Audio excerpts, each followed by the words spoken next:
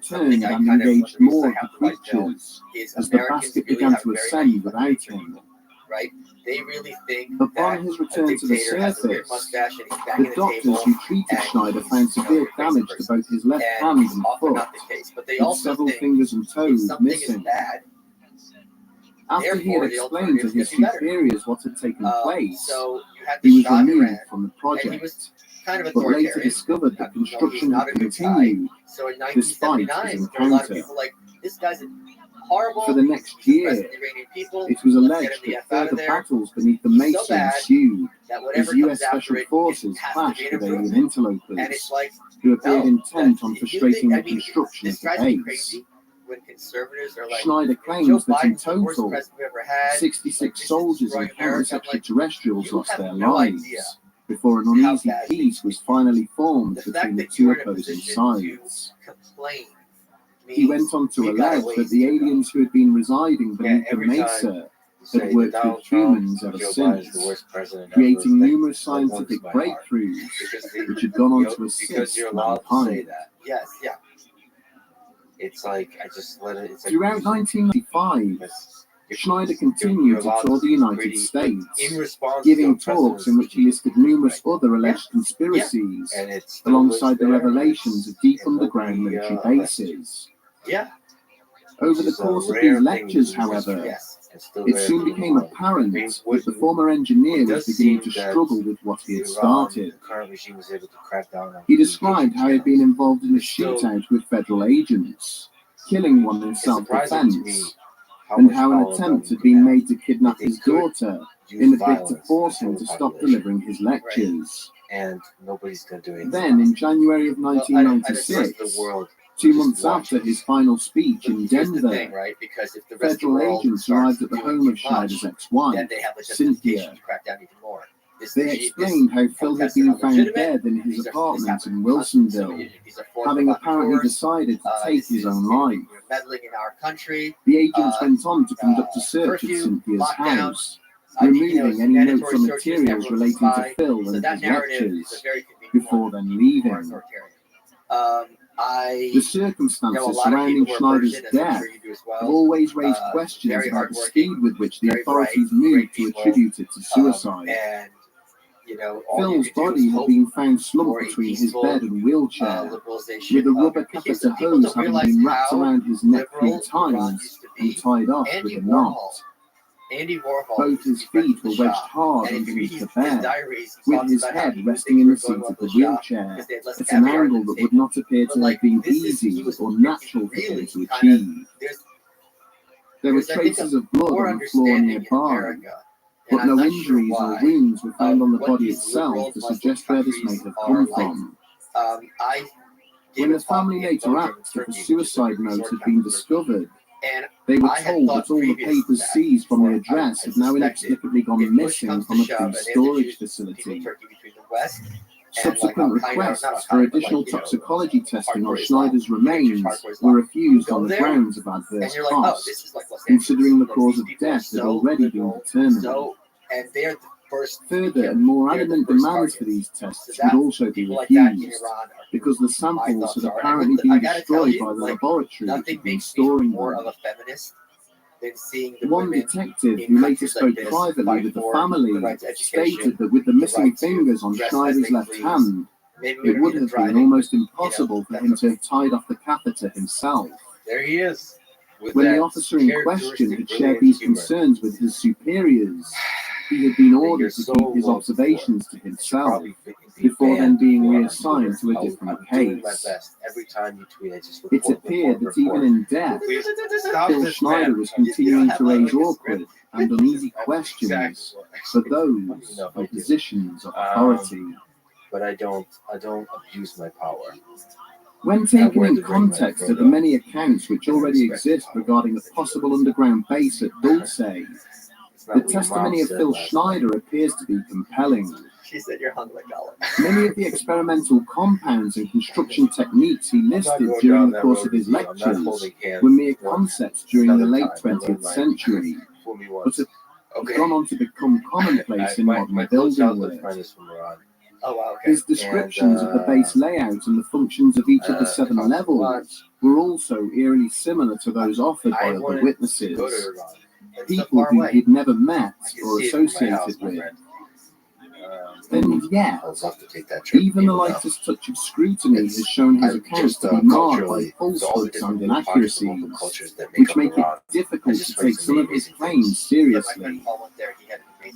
He made repeated assertions that his father, It was so Otto Oscar interesting. Schneider, was a Very German developed, U-boat captain just who like had been Tehran captured is, by the US Navy history. and Tehran then is insane. turned against the Nazi regime. I would really love to. Yet a cursory search of both German and American wartime records shows this to be an apparent fabrication, Let us stroll with back Otto to, having been Stalin born in taking San power. Francisco What role in did January of suppression of 1906. The censorship, Similarly, suppression of the his claims that the press, original attack on the World Trade Center involved the use of a tactical nuclear weapon, and that the occupants of Waco Ranch had been murdered using chemical it was weapons, a very have useful apparently been mechanism debunked. to direct These public revelations would opinion appear to and suggest inform that Phil Schneider public was an perspectives and individual everything. prone to So, first of all, exaggeration, there was a lot of sometimes news about verging how on the edge of great delusion. things were. You have a bumper crop here, rain's never better. You have, But there's if this was great, the there's another case, anecdote then where where did he President sustain Reagan his life-changing is talking about injuries? how And what happened to the missing samples on and Karl Marx notes he had Street, brought with Kharkiv, him to his there's all sorts of lectures? new skyscrapers being built. Why It's is just there so absolutely much amazing. And evidence some of the that he was audience gets up and silenced goes, on known "Comrade, persons, and work efforts on made Karl to Marx present Street. I his walk there murder every as day. a There's a suicide? skyscraper that goes, see, that's your problem. Schneider's Trusting your eyes detractors is like argue that reading he was something not a you've well learned in man, papers. and So merely there seized was upon this the kind of alleged disconnect testimony of between, Thomas Costello, uh, using it to conjure up a I fantastical forget, you probably know the backstory of joke, his own. Pravda. But to his Yes, supporters, like Pravda means the truth, but there's no truth to be inconsistencies had in his Pravda. It's like account are Russian explained wine. away as the Point US is, government very rewriting his much, family history, and the other thing, this is, designed my specifically mom to undermine was Schneider's politically credibility motivated, and but she keep talked prying about eyes how away from the you Dulce didn't have to be base. smart to realize They how point to the same dishonest it methods was, used against Bob because one Lazar day in his removal from someone college is and the great employment hero of the records Soviet as an people, example of the and the lengths the next US week government will go he's been a to traitor and a cover up classic such enemy and the revelations. worst, and then sometimes they reverted, With and the it's like, advent of the okay, internet, like they couldn't even keep their each passing stories year straight. sees more And in information fact, at on a certain classified point, when military they, projects slowly Gorbachev creeping into the liberalized, public they had to domain. cancel tests because the history It is books had to therefore be entirely possible that at so some quickly. future point, evidence So, proving the and the existence thing of deep also underground with military these newspapers bases will is finally there was a lot of, it was very materialize. monotonous. Or it may Because, be that you had advances the in same message technology over and enable over. investigators A lot to of finally these papers were disprove the about kind of existence of speaking such to the lowest common facilities denominator. once and Stalin's for great, all. everything's great, overseas For now bad. at least, So it seems there is a lot more digging very much was to be about not done. informing, but creating a certain perspective in public at large. And also, you were educated as a citizen on what you're supposed to think and say. So you have a lot of this was this kind of private truths, public lies situation. So you could read the paper at your factory. You could be like, "Oh my God, this guy Carl Radek's great." He's like, "Oh my God, yeah, he's amazing." You knew what to talk about, and you knew how to look at it as well. And then when you get home, you could just kind of be more honest. But the question is, to which degree does this propaganda and this ideology infiltrate your actual thinking? You give examples of like scientists infiltrating science. Oh yeah. So basically, Lysenko is the textbook example. Lysenko is biology. So because Marxism is materialist, they didn't like the idea that genes pass on, from one generation to the next. So Lysenkoism kind of was a rejection of Mendel and that kind of genetics. And if you reject genes, you're really going in a bad direction in terms of biology. The Soviet Union's biological program became an international laughingstock. At one point, Lysenko claimed he crossed a tomato and potato. You had things where they said they had nuclear, which is when we have fission, but they said they invented fusion or heavy water or hard whatever it was. Point being, in cultures like this, your way to achieve status wasn't necessarily about your accomplishments, but about your loyalty to orthodoxy. So if you were saying things that got to a result that was congruent with the broader ideology as a whole, that was much better as a means to further yourself in the arts or in the sciences than if you had something that was innovative. Because if you're innovative, it's like, well, how do I fit this in with the broader ruling ideology? The problem with totalitarianism, one of the many problems, is everything, literally everything, has to be perceived through the lens of ideology. So, and that is, there were scientists who were arrested or at least fired because of their theories about sunspot developments, because it was regarded as un-Marxist. There was an epidemic, and all these horses got sick. And because the vaccine didn't work on the horses, the bacteriologists were arrested because they were regarded as wreckers. It's like, we gave you a job, you didn't do it, you're undermining the socialist state. So it's kind of a backwards series of incentives, and it's designed to maintain at all costs the ruling ideological superstructure. But you draw a small distinction between the ideology and the ideological superstructure and the propaganda. Are those kind of mixed together? Well, the ideological is like in the sciences and what's true in genetics or what's true in astronomy. That doesn't really percolate out to the masses, right? So the prophet is maybe covering this scientist is great or these discoveries are great, but it's not necessarily the same as day-to-day or glorifying political leaders. But the prophet is a manifestation of the idea that truth can be conjured up. Yes, it can be constructed and it can be altered quickly. And then I wonder, sort of 1984 caricatures that. I wonder to what degree it really could control things. That, like how many people are affected. I can give you an example, a very easy one. So, again, with regarding North Korea. The great leader Kim Il-sung, who was the founder of North Korea, had a tumor in the back of his neck, and it was too close to the skull, the spinal column, so they couldn't operate on it, and throughout his life got bigger and bigger. And I got mixed messages in my research about whether North Koreans knew about it, because they was photographed in this angle.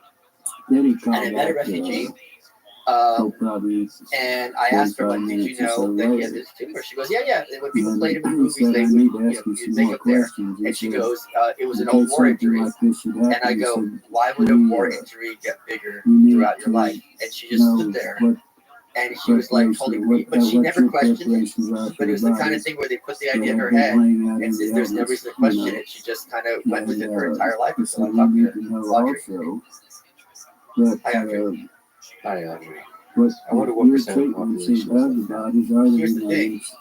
If there's a cost to me questioning Lysenko is a great scientist and there's no benefit, why wouldn't I just go with what's going to keep my family safe?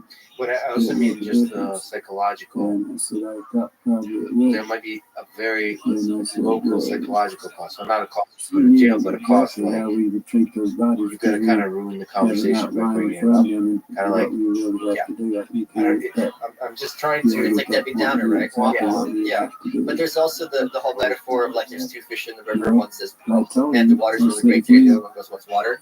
Like a friend of mine, Adriana, her mom, came to the West, and they went to the supermarket, and the mom just in front of all the Fanta, so just crying. And she's like, what's going on? She goes, they told us we had more food than you. And when something is, you can underthink this story. Oh, this guy's an enemy of the people. He was just a hero. He just offended someone. This is bullshit. It's almost impossible psychologically to think I'm living in the Truman Show, and then everything in the media is not just wrong, but a carefully constructed narrative and a lie. Like what, they're never going to tell the truth, and how you know, like what? Like, and even if you do understand that, how would you even read between the lines to deduce what the truth is? The stories of the soldiers, the Red Army soldiers throughout World War II, as they go to different countries, even Romania, but in Europe, just to understand that people live much better than they did. And that's why a lot of times when they went back, Stalin had them killed because they sought to were sent to the camps. So just to linger on this idea of free speech, so there's constant discussion about free speech in this modern debate about social media. What's your take on it? Grounding it not in some kind of shallow discussion of free speech we have today, but more in the context of and the suppression of speech in Stalinist Russia. I hate the term free speech because it's used in many different contexts. Some I agree with entirely, some I disagree with at all. I don't think everyone has something to say or something after the conversation. And I have my locals community, and it used to be, I think, the boilerplate language is, comes to free discourse, and I changed that because I don't like that term. Because people tell you, with some reason, that, oh, if you block me and put on Twitter, you're promoting my free speech. So I don't like that term as a whole. But one of the points of the white pill, and something I see enormous parallels with today, if you have one news outlet or 3 news outlets with identical ideology, you're not going to be able to get to any kind of truth or any kind of useful information. It's all going to be pre-filtered for you. It's like a baby bird and you're eating other birds' vomit, right? But if you have what we have increasing now, technology, if you have a world where everyone has a camera on their phone, if you have a world where anyone can put their ideas out there, maybe they're banned from certain outlets, but they're not literally banished like they were in the USSR. That is very healthy. That is something I'm enormously supportive of, because back in the day, if you only had the TV crews with cameras, you could only see what they're capturing, and they could edit it. Whereas now, we saw this recently during COVID, right? You had these reporters with masks on, they're talking, but the cameraman wasn't wearing a mask. So you have the people on the street being like, look, they don't believe it. Or as soon as they would start filming, the guy puts the mask on, and they film it. They go, you are lying. You don't believe this. You're putting this on for some purpose, whether you're believing the efficacy of mask or not. That person clearly does not is only putting on for show. So that's all crimes. People, are anti-police. They say, okay, the cop said this. Did he draw the gun on this guy necessarily? So on and so forth. It is so much better when everyone has access to as much of the information as possible and can make that informed decision themselves. Now, there certainly is space for informed people to go, no, this is what it looks like. If you look here, if you look there, it's cropped here, so on and so forth. But that's still much more useful than just having that 20-second clip that someone has decided to edit for you. So it's truth as a way of, because everything is so interconnected, truth, no matter what, has a way of finding its way to the populace. And also, there's a big asymmetry in terms of trust. So if I tell you 100 truths and 1 lie, that lie is equal to, I'm screwed. Because once you catch me in you don't have to kill someone every day to be a murderer, right? You only have to do it once. So if you catch me in a brazen lie, you're going to look at everything I say after that with an enormous grain of salt. So that is another big asymmetry in favor of truth. If someone trusts you, you have to be honest all the time, and you're going to make mistakes. You can own those mistakes. Be like, hey, this is why I made the mistake. This is why I said such and such. But the flip side of that, which has been disheartening to me, is the people on the conspiracy side, conspiracy theory side of things.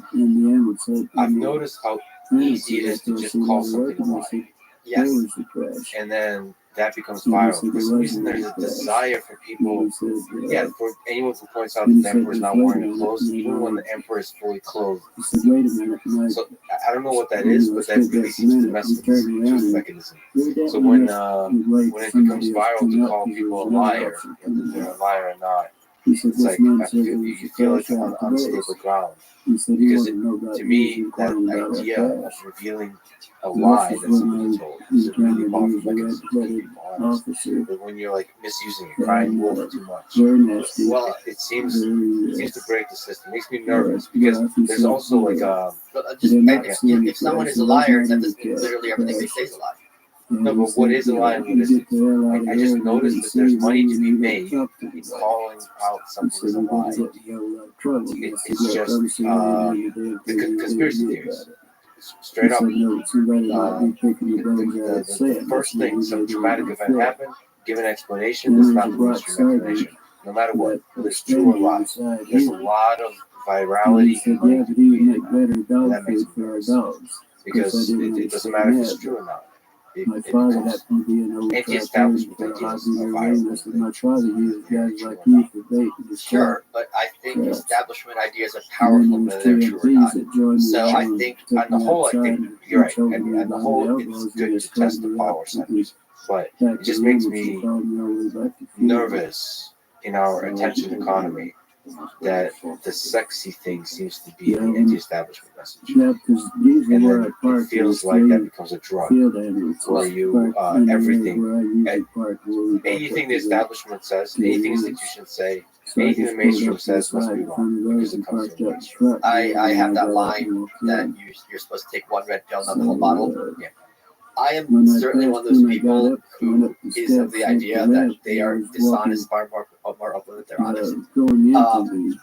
That said, there are people who are of the belief, to use an extreme example, that Trump is still shadow president, and there's going to be these QAnon mass arrests. I thought this was something that like the Daily Beast made up to make fun of MAGA, but I was just on the phone with my buddy last night, and he was like, no, if you go to Trump Central, they're like all over there, and if you disagree with them, they call you controlled opposition or grifter or so on and so forth. Trump Central, Trump's social media outlet. Oh, Truth Science. No, Truth. Yeah, but he forgot the name of it himself. So he's like, that's why I had to create. You gotta explain the jokes. You gotta explain the jokes. You do like the way Twitter puts like context. You gotta do the joke and then pause.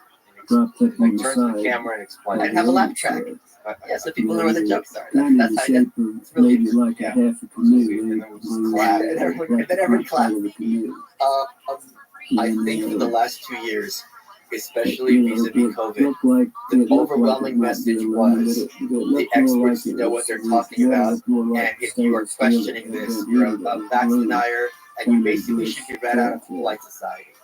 And one obvious counterexample to this was social distancing. If social distancing was efficacious, why were there no attempts ever to bring it back, right? When you have different waves. And if it wasn't efficacious, why was it so insistent that we do it, all do it, at the very beginning? In fact, in many places, you'll still see the signs on the floor where it's 6 feet apart. So there's an incongruity there. And I think we are forgetting, as a people, the intensity.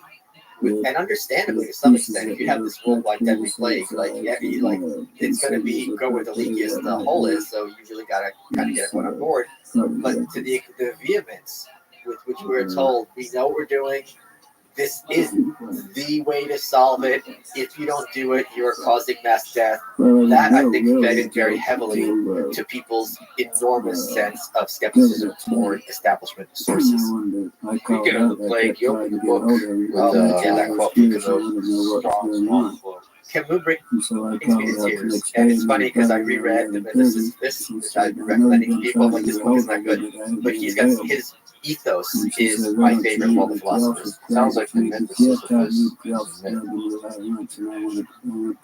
He says, After I all I maintain is that on this earth there are plagues and there are victims, and it's up to us, so far as possible, not to join forces with the plague. And why I have that as the introductory quote to the book is I think morality and ethics are very, very complicated subjects. There's lots of gray areas where you don't know which way to choose. But at a base level, he has another quote that's ascribed to him. He never actually said, but something about, is the duty of thinking people not to be the side of the executioners. If you are, we should do whatever we can not to have blood on our hands, not to be murderers, not to want death. And that in and of itself is a big pill for a lot of people to swallow. We're all brought up, taught that war is a last resort. And yet when it comes to international affairs, it's always often a first priority. And people are champing at the bit to start going in and killing people. And what war means isn't good guy soldiers versus bad guy soldiers. My concern is always with the civilians, with those kids who become orphans, with the wives who become widows, and things like that. And then the communities which are, ruined forever. So I love that quote of his. I think the book started, it was going to be a recontextualization of Camus' thought. I was going to rip off my old buddy Ryan Holiday when he did the Stoics and do it about Camus. And then we started reading through. I was like, okay, I've read more into him than is really there. And then he went a whole other direction. So you wanted to do almost like an existentialist manifesto. So like, imagine just happy. Well, more like Camus for today, and what his philosophy could teach us, like Ryan did with his many books about Stoics. Yeah. And it was going to be called The Point of Tears. Live to the point of tears. Yes, but the title was going to be The Point of Tears. I know. He said that. Man, that's a good line. Right? Yeah, he has so many good lines. Maybe it's not about how cheating, that's all right. No, he was a big Lothario. He was probably pretty good. Right. He got around. What percent of the audience of humans on Earth do you think knows that And what percent of them have a computer? Look it up. Lothario. It's not some weird term. Lothario. Lothario. A man who behaves selfishly and irresponsibly in his sexual relationships with women. They're seduced by a handsome Lothario who gains control of their financial affairs. Oh, I didn't think. I always thought this more just that someone was like a stud. Like a player. Yeah, player. Yeah. There's a malevolent. Oh, I didn't realize that. Okay. Well, then Selfishly. Okay, that's not him. Irresponsibly. And man, too. Although Ayn Rand would be proud. Selfishly. Well, no, she wouldn't like that kind of selfishness. That's like behaves. A man who behaves selfishly and irresponsibly in a sexual relationship with women. There's no teeth that Yeah, okay. So he was just a player. No, maybe a stud. I don't think he was promiscuous. Nietzsche didn't get. He never got laid, right? Yes, syphilis. Was it? Okay, possibly. Yeah. You're asking me like I knew the guy. I heard it. He never had a deep love and fulfilling relationship. He had a very skewed understanding of the way he wrote about women. Although somebody wrote to me and said that's a mischaracterization, that he was actually very respectful. Yeah, but he had that line, if you're going for women, bring a whip.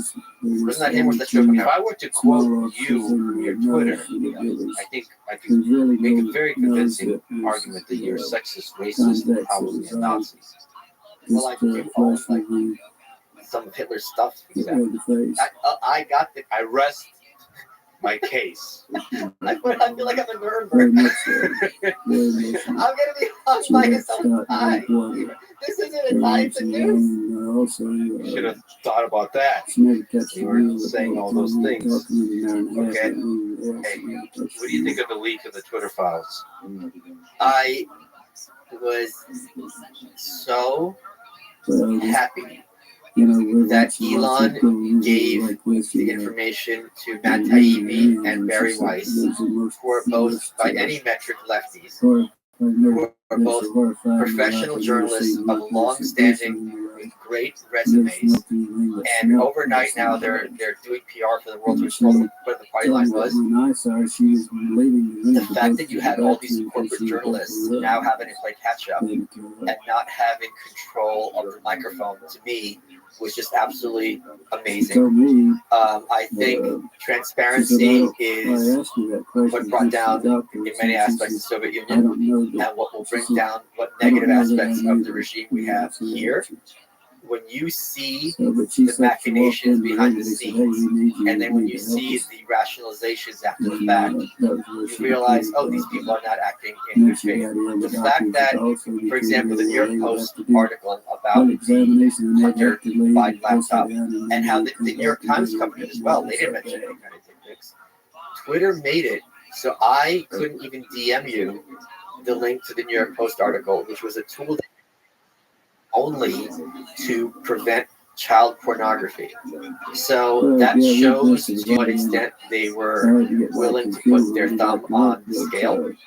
But it also shows that for any layman, when they're looking at this, to realize what you are perceiving as news or information is very much sculpted, edited, and guided by powerful people who have a vested interest in maintaining their power. I think to me the important lesson is it's not a left and right thing. Oh, not at all. Any Power is powerless, yes. And also the important lesson there, I think at least in the case of Twitter, in our society, it's a slippery slope. You don't get there overnight. You start using those tools a little bit, slow down some information, just a little bit, and you start sending emails to each other a little bit, and it becomes more and more.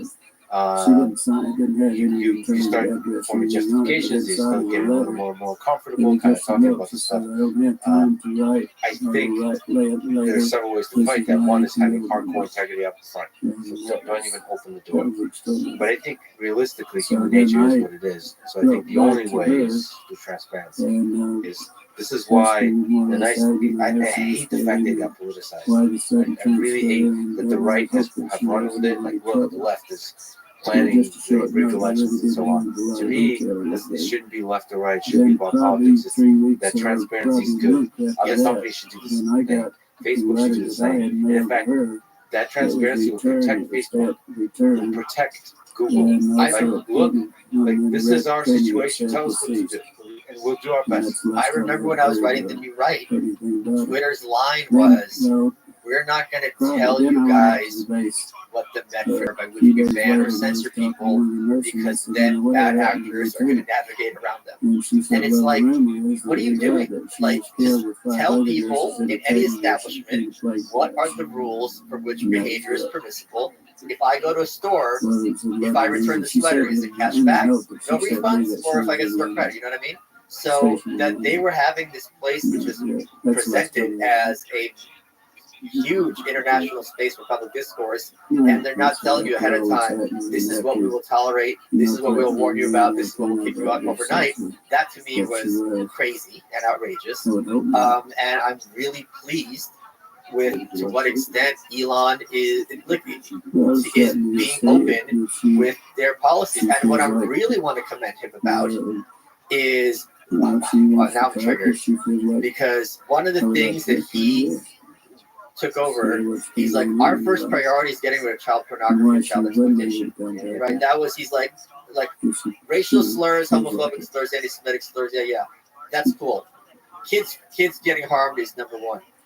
And, he fired the old task force because they weren't doing their job. Eliza Blue, who she has been on this for a long time about people who are victims of child pornography, child exploitation. We're emailing Twitter being like, these are my images, get them off. And they're like, too bad, porn is allowed on Twitter.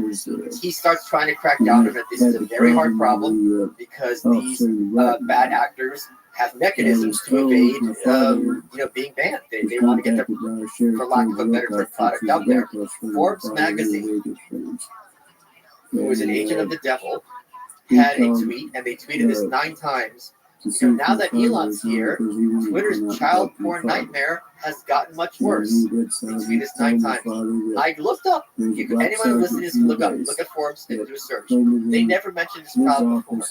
So now that Elon is doing something about it, now it's a problem for you. No, it's a problem. Elon's the problem. It's not the child porn that you guys had a problem with. And that, to me, is like, yeah, I understand that you think that Elon is a bad guy because he's upset your apple cart. This isn't a political issue.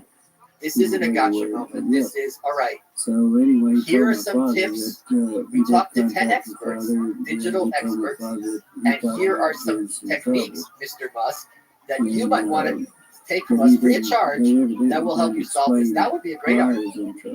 And I just want to use this opportunity to say quite clearly and strongly that even though Twitter and other parts of the internet are interpreting some of my statements to mean I'm right, in this case, meaning leaning right wing, and in other cases, meaning left wing, I'm not. I'm apolitical, or at least I try to be in my thinking. Take one issue at a time. I do take an opinion on each issue at a time, but I hate camps. I will try to avoid political camps in general. It sucks that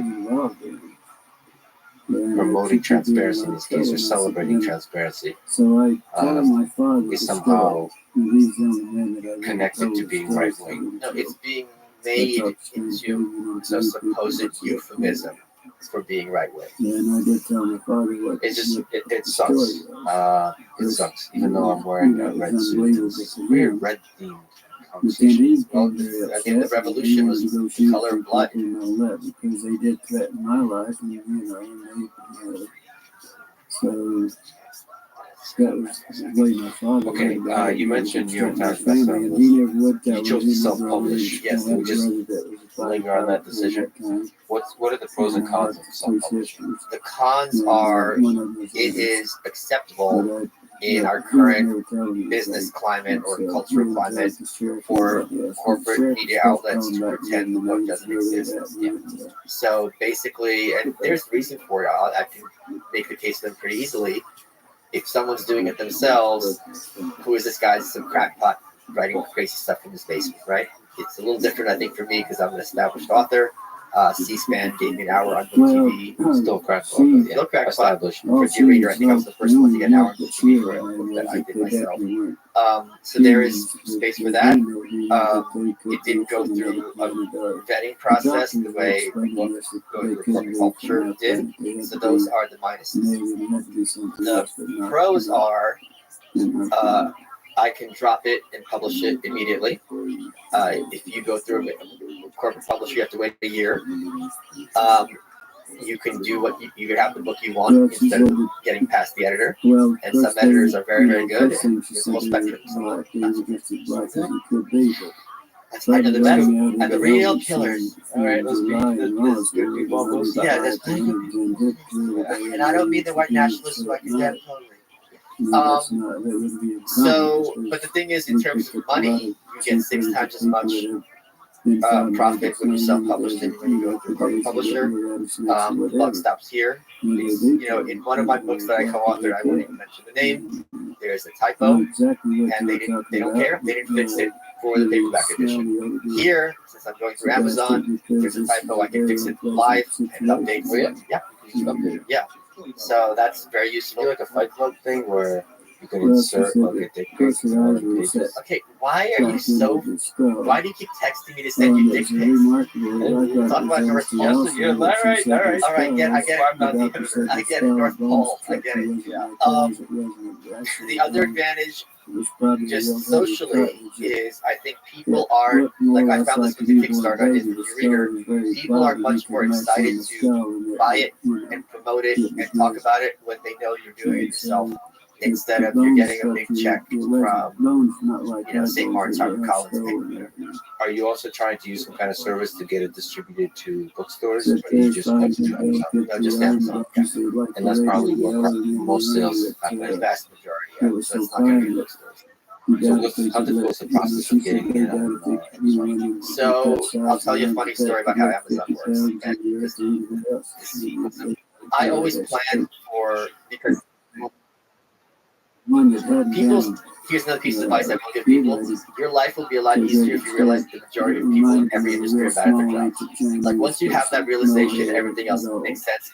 Your life will be a lot easier, right?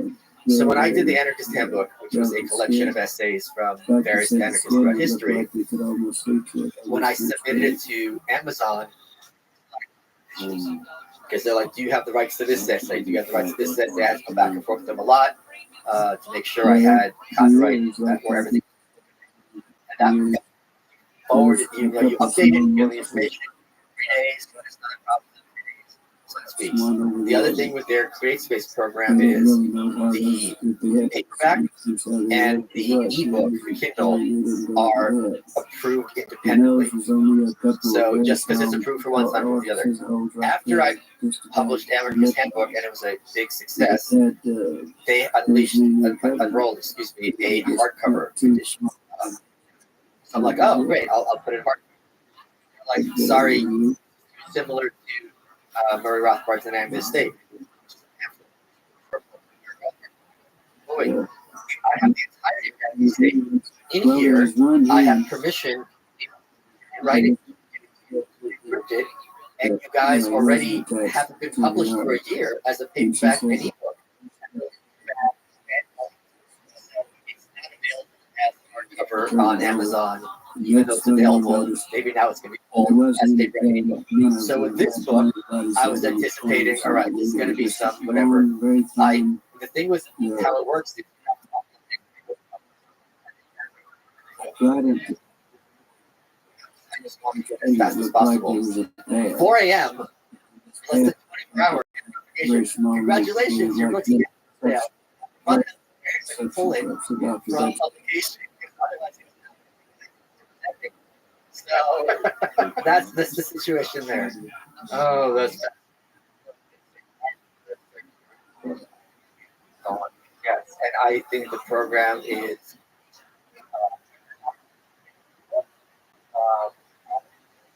great. I am very happy. I have no my buddy Tucker Max, he had a company that did this, and they basically help people self-publish their. Talk to them. And he said, I have done dozens, maybe hundreds of books with them. I have never been able to get someone on the phone. Guys, reach out to me. Please call me. It's Michael at.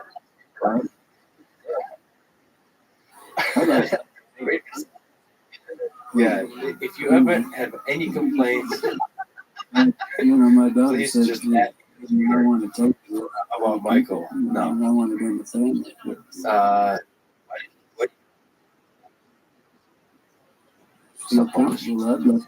Why? It seems like it makes perfect sense in this modern society to be able to, when you finish the book, to publish it within a few days, a few weeks. I think I talked to Jordan Peterson about this. I just go And Michaela, his daughter, I'm also good friends with. She's actually named after Gorbachev, who's the big hero of this book. Also, friend? I was in talks to interview Gorbachev, and then COVID hit, and that's one of the big regrets of my life that I didn't get. I think if I met him, I would be on my knees, literally kissing his feet, crying, because I mean, one of the big points of the white pill is there were so many moments when they were calling him up, sending the tanks. We won another Tiananmen Square. And he's like, fuck you. So when you have anyone who has the capacity to murder thousands of people and chooses to withhold that power, like all I could do was applaud. He resisted the cynicism. Yes. Wait, so the point of the authors might have published the book. I think they're still in the, you know how like there's the whole idea of how if you're a movie actor, you don't go on TV, is that like kind of ruins your brand? So, and that's kind of going away. There's a lot of shows where the lead is now like a former movie actor, and this is kind of like a big thing. Like Matthew McConaughey, he had a TV show on HBO, I believe. So I think this is kind of like, wait a minute. That? We were talking about the West Bank meeting, and she said it was very similar. The bones were so small. All right. All right. I don't put that in. I'll explain it. What look at the context below. Okay. I think it might be credibility to something that would be they job is to sell them to get a big advance, wouldn't be encouraged them to self-publish because so I don't think it's percolated to powerful people yet how feasible this is and how profitable it is and how they'll still be able to reach their audience. And I feel if I don't if anarchist handbook I'm nervous about the that I saw it finish. Now, like, what do you guys bring to the table besides taking years of my time and some edits that I would not otherwise agree? A book. This is a beacon of reputation. So it's really important. There's somehow not as much reputation. It's a published book. Yes. And like, its success outshines the actual. I guess they. Because it used to be and get a book deal, so it's like a shoot failure. No, I wouldn't recommend something there's of a certain but it is in terms of it's better to get a crappy advance and have a book with St. Martin's that goes nowhere than a self-published book that goes nowhere. So the other thing is you have to make sure you have enough of an audience that you can get some copies. What about OnlyFans? would you recommend saying authors? that I attended or whatever. How much money do you think you'd actually make if you did like bathtub scenes? You know, not just chilling, just reading like Animal Farm. While sitting in Yeah, bed. but Just At a later date, several years okay, later, Snowflake. that it sold. Snowball, sorry, And Snowball. the Okay, people that Snowball. bought the funeral home, these were files that they were the What was old his name? files that, Snowball. No, the horse. that they kept in Boxer. the basement. Sounds like a And boxer. they had all the I will work all the harder. military files. And that guy, I think about that guy a lot. Boxer? Yeah, his motto was I will work harder. Anything that happens, like the pigs would take advantage, and his response to everything. He was inspiring to me because he never gave in to the cynicism. Right. They killed him. And so I had all the files. Everything was one file But cabinet was that's a good way to die, never giving in. And that's Well, yeah, there's a lot of that in this book. A bunch of people were like, you're not going to break me. Like, Did you ever believe in Santa? I woke up for New Year's and there was a price under my pillow and it was like, holy shit. Well, no, there's some of the other It did, but it was left it. That's the whole thing. You leave your present under your pillow. First realized. I don't remember when I realized it was real, but that story was, I did think it was real. I was like, oh my God. Okay. What's this? And I did too, and I remember. I think I could put myself in the mindset of the kind of person that believed it was real. So what did I think? What was my worldview that allowed like a giant person in a red suit to be real? Although I do remember, I think the first time Santa Claus showed up to our like little tourist apartment, and when he first showed up to our apartment, I just remember because he was really drunk and it smelled. It was like a party. It was like a New Year's party or whatever. So one of the people dressed up as Santa Claus. I just remember this. Wow, this got like real fast. Of course, like I remember like thinking, of course it would be like, what was I thinking? What was I thinking? It's gonna be some perfect being, like better than best of humanity, just regular dude. But like not sexy fast, it was not being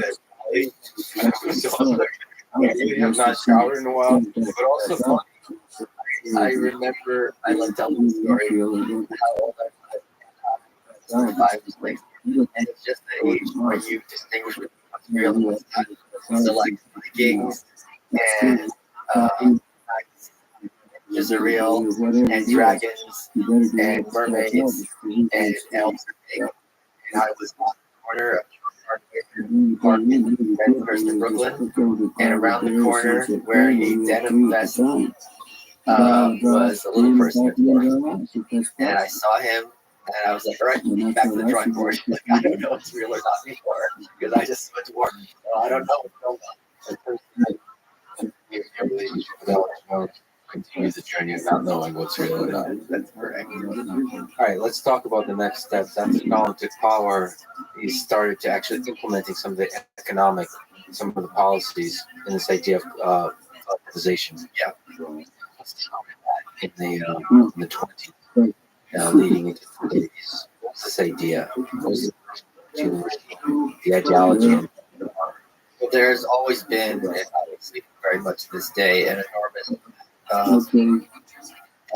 envy, for lack of a better term, hatred between Ukraine and Russia. And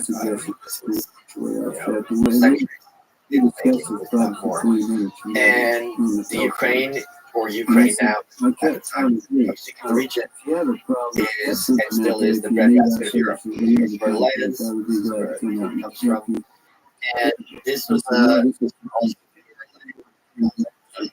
when you have famines throughout the Soviet Union. And the problem is, this happened in North Korea as well in the 90s, when they don't have food. If you let in foreigners and feed your people, all of a sudden, the government are either superfluous or downright deleterious to their well-being, and that's a threat to your power. So Lenin led in an American organization in the early 20s, which was actually headed by Herbert Hoover of all people. And after a while, Hoover left. because he found that the Bolsheviks were just taking the grain that the Americans were giving to the people and selling it for export while the people suffered. And one of the people who grew up in these starvation times was a young Mikhail Gorbachev, where he had, I think it was like a quarter or a third of his village starved to death during one of these periodic famines. Stalin's idea, this was a good mechanism for him to break the idea of Ukraine being an independent nation with its own identity. And he had this kind of liquidation of the kulaks, very famously, which thankfully is much more discussed now than when you and I were kids. And a kulak, the real meaning, or the literal meaning, is kind of this wealthy landowner, right? But very quickly, it's kind of like he becomes outgroup. So, there was a big incentive to call someone you didn't like a kulak, and then good luck to you, because now the eyes of the state are on you, and you have to hire people. You didn't have 4 cows. It took a percentage of the population, the kulaks, and they just deported them. The lands that they had for generations, and they just spread them throughout broader Russia. Many of them never made it. Many of them were killed. This was by design. And the dark thing about the kulaks, like you said, when it becomes abused, when it becomes the outgroup, is kulak is supposed to be wealthier than sort of the general. And so basically, it gives you a mechanism of resentment. And yet, it's better off, must be better off because they're kulaks. Let's get rid of them. That has just from an economics perspective, even leaving ethics aside, it basically completely de-incentivizes productivity. Like, it wants you to fail, because if you succeed, you're a kulak, you're going to be tortured, you're going to be deported, you're going to be derided, all that. And also, you're poor because he's rich. Like, that's a big part of it. So while this was going on, and food was becoming a problem because you had weather conditions, there was a campaign about, the reason you're hungry is because the kulaks are hoarding all the grain. And if you're somewhere else in the Soviet Union, how are you supposed to know any better? Because you're being told every year the crops are bumper crop. Now there's no food, there's no bread. It's see, we produced all this bread. It's not getting to you. The grain. So they came like what became known as Holodomor, and he's a great historian. Unfortunately, I disagree with a lot of contemporary politics, but he's done so much great work about different blackjack or whatever. Look what this and is like their job requisite as and that and this is what was so pernicious about it. Your own body would betray you. You can look at you and see that you're not looking up. Those heavy cheese, that means you have love. That's the government. That is the people. And you are keeping from yourself. You are stealing. People are enemies the people, and you deserve whatever comes to you. And it got to a point where they're eating. They didn't have great plant for the next harvest. And what was sicker is, one of the criticisms of communists was this internal capitalist system that I can't go where I want in Russia, the Russian Empire, without permission. Stalin introduced this. So your village was targeted. You can't leave. And some people got away. They tried to get to the cities and so on and so forth. You get to the city, and you're starving. You have no clothes. You're a kulak. As a human, now you're too lazy to get the F out of there. And there was stories, I have the white pill of this starving teenage girl, and she's making for food. And the guy knocked on the shopkeeper, knocks the food out of her hand, and she died with the spot, and everyone's not believing not to give her any food or any sympathy. So she's a kulak. Very quickly, their kulak guys are all having this called, I think it was an Indian time, where they were named to check out the secret police, and then be like, oh, You see, yeah, she was a Kulak sympathizer. We saw Kulak trying to shake us down for food because too lazy to work, and she felt so bad for them. So you might want to check in with her. So, yeah. But in 33, Holodomor, it was just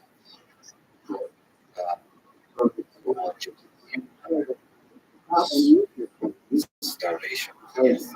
Suffering. Millions of them in Ukraine alone.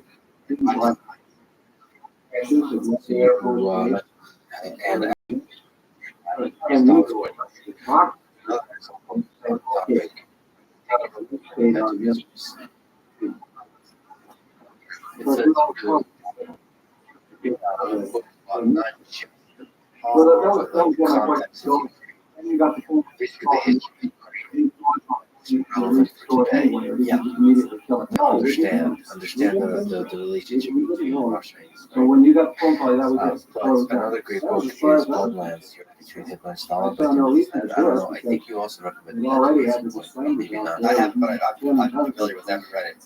So he does quite a bit of. It's brief, but extremely well researched writing about cannibalism. I never did see. And then it was not uncommon during Stalin imposed famines to the Ukraine for parents who couldn't eat their children. He writes, quote, survival was immoral as well as a physical struggle. The doctor wrote to a friend in June 1933 that she had not yet become a cannibal, but was not sure that it shall not be one by the time my letter reaches me. Quotes. The good people died first. Those who refused to steal, to prostitute themselves died. Those who gave food to others died. Those who refused to eat corpses died. Those who refused to kill their fellow man died. Parents who resisted cannibalism died before their children did. And there's stories in there about cooking. You remember whatever happened that wire recording was erased? The other thing about cannibalism, about family cannibalism, that stood out to me, unlike a lot of atrocities, Because there were people is who the people that are starving are exhausted. They're basically unable to think. So they don't even have the energy to protest. It's a strange kind of way to kill people. That it kind of was obvious. Fundamental starvation where it's removes your humanity. Whatever it was, even though in our innermost mind, There's real something where about it. a lot of times people literally go crazy. There's a scene where mom is in the train station nursing a kid. She was going mad from hunger and just starts beating the crap out of her baby and kicking it, and then she's the first to like really happy. Yeah, Matt was like, Yeah, yeah, and I mean, I know that there's a logical cause of this. It's not just, I think it's, if someone is dealt with language integration, it affects their mood, things like that. So take it to an extreme, who knows what happens when parts of the brain start functioning and start imploding. But yeah, it's, what just happened was something that's really cool regarding the Holodomor. So there was one Western journalist, Gareth Jones, who was like, all right, something's not adding up here. So he was supposed to take a train through Ukraine, and he got out early and started walking through the countryside. And I'll get to his story in a minute. Right before we started recording, I got this book in the mail. I ordered it on November 28th. Great Britain. It was the only copy available on the whole internet. It's called Experiences of Russia 1931. It is anonymous, and it's Gareth Jones wrote the introduction. It was published by the Alton Press in Pittsburgh. It was self-published, and it just says forward. It just says by. So it was the author who went alongside Gareth Jones was someone by the name of Henry John Hines, who was heir to the Hines fortune. And you won't know that if you start looking at it. Well, I opened this book up right when I got it, right before we're taping, and it's signed by him. And it took me a second of like, wait a minute, who's this signed by? And it's H.J. Hines, because his name was Jack Hines, but it was Henry John Hines. So this is, I'm very excited that I have but there's It's a Christmas miracle. They travel together. They travel together. So this was some diary of their travels. What do you think Sophie Dave was able to do what he did? So there were several reasons. First of all, if you were a Western journalist, you were under very strict. First of all, you had there's no pretense that you have a right to be a journalist. Especially as a representative of capitalist Western paper. Second, it was a complete nightmare getting your articles filed because you had a censor that you had to go through, and the censor's job, life depended on it, was to make sure that your story was advantageous to the Soviet Union or at least neutral. And they had all sorts of techniques. They spied on you all the time. They followed you around because you're a foreigner. But also, that censor had to answer somebody. So all the censor has to do is be like, look, I have been trouble with my supervisor, and like, well, you can't talk to the supervisor. It's like, well, I'm sorry, that's not possible. And he's on deadline, but it's too bad. Bureaucracy doesn't recognize the needs of deadline. So there was a big a lot of pressure on Western journalists to have to get through this net, and that's literally constant. Every story is going to be a fight. So at a certain point, you're just going to be like, all right, and you're going to censor yourself. All right, if I do this, it's not getting it through. What are you supposed to do? I think human beings are naturally, and also a lot of these journalists were pro-Soviet. They thought this is the society of the future. At least everyone's trying to make it a better country for everyone, not like back home. We're still looking for cracks. We got to do what we can to make it. And there was a lot of, I don't want to say conspiracy, but within the industry, that Stalin was the good guy. So when this news of his famine, all the other journalists besides Garrett Jones and Malcolm Muggeridge, it's nothing that they haven't seen before. The paper that took the lead in this was the Times. Their guy Walter Duranty, previously won a Pulitzer. Had interviewed Stalin, which is a enormously rare honor for a Westerner. And because he has so much experience covering Russia and the Soviet Union, he basically took the lead, and other people followed his lead. He was kind of the dean of the press corps in Russia. And he made it cool. And the thing, there's so many quotes I have from him, where he's not only denying that this mass starvation is happening, he's also going after journalists who are questioning the narrative. And he says things like, look, this is nothing the Russians have experienced before. They're simply taking their belts. And it's like, you only have to take your belt when you don't have enough food. It's not like they started a new exercise regimen and now the body fat is dropping. That's why would someone tighten their belt? So that was one. And the New York Times had a 13-page article, big headline, Russians free, not starving. And he went after Jones, he went after Muggeridge, I believe, even though he did go after Muggeridge. But the point being that this is just propaganda for people who want the Soviet Union to fail. They don't understand what they're building here. He had so many excuses like, the reason all these Christians are supposed to leave their villages and go to the cities isn't because there's no food. It's because they're nomadic. It's tradition. They go from town to town looking for new experiences, and it's just, at a certain point, I think it was like in 41, where he was eventually like, or 51 rather, it was like, well, something's kind of wrong. And it's like any journalist worth his salt. He's wrong. It's like, well, were you worth your salt? Because you sure explicitly said there's no point in sending out journalists to look for themselves out into the countryside and everything. And it's just the loudest people making noise, whereas everyone else is trying. And this isn't about famine, but it's about Western skeptical about collectivization, which is just simply new. Yeah, it wasn't very far again. There's results were by design, and also accidentally absolutely catastrophic. And they kept his head on people on the East hard Coast. was it to I thought see the that truth perhaps at that maybe time? this Do is good. you think that was a mistake that's understandable More to than make just as a protecting the journalist? public from If my job getting upset. as a journalist, I have After two that, bosses. you know, we If got I'm into in Lubbock Moscow, Lights and I've got all my of it. reporter in New York, And London, people, whatever, and we were and I've got my respectable. censor here. People, long And time he is guys, making sure I have people like that. a house, You saw an someone, apartment. He makes sure I have and they had food. no He reason makes to, sure I have access to they had no dignitaries. reason to kid He's my anybody. lifeline. If I piss him off, he gets a plane out of town.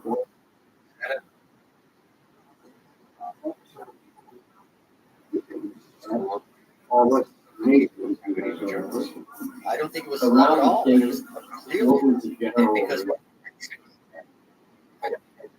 failure of integrity.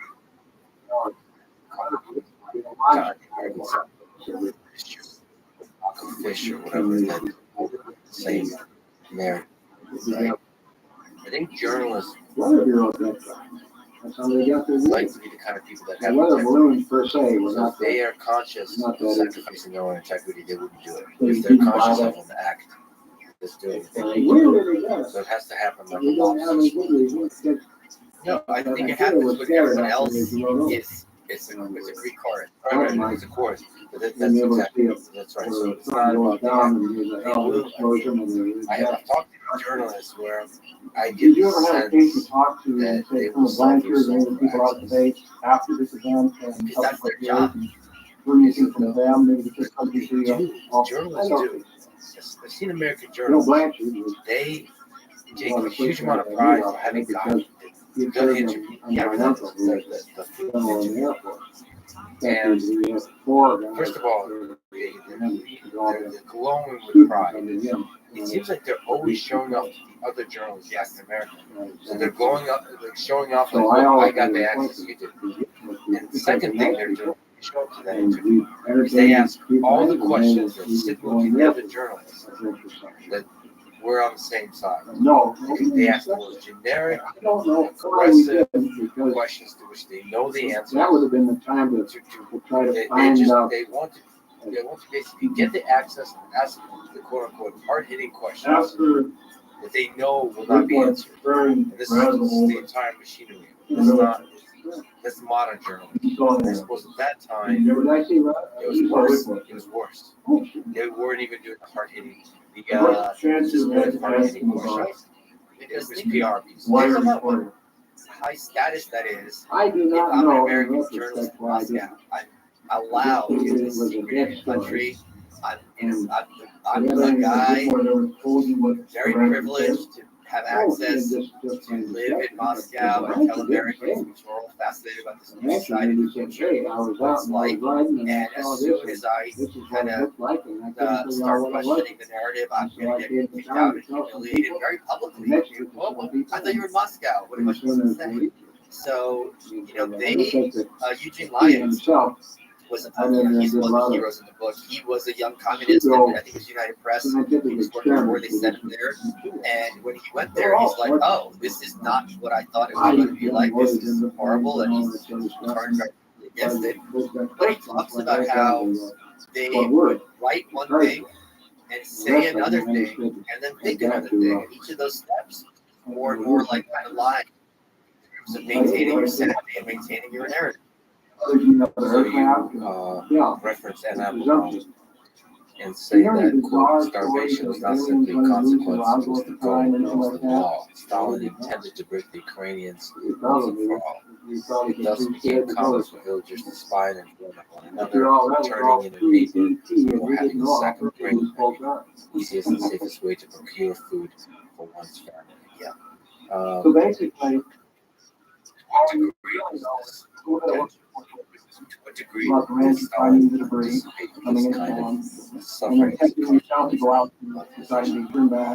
don't know that he intended the suffering to be consequence of the colonization. It was quite apparent, and I think there's pretty heavy consensus nowadays, that his goal was very much, because Ukraine, again, present the Tsar and have this kind of very contentious relationship with Russia, which obviously very clearly remains today. I mean, the hatred of Ukrainians for Russians To make sure you weren't putting out bad war. information, all bad information, and our Even when I was a kid, ASCAP was out. I obviously remember it. My parents just told me like the hatred that they had. And understandably, Yeah, no, they yep. what their parents were. Any information Your over parents. Oh yes. I sort of haven't visited there this year because of the most recent invasion of February. That hatred is nationwide.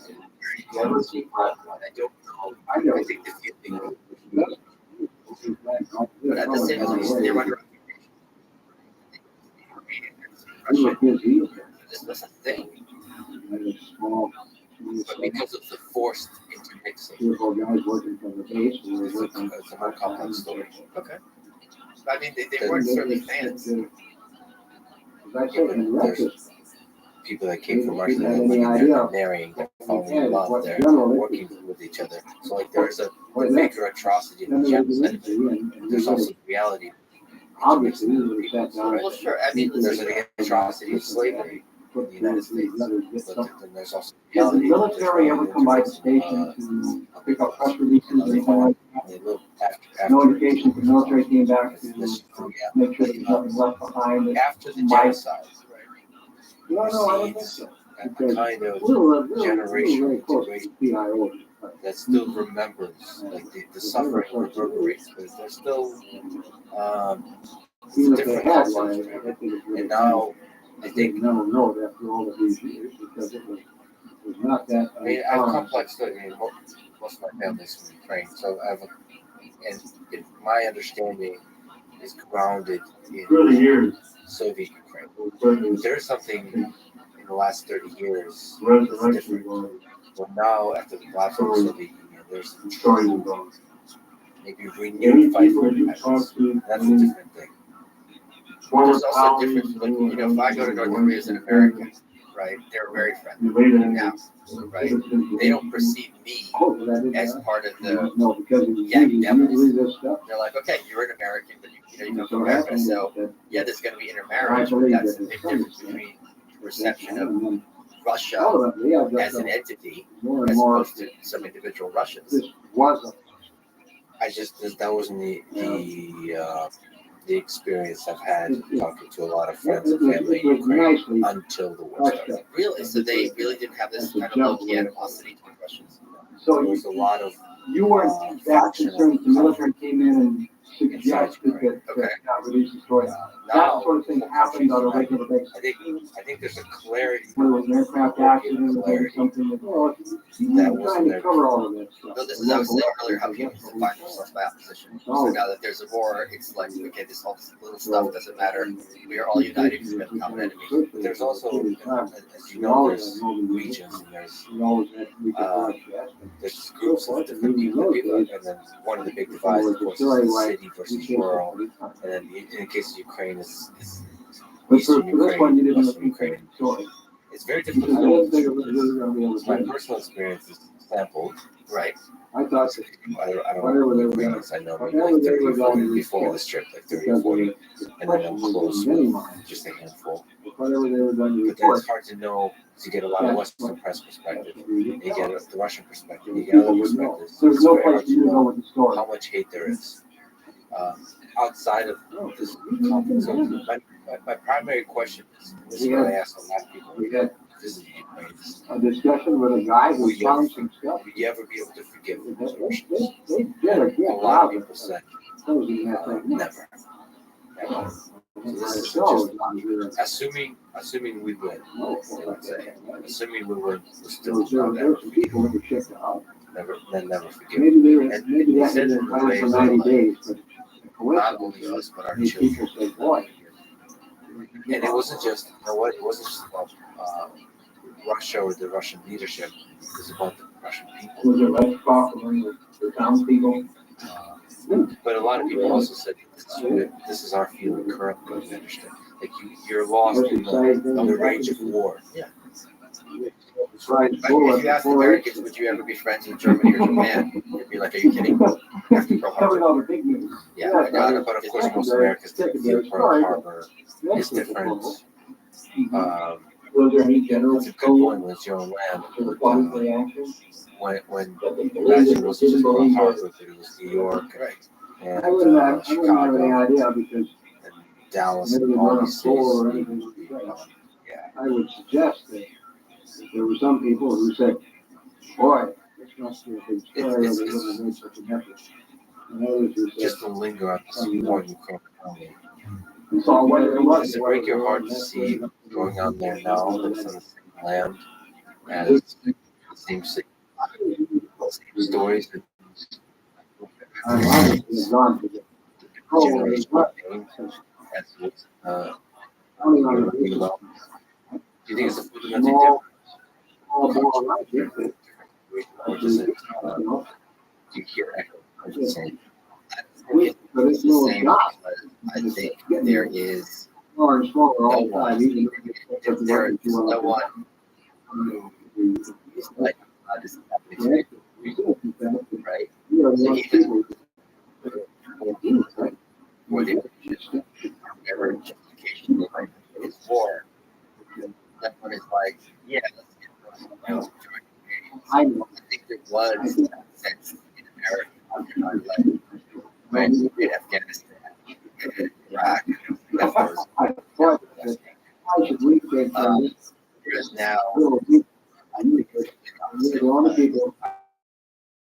I also think a lot of Russians, if I ask them, I know people. they're not thinking like, they have it. It's not going on this situation.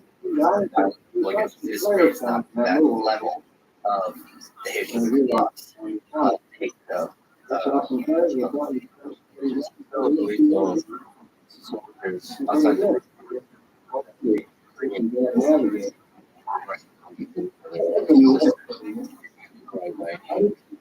okay, I think that was safe. That's also very different from alcoholic. So there is positive Everybody knew all or the war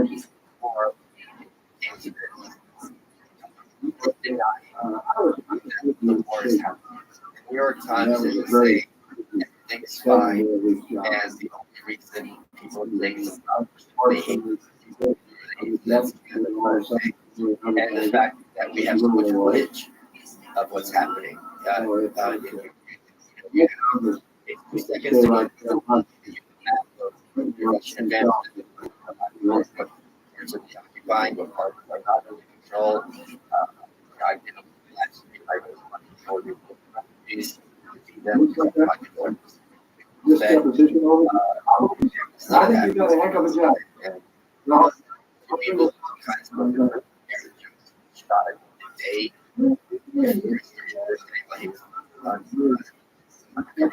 Years ago, I think it was Mongolia. I had a problem finding work this. And I think like earlier about things like cell phones, maybe something like this. I don't know if I want to say a possibility. You think you still do it, but it'd be really hard to cover it up. Well, to push back on that, we just look at Iran. So I agree with you mostly, but I would also draw a different distinction when the atrocities happening to your own people versus their children. Ukraine is a sovereign nation. There's not a war between two nations. It feels like it's easier for journalists to somehow look at that. When the atrocity is happening within the Soviet Union, for some reason that's easier to hide. It's easier for journalists to see themselves and easier for the authoritarian leader to hide it. I think it's like, so that's the dark. That's why this is why I think people talk about and other atrocities greatly forward. Because it's inside. Yeah, this is a Holocaust. That's part of a war. You were saying Why is that? you was a neighbor. And you lived out near his ranch in the summer of The 1940. ranch is joint on the What corner. is it? They No call one covered the atrocities What direction? inside the country. Like it's it was southeast of Corona. I don't know what is. I think it's that Cornering what of, we refer to as the news is the business of selling narratives, right? And the narrative of the Holocaust is a very So you were powerful far away one, from which Corona. is if you let hatred of a sub in a population get out of control, this is the ultimate consequence, and this is something that we all have to be scared of and do everything in our power to avoid in the future for any. Before, Whereas, what's the narrative of the Holocaust? Sometimes governments count on citizens. There's nothing you can do about it. There's nothing they would have let us send. They would acknowledge, like the newspapers in Russia were acknowledging it. Like, what's the some of the issues I had with regard to trying to advocate for the North Korean people. What is like, what can I do as an American? National question. I don't know. I like all I know is how to speak to what is happening. But in terms of next steps, I don't have a good answer for you. But that is where the news kind of does break down. If there isn't a story or a call to action, you're kind of almost like having a movie with a cliffhanger and there's no sequels. Like, what am I supposed to do here? Like, this is not scratching that itch. Which for me, as a consumer of news, layman, is like, okay, here's the story. There was a bad guy, the cop shot him, or they took him to jail. Now the bad guy's caught, beginning, middle, end. Here was just like this.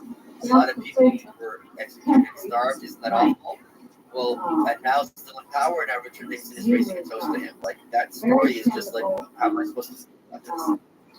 Yeah, it feels like there's tanks, there's war, there's military conflict, and it's more actionable. You can cover it. And it seemed like Nazi Germany, our Holocaust was the thing that made it most coverable. I think it was. Moving ahead to the summer of 1947. That's what makes it coverable. You're of course aware of events that took place in July Inside the 47. country. So, yeah. Now, you have no personal knowledge Even of if what it didn't happened. expand beyond You didn't see anything. Yeah, it would be like a footnote. It wasn't many of us a footnote. Like, many of the early steps, it was like, they didn't cover it. So it's like, all right, they're being aggressive towards their own people. Okay. especially given some of the, maybe if you negotiate certain peace treaties with the Soviet Union or Germany, like you're to the pacifist imperative. Oh boy. He would have Sorry, gone by the That we say every time you graduate on the way to town, after you're done. but he would come No, out of sorry. the way to buy on. All right. But he See, I hate it when you don't yes and because it seems to me in a whole idea. So, Sally said and I sit there in the whole Sally is your daughter. in my sadness. he Only been writing this book. I mean, 2 years, mentally, it's like 2 years. Circle the time with it. But No, almost 3, 2.5, yeah, I suppose it stayed you much longer. Like you said, your family. So in many ways, this is a book you've been writing your whole life. I think it's fair that all my work is related to this. It's certainly the most, in my opinion, the most important thing I've done. If it was dry, What stands out to and you it was dry more, about Harlem? it was like hell. What moments?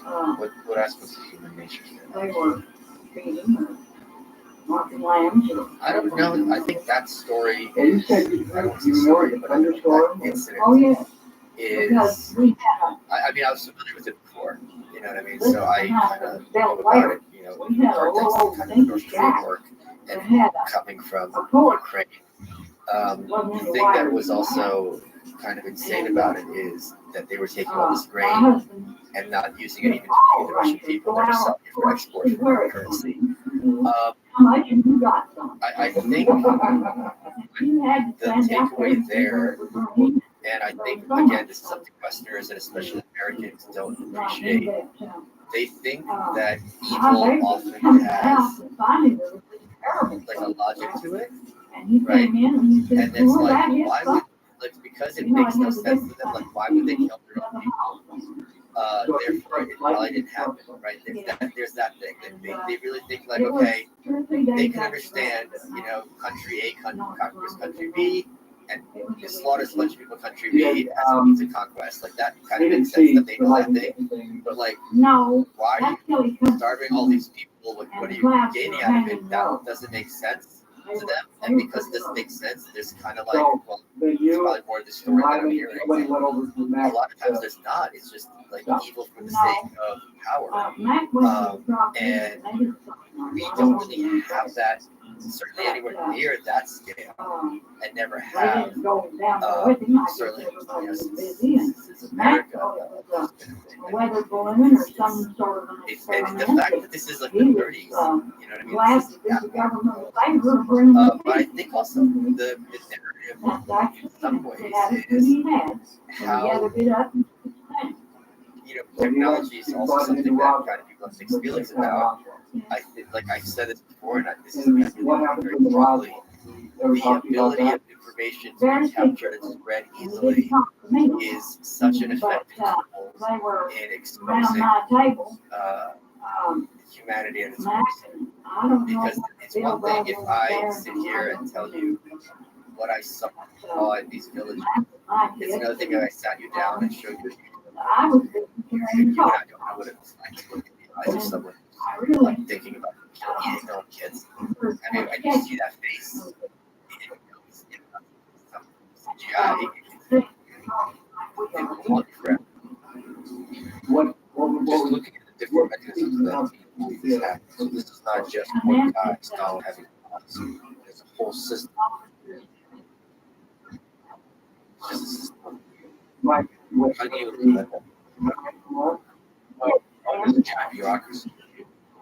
So what we implement is an order. Throughout the 30s, parts of the country.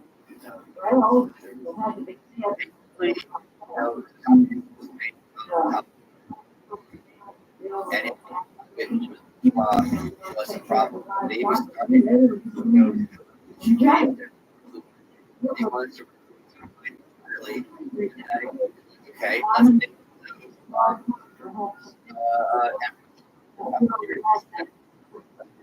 design was to have privacy at all. They also had this bizarre kind of radical idea of like attacking shame. So many of these, before 1917, like free love is the idea of like having this private bond with husband and wife, also in the future that changed relatively quickly.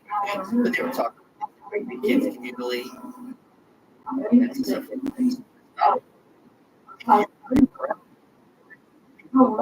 that's a threat. Family's a threat. Organization, power center that is out here for somebody else. So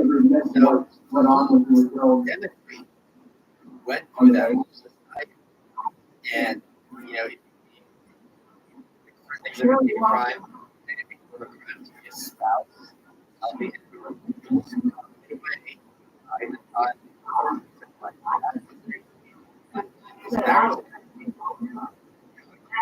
they get arrested or executed or whatever. But now I have nowhere to go. I can't go to my friend's house because their family is going to take in a child. You have this culture where everyone very much encourages people in. And if you're arrested, you're like, okay, who are your accomplices?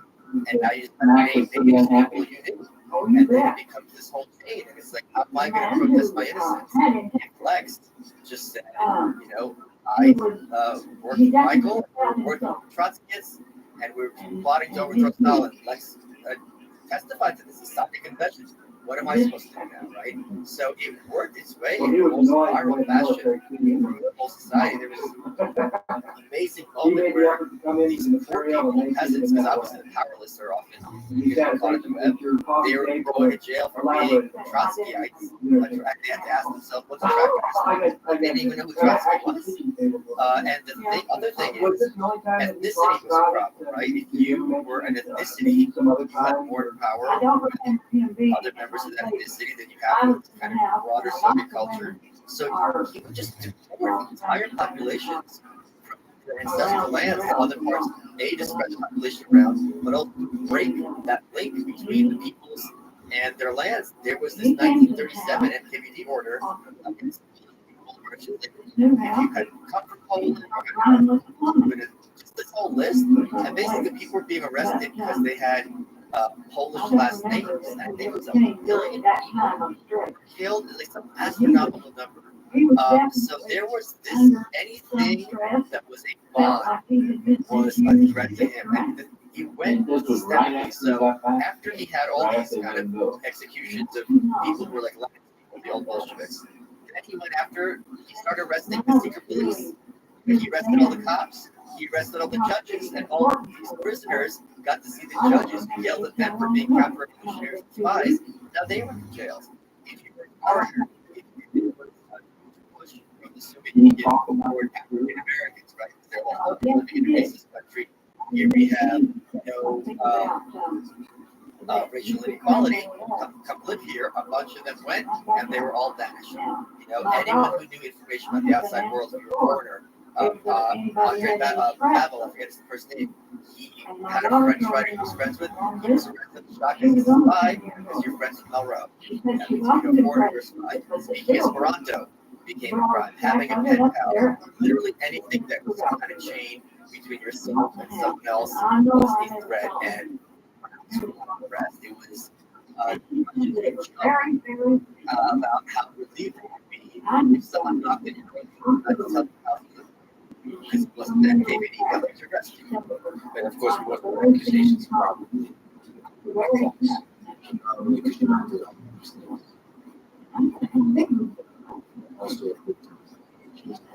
Late to work became a felony, and also not doing your job became a felony because now you're taking food or product away from the people, and you're supposed to be there working for the people. There's this one story which I was doing the audio book, and this is like I still try to get through that crime.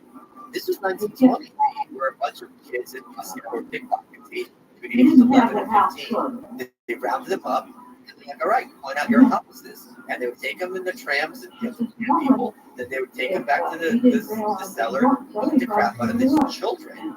And then they take them out again. They point out to anybody, they beat them. They're like, all right, so they just start pointing at random. And the thing that was really sick about this story, I wasn't sick enough, is that the screams that the other criminals, the adult hardened criminals, had to hear from these children as they realized they were being taken back to the cellar. It was just. Do we have a phone number? You have a removal paper? so they torture people. They torture confessions of people. Yes. At scale. So the aspect of this is its own. It's like this weird. It's a Sally.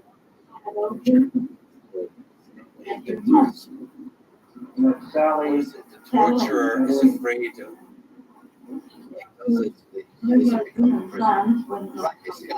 it's like, oh, you can get a confession out of him. Are you an enemy to him? I was well. And the interrogators were frustrated because they're like, look, we both know you're innocent.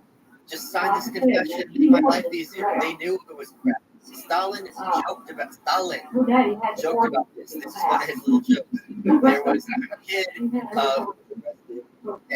he said, oh, he was forced to say, you wrote Gino Negin, which is a play. That play was by Pushkin, and they tortured him, and then his parents are walking down the street, and they run into the police, and they go, congratulations. And they go, for what? He goes, your son wrote your Gino Negin.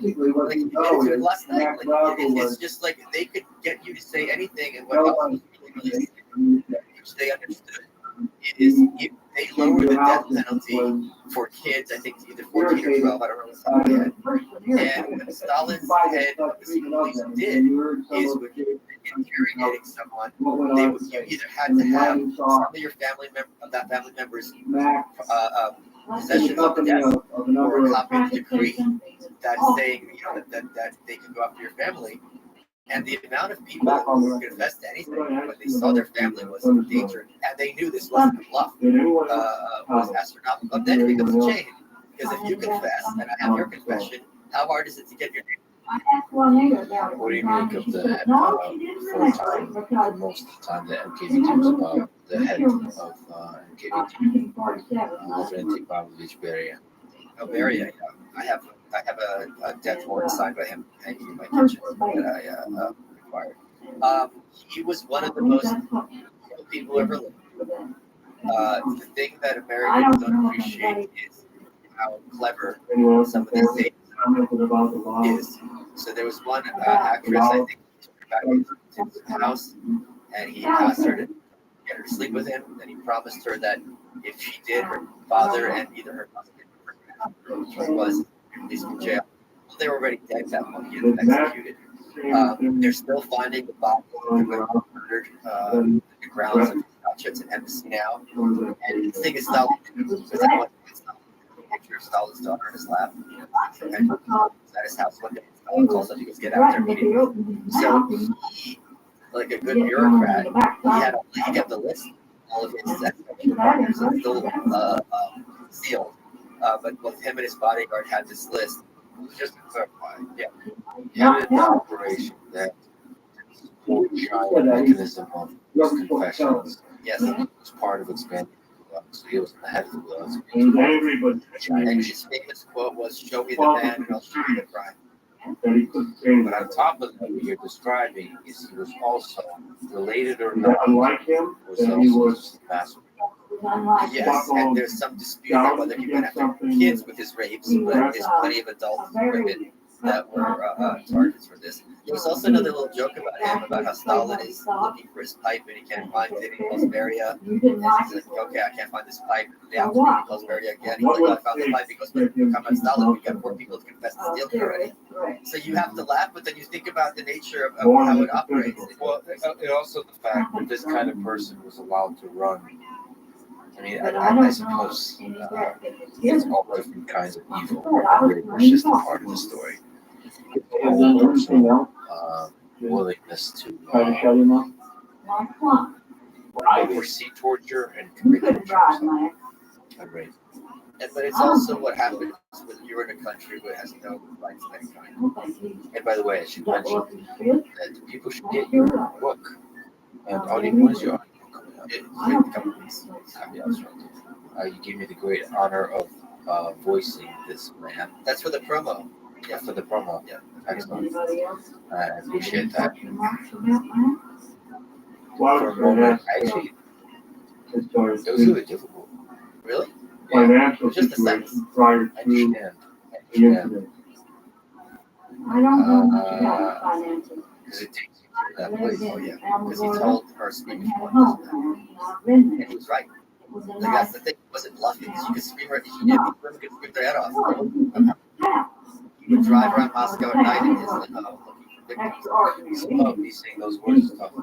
I'm sure. It was a nice home, and it had a yard with flowers. Because this is where we I came don't from. know Do you know what I what she mean? didn't This want. is just like some kind of Tolkien villain. Cost her ranch was It big. also was tough because I could see myself being somewhere in that machine somewhere. Like Probably somehow that put me hey, right there. something important. I could see this Any idea what like there a man would be paid any cog in that I machine remember in those days. creating. Yes. That's the dark thing. I know what I think the higher you are to the top, the closer you are to the top, the more ability you have to stop it. What did a But hand get the less, per day back then? the more freedom you have to stop it. common hand would get To a about point, yeah. $6 a month. But like those little things. Over Beria has the freedom to commit rape $5 a day. or not. And so he chooses to sort of increase the amount of evil he's putting out into the world. Then you have to counterbalance that, as dark as calculus is. After Stalin dies, like that week, they start making the gulag shrink. They start pulling back on the the labor camps. So, I think that is a big plus in it. Side.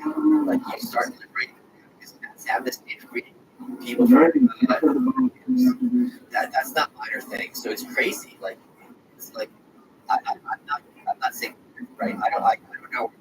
I don't know that he's a good person. But it's kind of insane. Would regard as beautiful. And at the same time, this guy also when the God came, saved tens of thousands of lives. So Stalin is kind of the cancer that permeates all the Soviet minds.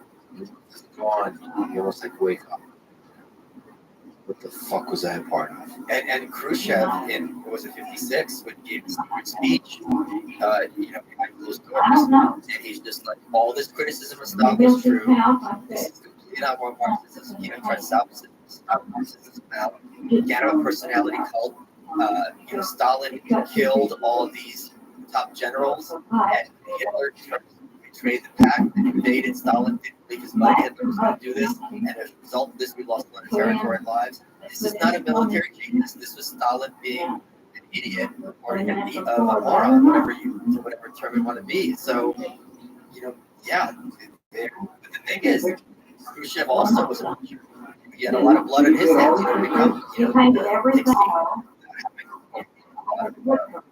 So it's such a that's why I call sometimes people so much malevolence to go around. Yeah, that's story. Really, it's true. So that happened when my husband was about 2 or 3 years old. Directly allow himself to acknowledge the reality of the suffering he was causing. My son from his father. I'm almost interested to extract lessons from that for users of today. How hard is it? Is it that Stalin is evil? Or can you just delude yourself gradually to where you don't have a sense of the effect of your policies on the populace? Well, you're not deluding yourself because you have around you an entire government of people telling you 24/7 how great you are, how thankful they are for you, how awesome you are, you're the best. So that certainly going to play into it. I've asked myself that question. And I think the receipts are when Elena Ceausescu was when she's being taken away, being executed in 1989, she's yelling at the soldiers, how could you? I raised you like a man. She at least believed her. He's obviously extremely intelligent. I think it's kind of easy for us to kind of psychologize and say he's a sociopath, he's that. At a certain point, if you're surrounded by a culture dedicated to glorifying everyone, he's so happy to see you. Oh my God, all your pronouncements are so good. You know what? If you make a decision that's wrong, it's their job to tell you why it's not your fault. It's the fault of the wreckers. It's the fault of Hitler, whoever it is, the kulaks. At a certain point, the human mind, how great it is. It's not that far. But he had his love. There was this one funny when Hitler invades Russia. And he couldn't believe it, and he's just missing in action for days. Because how could Hitler betray me? We had a deal, birds of a feather. And he had this quote about like we've taken Lenin's legacy and shit it out our asses. I think he was very aware. That's the question that he was aware that in terms of being a philosopher or a thinker, he wasn't on his level, right? So that was I'm sure played a lot into his side. Everything he tried. There's some sense in the collectivization. This idea the way he responds to the economic policy being is to lean in and basically portray anyone who says it's a failure and double down on the opposite. That says something about, but it wasn't a failure. It broke the Ukrainians. You don't think he believed it early on? I don't think in the very early days there was a thought that collectivization is the right mechanism enact Congress. His goal was to break their spirit, and getting them fed was secondary, right? And given the fact that they stopped complaining because they're dead, he got what he wanted. He got a compliant population. Now, I Or didn't was paint disagreement the about virgin in the windows. because if that was the goal I from the did add beginning, half the virgin half. I think that was good. So his, Oh, yeah. it was, like I said earlier, he reflected on socialism, right? And he was also very aware that what became the Soviet Union was extremely diverse. I know it's gigantic. You had all these peoples, these nationalities within it that have had historical enmity, and they're not going to have loyalty to themselves. So that was what he wanted to do, is and have them be standardized. I don't see how you do that without either massive re-education, which is only going to go so far, or really just crushing spirits. Like a forced. Yeah. And the other big element of Soviet mythology, he called it, his name was Stalin again. It means man of steel. So a large part of it, and it's amazing in Russian culture to this day. I see it in my family. There is this pride. I'm so tough, like nothing's gonna affect me. Like, yeah, we're gonna suffer, but it's for a greater good, for the long term. Not to be unacceptable. Like that was a big part of it. yeah, me too, Michael. Am I wrong? I admire not stoicism, but that kind of hardness. I make for it myself. It has nothing to do with Stalin. But not to the extent that, like, if some, like, for example, like if you see someone suffering, and that's being used as a mechanism to get you to change your opinion, or like they're not going to get to me. Like that is very much part of that Russian psychology. At least it's that. If you don't mind, Yes, I'd like I the think video. still largely, no. Painting. I'd like to. I'm not going to be manipulated by someone else's suffering. That kind of thing.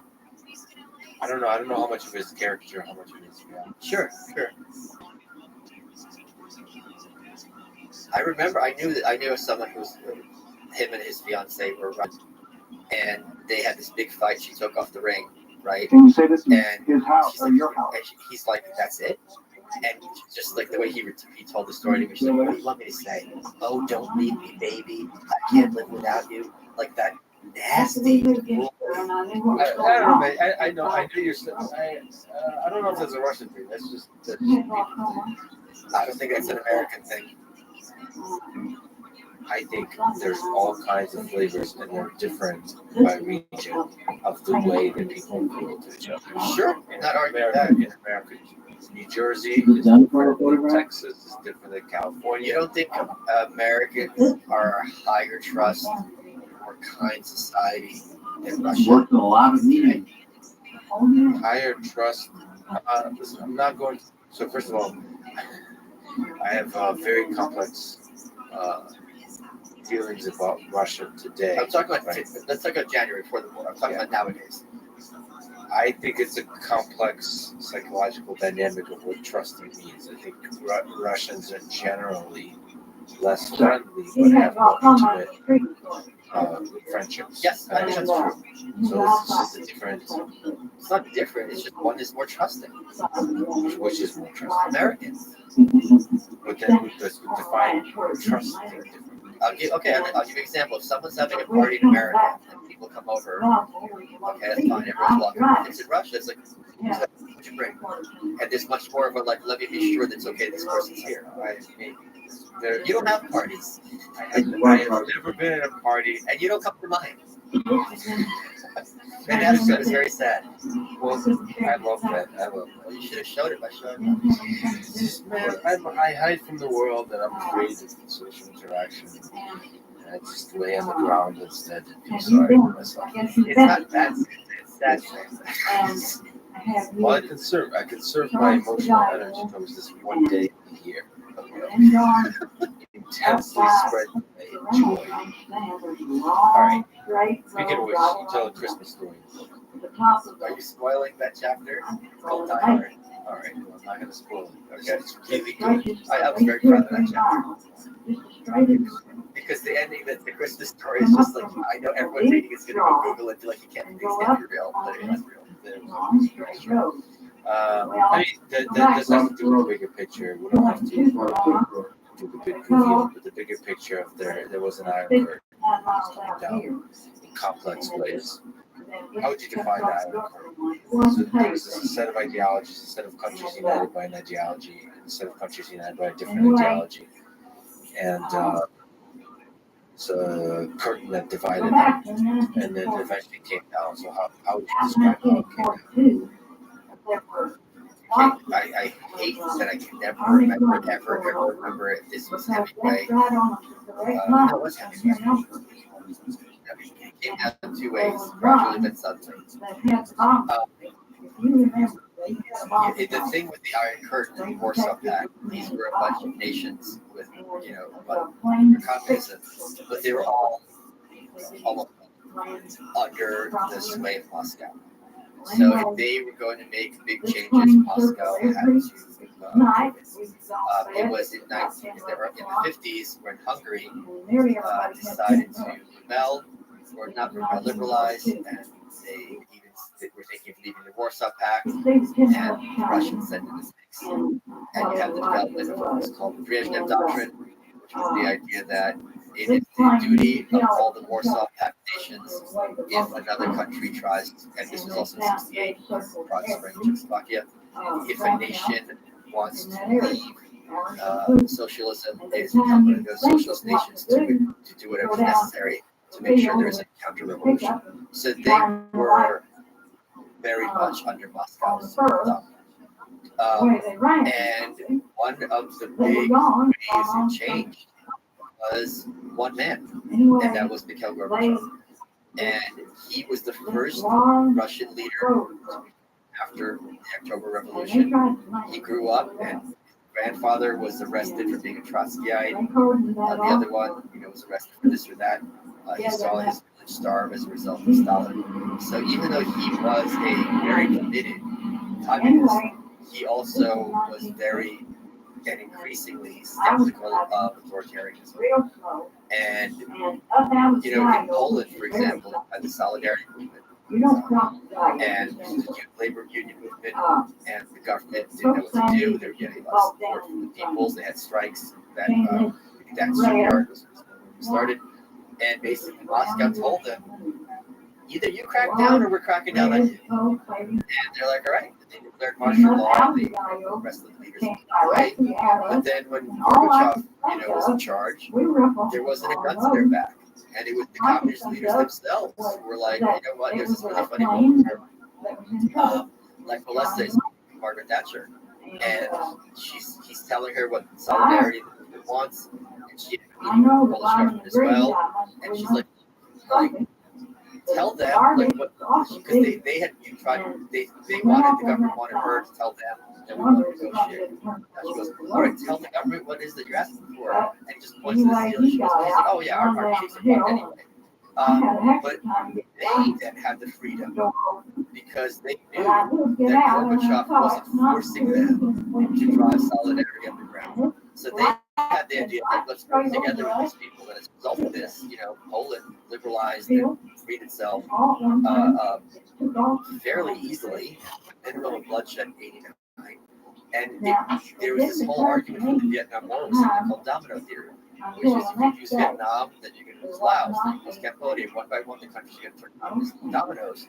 But people didn't realize the reverse was true. Because if Poland liberalized, then you have Hungary, then you have Czechoslovakia, then you had East Germany and the wall. So it's a great thing because this is happening. The people are looking around and they're like, wait, that's like this has got to be a trick. And it wasn't a trick. So one of my favorite books, big inspiration, was about my favorite historian. I apologize to David Petrusha and Arthur Herman, my second and third. They're tied. But Victor Sebastian, the Revolution, 1989, and he just talked about that year and all these countries, one after another, liberalized, and it's just such a beauty. And I thought this was possible. One of my favorite moments in this book is Helmut Kohl, who's the head of West Germany, is in Warsaw, like Melissa, discussing the Berlin Wall. And like Melissa's like, I don't think it's getting around for like another, few years. And Helmut Kohl laughs in his face. And he goes, look, you're young. This isn't how things work. Like, this is going to take some doing. It fell the next day.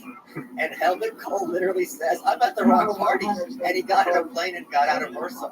So there are, why this book has a broader message than the actual stories of these incidents, is that as these wonderful things are happening, the universal consensus of the time is it's never going to happen. Or if it does going to happen, it's going to happen only through an enormous amount of carnage and blood. And when it doesn't, then everyone's like, oh, it was inevitable. You didn't say it was inevitable at the time. You only said it was inevitable after the fact.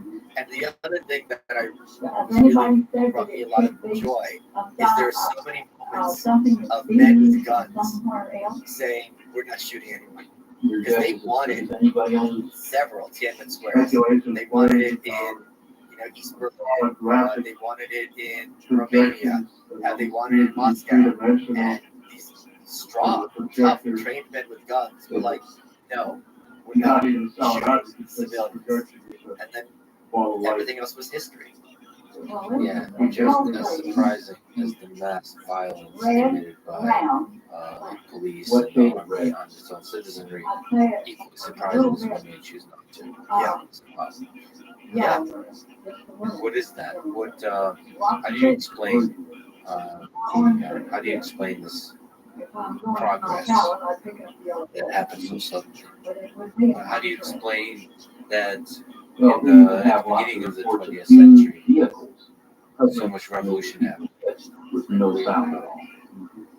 How do you explain that the collapse of that across so many nations at the same time? I think a large part of it had to do with the closer interconnections between people like Gorbachev and Thatcher and Gorbachev and Reagan, because both of them visited Red Square. Years before, these are enemies. They want to invade, they want to kill us. The Americans thought this about the Russians, but the Americans obviously not so much. And they, when Gorbachev came to Chequers, which is the prime minister's countryside estate, Thatcher sat him down and she's lecturing him about human rights, and she's lecturing him about economics, and she's lecturing him about this and that, and then she's lecturing him about why he's an idiot, why he's yelling at her, and he goes, Mrs. Thatcher, like, I know you have a lot of opinions, I do too, I haven't been sent here to recruit in the Communist Party, and she just started laughing, but right away, there was such a sense in the air of we're spending all this money on missiles, we're spending all this money on the military, it's expensive, and for what? We don't have to be looking at each other as enemies. We can try to work together to kind of, at the very least, lower the volume. How much credit do you give to Gorbachev, the man? Meaning, how much power does this individual have? I could not give him more credit. I had a tweet last year where I said, who do you think is the greatest person alive right now? And my answer by far would be Gorbachev. That he died, I don't know who it is right now. But it's just funny because Gorbachev also had a tweet. How long did it But it was good. And he said, that would be a good. Now, I wish I had came to Gorbachev and asked him the famous question of would you like best about Michael Malice? I took the transition after the Soviet Union fell to Russia, and Yeltsin was not a smooth one by any means.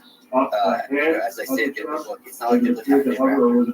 My broader point is you take the wins when you can get them. People now had access to passports. They don't have to have, they can leave the country. They have access to information. It's somewhat censored, but it's certainly nothing like it was under the Soviet Union. And they didn't have to live in this kind of constant fear. And they had opportunities, and it's such a step forward. And there's one great moment, and there's a super. Boris Yeltsin became president of Russia. He's also mayor of Moscow. or the equivalent there. And he came here to visit NASA in the capacity of one or the other. And while he was there, he went to visit a supermarket. It was Randall's then, I think it's now, it still exists. I'm going to go there. I'm going to start bawling. And as he's looking around, like, he had never seen so much food. And this is food that, like, even wealthy people in Russia have access to. And there's pictures of him just like this. Like, and the scene that really was poignant to me is on his flight back. He's sitting there at the plane like this.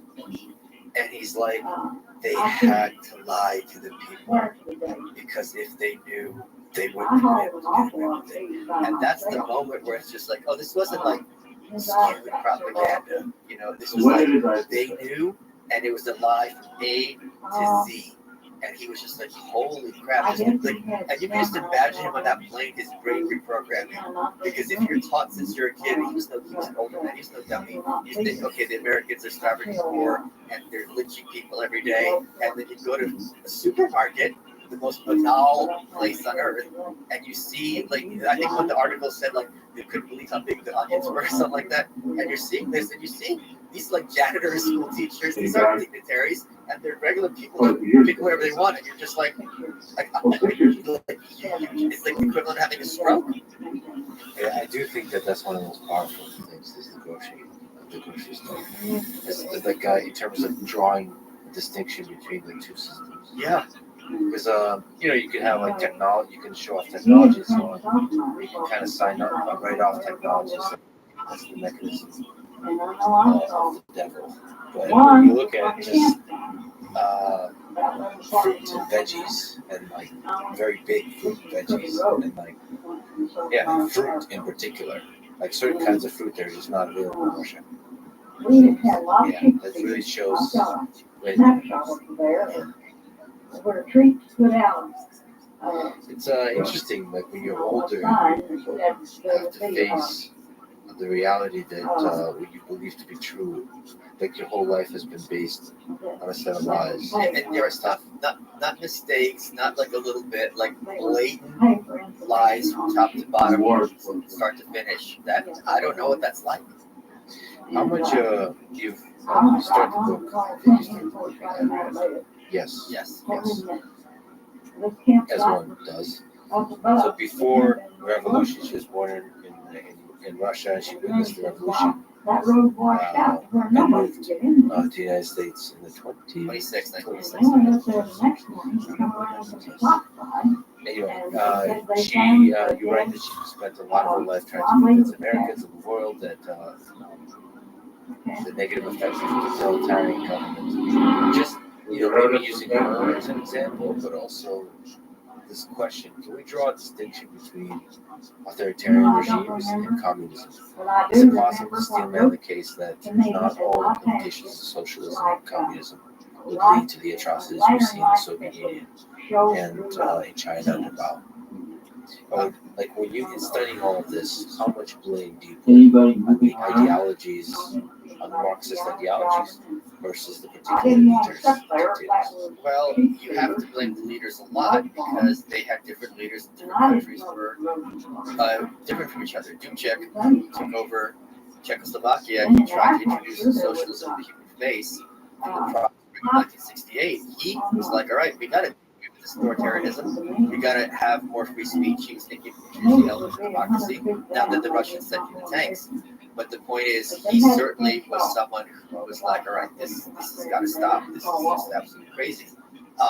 Khrushchev and Stalin were not the same animal at all.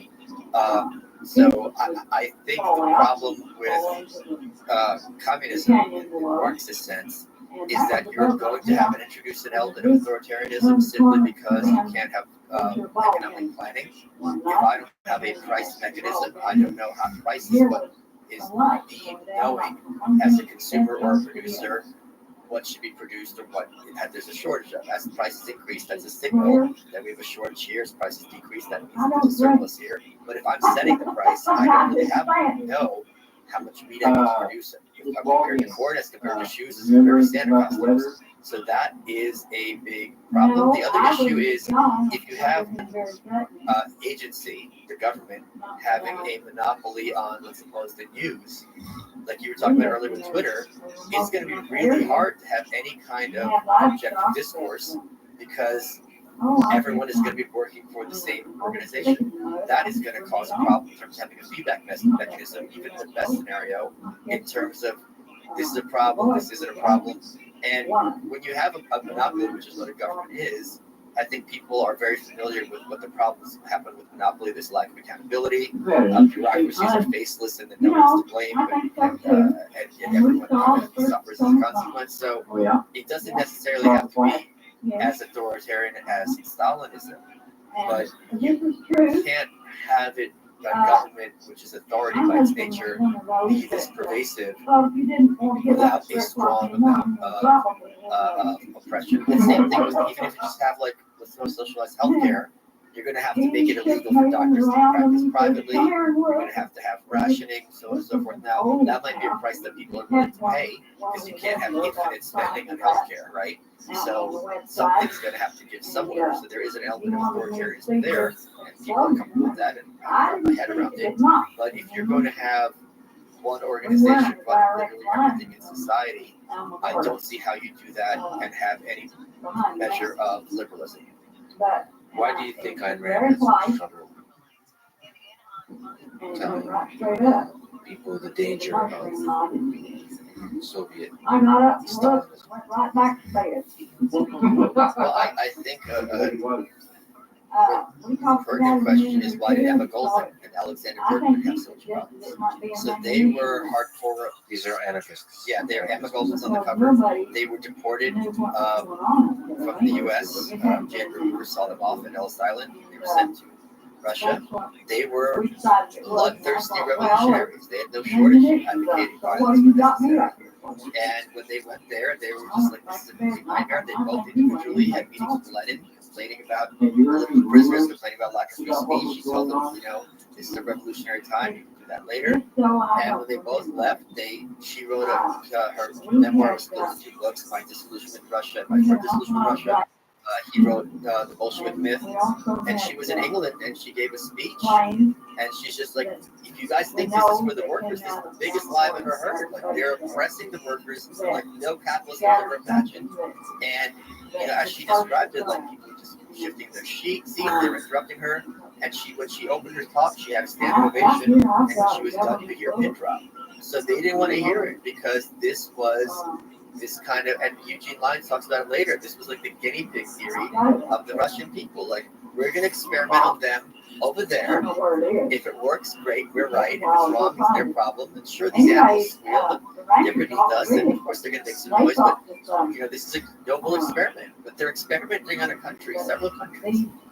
So I think an ideology like this, which appeals to intellectuals, because if it works or if it's implemented, they're the ones who are gods in effect in a society. Their status cannot be higher. They really want this to work. Like, they want a society where they are the aristocracy, the most important people. And their criticisms of America, if they had a binary worldview, if America's bad and it's the opposite of America, then by definition it's good.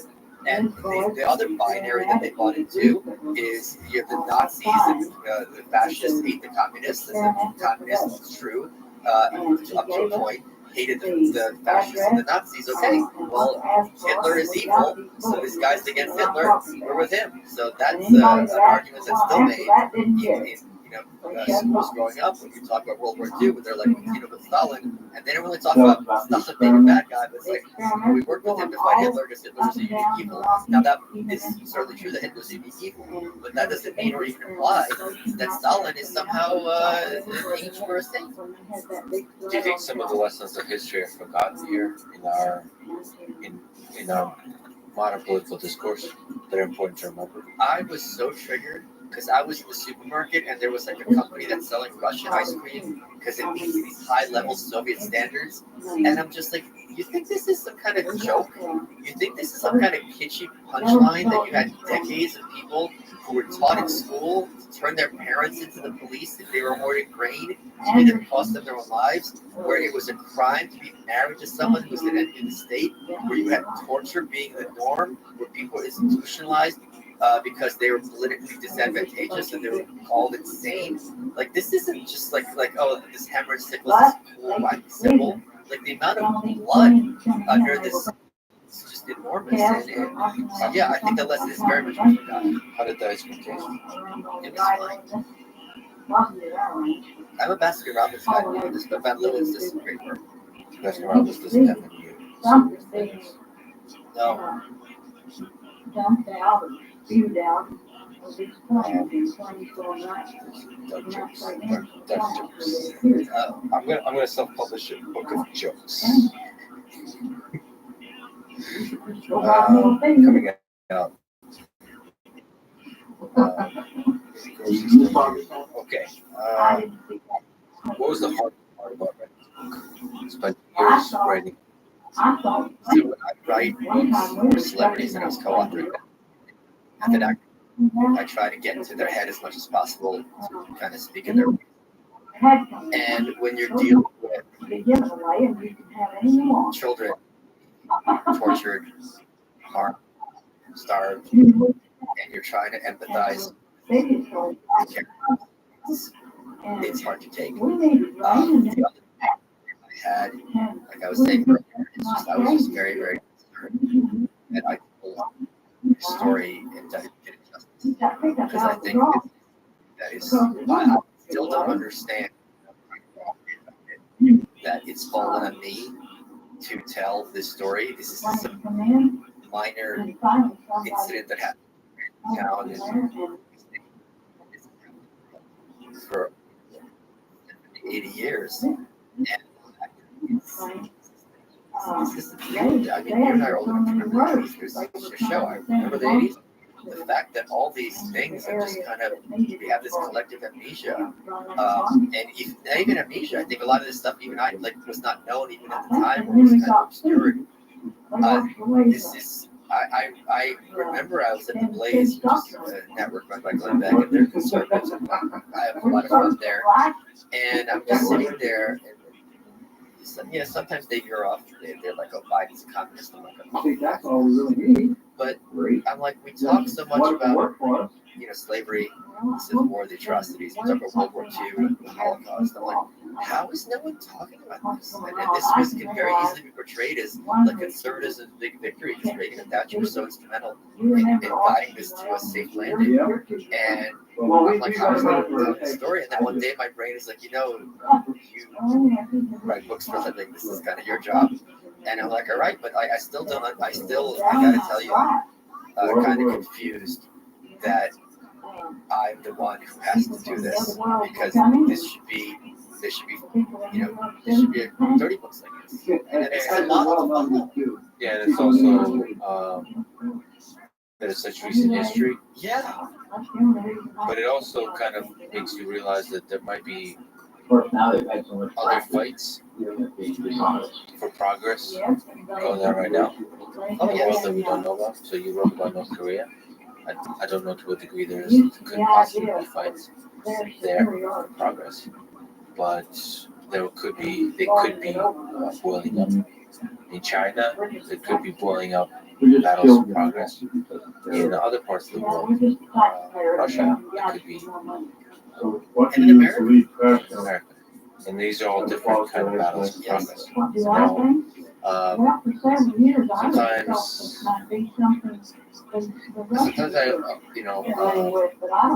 Sometimes I tend to criticize these battles for progress. Like, kids on the left will call it like wokeism, whatever. And we pick extreme elements of it and show how silly and ridiculous it is, not realizing it, not acknowledging that there's a more civil battle going on underneath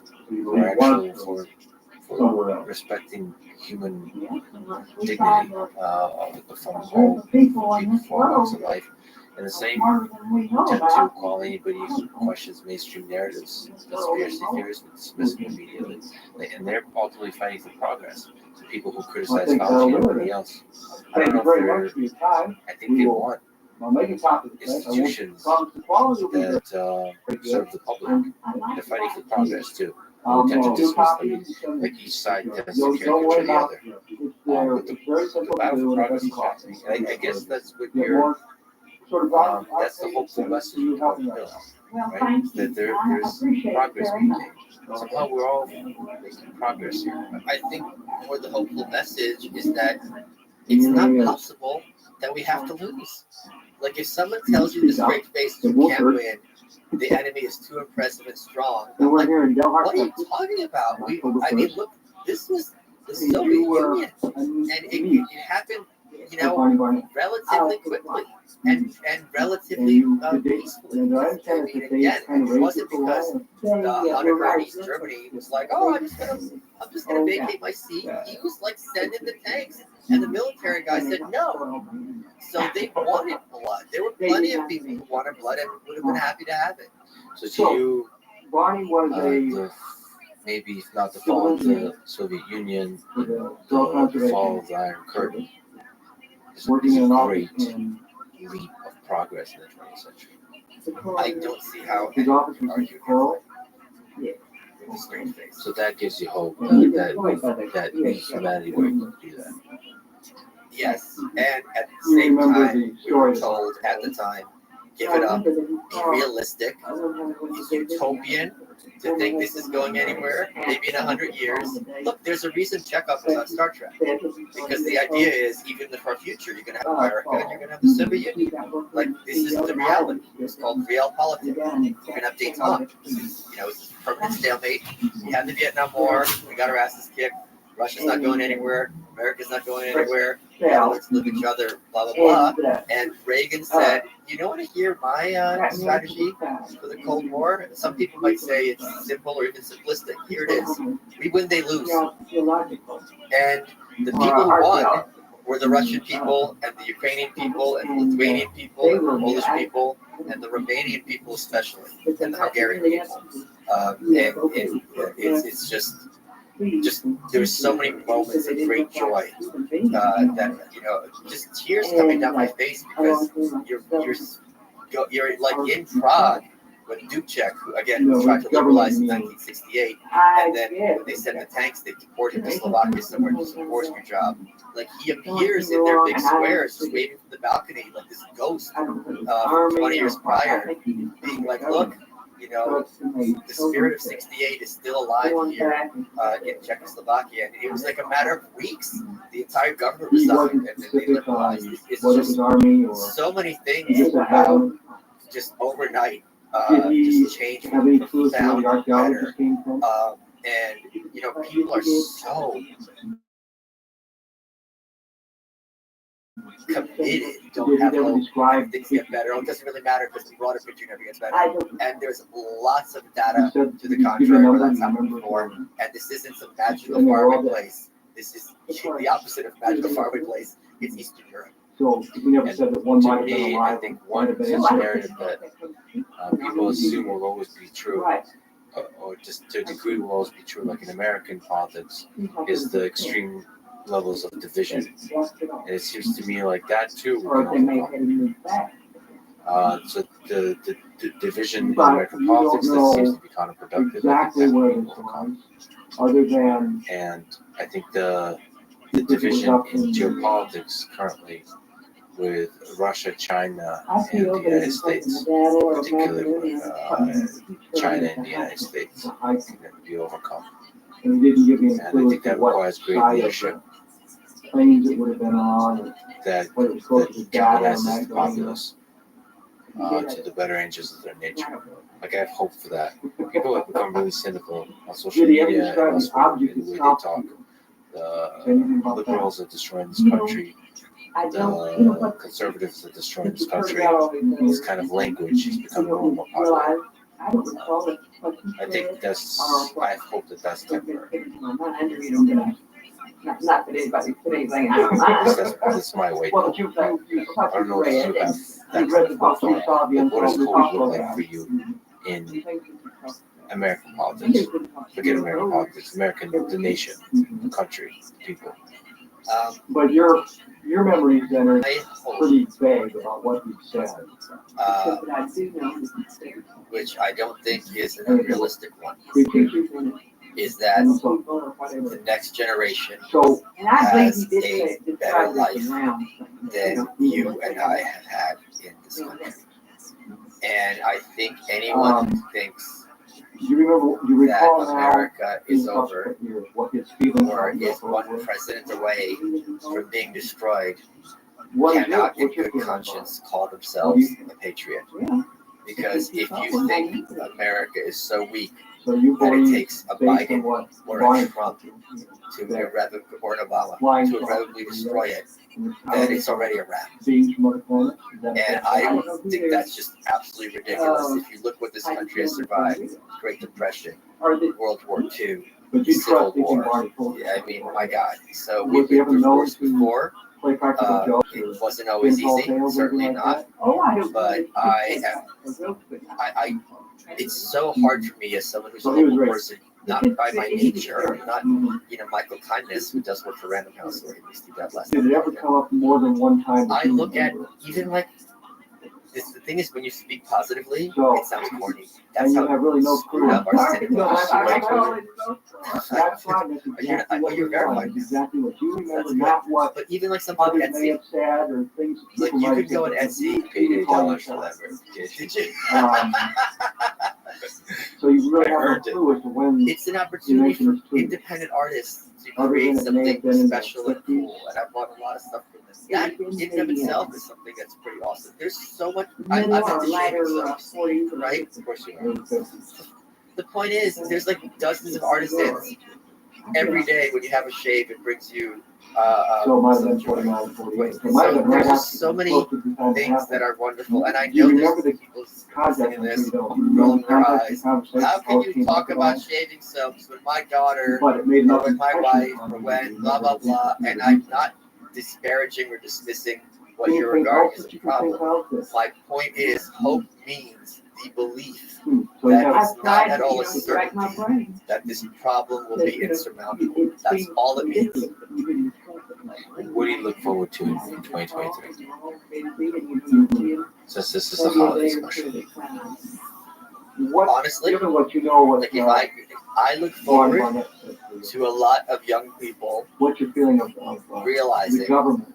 that they'll have lots of opportunity in this country and taking control of their own selves and realizing they can be a better person tomorrow than they are today, that the entirety of their identity is not a function of a culture which they may not identify, or government which they might not identify with or like or think is normal, and realize, you know what, I have it in me to improve and find joy and happiness, and also the fact that that is so compelling and contagious. That is what I would want in 2023, and also for New York to get new.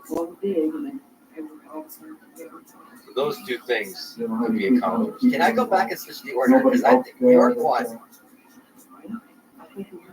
Oh, the jokes. One day, friends. Okay, wow. Work this hard is not short. to believe in yourself. You two can That's go why to New York. that's why I put it on You the too debate. can spend But your you have no doubt that Barney was telling you the truth about it. days dressing up, Did Barney ever have Grown trouble with the men government afterwards? dressing up Nothing in a like that? Santa outfit, Nothing like that? and putting on lipstick, and having hours upon hours of conversation with each other, loving every He second. retired from Soil Thank you for writing this really, really important. Please buy the white pill. I love you too. And then did he Thanks say for listening to this conversation with Michael Ballas.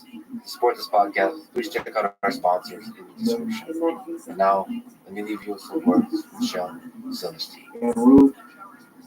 Listen to the Muslims, child. Listen to the don'ts. Listen to the shouldn'ts, the impossibles, the won'ts. Listen to the never haves, then listen close to me. Anything can happen, child. Anything can be. Thank you for listening. Hope to see you next time. Did she ever mention this at all? Never brought it up. You just went on with the present.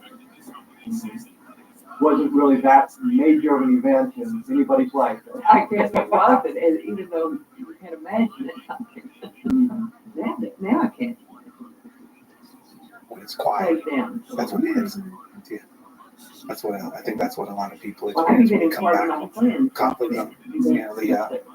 We might have come in. Everything that was life and death, everything that mattered, all the noise, all the chaos, all the people that are around you that would die for you, kill for you, All right, well, I you think kill for that's them. probably, All these time, so I'm gonna. millions of dollars worth of equipment and stuff like that you were responsible for It worked out are well. all gone, and it's just you. It wasn't horrible or anything.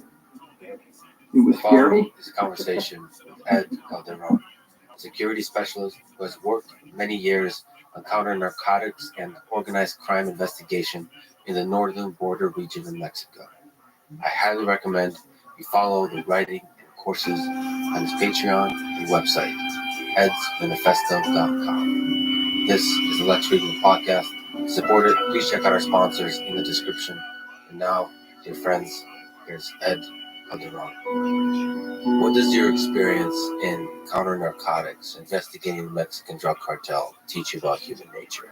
Rather horrendous. First off, anybody can be got. Anybody can be convicted. You work in that field, and you realistically, the training we got and profiling and investigation and stuff like that was basically you learn from the older guys there. Some of those guys were already corrected from the start. So trust no one. I remember seeing that X-Files episode where that was stated. You quickly learn that even if you are somebody that your own mind appears to corrupt, broken up into four main small changes happen around you, wheels get greased, money gets put in front of you, and or things get threatened like your life. And sometimes the payment for some of this corruption is just to continue on living. You encounter people that see the corrupt people that go through that get background checks, that go through all of the security measures that all of us put through as well as and later on, of its people. Turns out they want to take, or they became somebody that was corrupt. I think what I found out is that an overview of basically what I am. It could be a very hard to get person right now. The engineering school, people which get corrupted through their families families. in the field. The need. Mexico is a Place reputation where a lot of for being instability occurs. a geological engineer, So financial as well as a You'll structural crack the engineer form through the wall of with both integrity. military and aerospace Time. applications. It seeps in. Mexico I has a have helped culture of build corruption. Like, two you main have your kid that goes to school, bases public within school, the you want him to United be in the mornings, States not some in the significance afternoons. as far as what is Time called period. the So New World Order. you go off and Number one, grease the wheels with the Mexico. director of the I school. was involved Hearing in this in Mexico, 1979 nod their heads when because this is something that happened from early on. There's systemic a systemic and cultural thing to it. whatever As you far want as to call getting it. around rules. And this stuff And, happens because, I was people that are in one charge of of the the survivors. government I'm probably is, the only talking their tandem amount is Two trust other between survivors criminal are cartels out there for a lot of the somewhere cultures. in the People don't trust the government. One There's is some not very criminality. shaky, so living in When you meet a person Canada.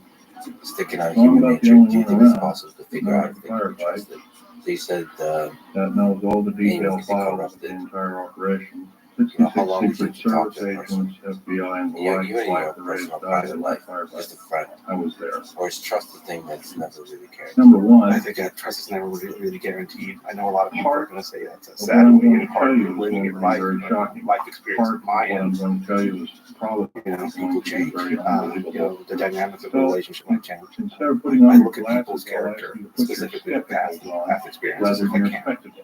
Somebody that presents himself in front of you as But please somebody, feel free to do your own quickly homework. learn that I know that's the somebody Freedom who's of a mask Information Act is persona much to that go they on, kind of but created for unfortunately, themselves. basically, that's And they might not even be aware of the persona. your Like, is there some local deep law psychological library stuff? and nearest sometimes. law university is a I've good experienced place a lot to of look for failure in congressional my records. life. You can see it in my nose. One You can see it continues to in do my their microphone. homework, Digit, one can be staying vigilant in the regards amount to of our country.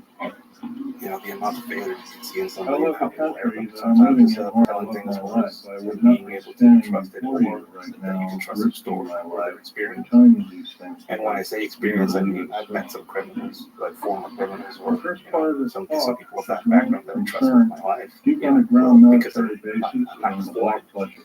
But they figured out that that's not First a life start that by can live long enough to emphasizing the black continue budget. on. The And black I've also budget met people that are in law enforcement that I wouldn't trust with my car keys, because basically a the secret number budget persona they adopted over the years garners is a pretty good one, pretty good mask. Sometimes it's such a good mask they don't even know they're wearing it. And on top of that, it's not just the psychology, there's also neurobiology to it. $5 trillion. I've been very fortunate and deliberate to surround myself with good people throughout my life. But I've recently gotten to sort of observe, not close to me, but nearby, somebody that could be classified as a sociopath. And a narcissist. Like, I don't want to use those psychological terms, but just, it's like, oh, people, from a different biology too. So it's not just like the trauma you might experience in your early life and all the deep complexity that leads to the psychology that you are have as an adult. But it's also the biology you come with, the nature that you might not just have the machine that can empathize deeply with the experience of others, or maybe a machine that gets off its dopamine rush from the manipulation of other humans or the control of other humans. Yeah, I mean, for an example of my background, my mom didn't have a father. He left really early on in their childhood. My mom raised her two sisters and basically kept the household. She was a great mom. She was a badass. She was very independent. She showed me how to be independent. She showed me how to watch out for others and kind of build me up in that way. And I had a great childhood as far as kind of like how she molded me. Later on, I figured out that when I had my own kids, I figured out that she was basically trying to make me into what she didn't have. And if I can get to see somebody's parents, that's usually a sign of something, at least for me, as far as figuring out what people are. I think there's something that's said about nature and nurture, and how some people come up. Some people are just born with that predatory instinct. I don't know. You'll never know. You try to spend their whole life practicing how to hide it. But if you can figure out somebody's background, childhood, where they're from, you can kind of tell something about. I'm from Tijuana. The survival. That's my background as far as survival. Culturally, genetically, psychologically, the full shebang. Yeah, I guess some people are born with certain predispositions, and if they're in the right environment, some of the negative aspects might be more than others. For me, I grew up skateboarding in Tijuana, and I remember breaking into my first backyard pool, small house, and a cartel guy owned skate pool in the back. So I learned how to operate the padlocks in the small vehicle hydraulic lift. And I remember doing that. And later on in life, I got to train with people from other parts of Mexico and work with them. And I remember pulling that trick off, and they were like looking at me, which was that, like privilege in Tijuana. And they're like, wow, that's interesting. Like, are all people in Tijuana like that? And I said, no, we're not all like that. But I guess in some way we are, because basically Tijuana produces kids like that, and he produces, like, the environment itself produces a pretty specific person, or more baseline the trajectories that you can take in life are defined in a way that aren't available elsewhere in the world. And so you develop, part of that psychological, part of that is cultural, and so on. Part of that's cultural trauma, but then also you have to go on based on corruption. Because I grew up in the Soviet Union, there's the same kind of understanding that there's some gray area of corruption. There's always there. I think that on the outskirts or even in the center. How you do these things to make things easier, and how it's like this personal thing. Don't just pay off the at Tijuana we have that's what they call it. You pay a cop off it's a fight. So and what's the light aspect? So you get stopped for a traffic violation of some sort. The cop walks up to you. Obviously, you won't say the word fight, but it's like a slang term for it. And he asks for your paperwork and And you get fined or get a ticket, and you say, "Can I pay the ticket here?" Is what they say. And put their money inside the paperwork and hand it over to the cop. Well, you think it's, I'm just going to do it, and nobody knows, that's a systemic thing, and everybody, but like a lot of people do it, and then they don't trust the police because they are fed with it. Yeah, I mean, it's the same thing with so many areas. But then there's something inside you where that kind of, those opportunities come, like with a police officer, you realize you just pay a little bit of money and get out of the thing. And then you realize you pay a little bit of money or do a favor and get your kids into good school. There comes opportunities where, all right, if I do this little thing, I can get a huge promotion, or I can get a huge increase in my power, or I can get a lot of money. And something inside you says, no, yeah, that's not right. And I wonder what that is. That it's like, because it feels different than the legal systems. There's some kind of basic human integrity. I wonder if that's like constructed or it's always there. It's like, again, nature. I think now for me, it was looking at and seeing that in somebody else that I kind of learned about it. There's a man that I consider a mentor figure. His name is Lieutenant Colonel. He was a lieutenant colonel from the army that basically came over and took over the group that I used to work with. He was, incorruptible. He was that was the essence of the aura that he projected. The first time he went on patrol, he was placed in charge of us. I actually, drove him around where he wanted. He wanted to lead from the front end. The amount of assassination attempts he got was basically a proof of how incorruptible he was because they kept trying to pay him off, and that warrant they tried to kill him. I think the last assassination attempt took his leg. That man is still a dangerous person in my mind. But for me, and people can gather a little bit about my background and learn from some of the access I currently have to train in federal institutions here in the U.S. as far as my background, if I was corrupted or not, because there's a lot of that out there. The Catholic guilt that's kind of built into some of us is always kind of there, who you grew up when the devil was under the bed, So I don't consider myself Catholic. I consider myself culturally Catholic, I think, is what I got to say to that. I had a pretty good structure with my dad and my mom at the house, and they never let me get away with things. And I think my mom was pretty big moral compass with me, but Lieutenant Colonel kind of lead me from example, seeing his work and how much profound change he caused in the people to work with, as far as we felt supported and we felt like we had a guiding figure during this. Tijuana was the most dangerous city on the planet when I was working on it, and he took charge. What does it take to be a man, Lieutenant Colonel, who maintains integrity after assassination? Is it possible for a normal human to do that? Well, again, that's an interesting question. I'll say this: seeing him in the last assassination attempt, the good use of his legs, he was with his kid. There's some recklessness to it. I can see that now that I have enough distance from him. I can see that there's a recklessness to being that way, and also you put in jeopardy people around. If you take that route. So I think there's a sacrifice to it, a very powerful and hard one to make. For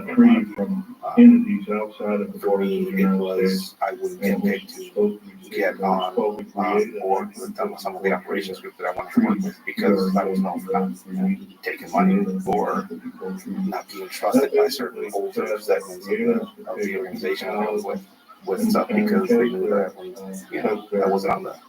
I wouldn't get money.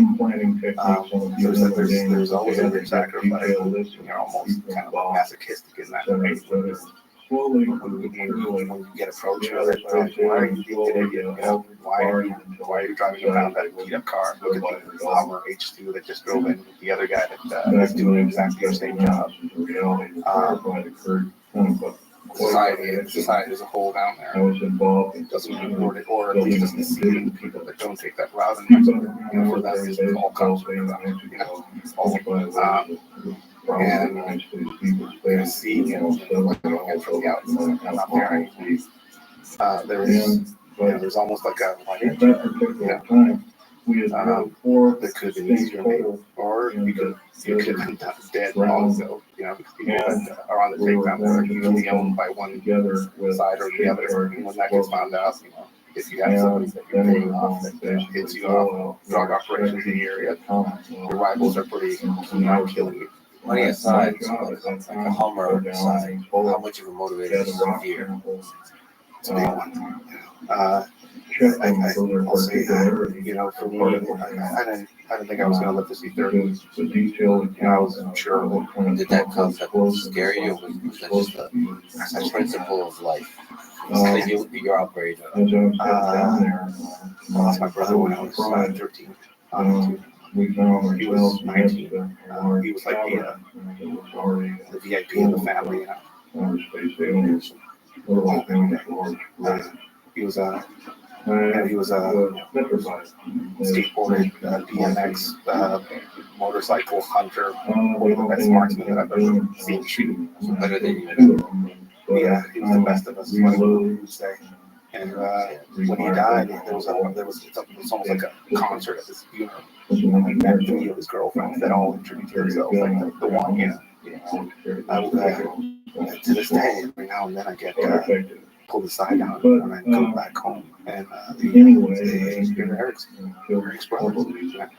Despite all the stuff that I've done, I'm still every now and then. Groups of people down there. That made my mom and my dad go into a horrible depression, and basically left me to my devices when I was a kid. Basically, 13 on, I had this self-destructive, aspect to me after that. I think, so again, something that's come up in therapy, after I've been gone through all that, and had this notion that if I could only die good in some way, shape, or form, or for something, that it would matter, and they would kind of look at me with the same reverence they did with my brother. But dying is the problem. The goal of life is to die. I believe that was my mindset going through that job. I remember I was in medical school before that, second year of medical school. It was doing pretty good, and then 9/11 happened. I wasn't an option anymore for the economy was horrible. Couldn't afford to stay there. So I saw this newspaper, and my big brother, still writing it. He's like, begging us, I'm not gonna do that shit. We're really there. And all of a sudden I was in the field, cutting my shit and hair shaved off. A bunch of the Gothics, the guys that were turned into the Zeta cartel, were in charge of our training. And I went through that process. What field were you, and why is your head being shaved? How did it go through your mind? What was the leap that you took? I sold the idea of this being Americanized police force that they were constructing, in Mexico. So elite, special force, kind of prestigious elite. The people in charge of our training were a lot, basically Mexican Gothic people. Gothics are what the special forces kind of originated. A lot of their members turned into the Zeta cartel, so they were brutal in their training. We were sold this idea of it being, scientific, educated base, like a career path. And all of a sudden we're in this refurbished prison that wasn't good enough to be a prison, and they turned it into a training ground. In 1947, and we come to realize that they were training us to be a paramilitary group, not a community policing organization. Which, in my mind, I thought we do. What was the hardest process of that training? Because this is like a fragile, innocent process. It's they're turning us into something that they can use. So it's a breaking down. They break down the individual. It's physical. I think it's a half-done initiation process, I think, in a way.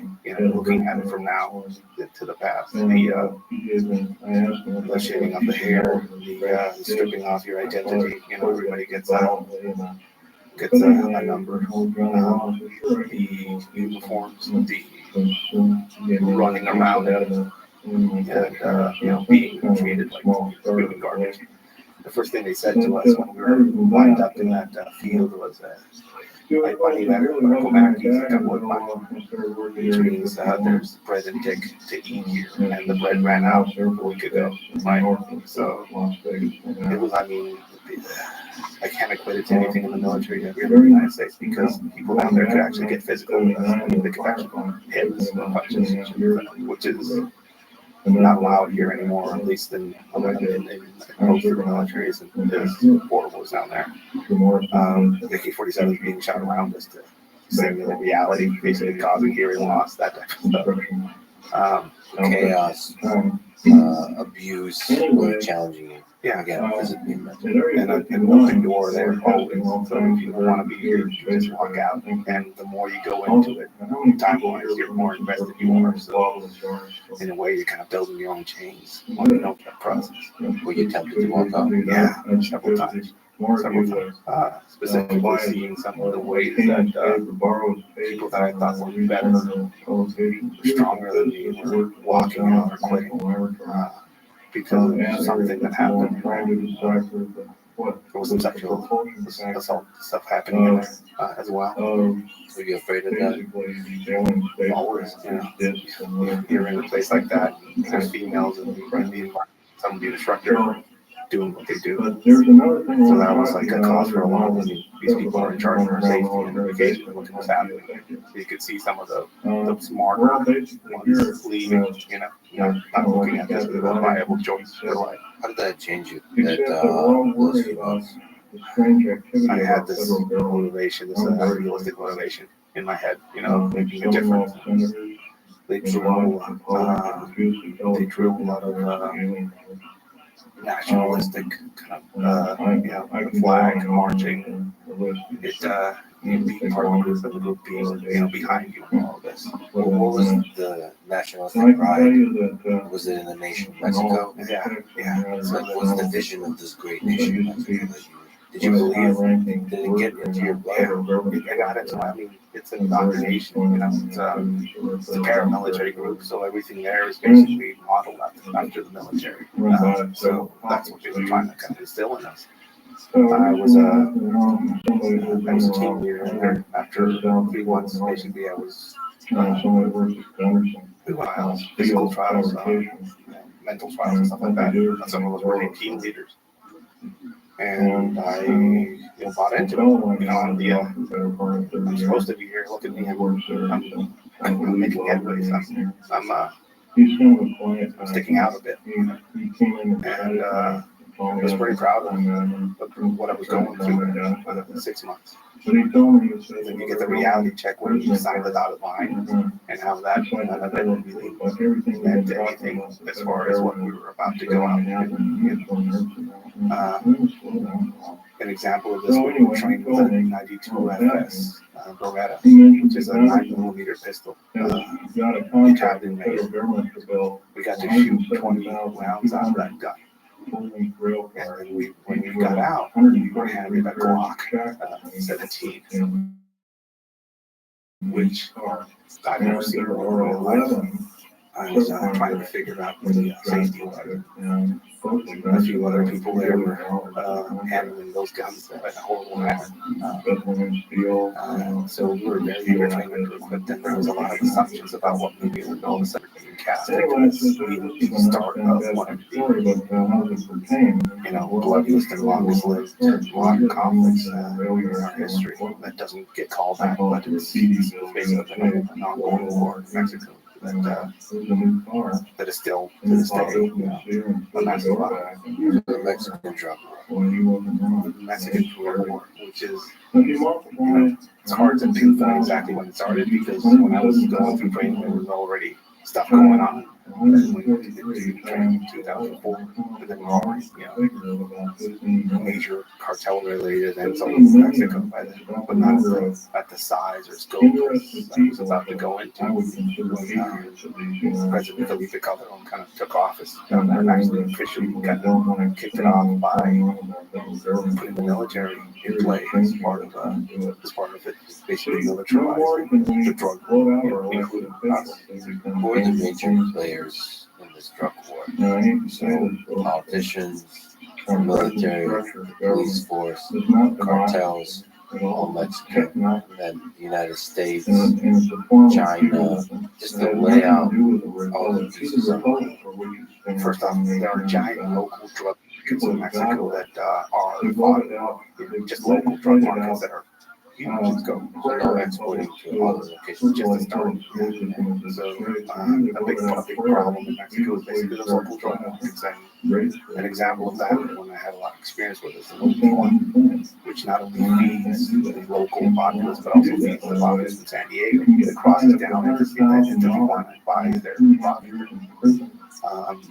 And now, phenomenon that's occurring now is marijuana trafficking is going from California down into Mexico because they produce better weed, which is fascinating to see now. So there's already a channel, and you kind of like reusing that channel. Yeah, there's a lot of people in vehicles getting checked when they drive down. Tijuana is being called San Diego South now because, all the economic migrants, 90% of all houses in Tijuana, new houses are being bought up by Americans. So that tells you something about the impact and change that's going on down there. So you have these local drug markets that are being fought over. You also have these drug routes that go through Mexico, up into Mexico, around Mexico, through the ocean, and under the wall, drug tunnels, over the wall. And on backpacks, and on migrants that go up to the United States. Not only do the cartels make money off drug trafficking, but also extortion, money laundering, paid protection scheme. Any mining operation in Mexico will have to pay protection, or else it'll get hit. A lot of times, the largest money makers for some of these criminal groups are, protecting and taxing anybody that goes across the border. So that's also a big issue. And it's not just, again, some Americans think it's like the cartels, that they imagine it's single or maybe 2 or 3 groups. There's several out there. I don't have a current estimate. Last time I checked, it was somewhere in the vicinity of 15, 70 different groups. Some small that just dedicate to a single little town somewhere. There are armed groups that are basically in control of that area, to some bigger federations like the Sinaloa cartel, which is currently the largest and most powerful one in Mexico. And the New Generation cartel, which is growing exponentially right now. So these criminal groups are players of that conflict. Then another player that doesn't get talked about is politicians. There's an ongoing discussion that has been going on, I think, since Trump was elected, about cartels being terrorist organizations or not, or if they fit that description. Well, we are living through multiple assassinations on political candidates out in Mexico right now, and most of those assassinations are motivated by one side sponsoring one campaign and the other side sponsoring the other. By sides, I mean cartel groups. So they have elected officials that are on take, and we have many governors who are under investigation or prison right now, state governors. So politics is involved, and that's a big player as well. That doesn't, when you think about the cartel problems, you don't think. Well, most people don't think about that aspect of it. So to have integrity as a politician in Mexico means you have no protection and under constant threat of assassination. We just see the arrest and prosecution of the head of all counter-cartel operations when I was active in the form of who was the guy to become the one who kicked off the drug war. That was his guy. Turns out he was on the at that level. Is there like a spectrum of how undertaking can be? Are there ethical lines that you can cross? Some of it is money.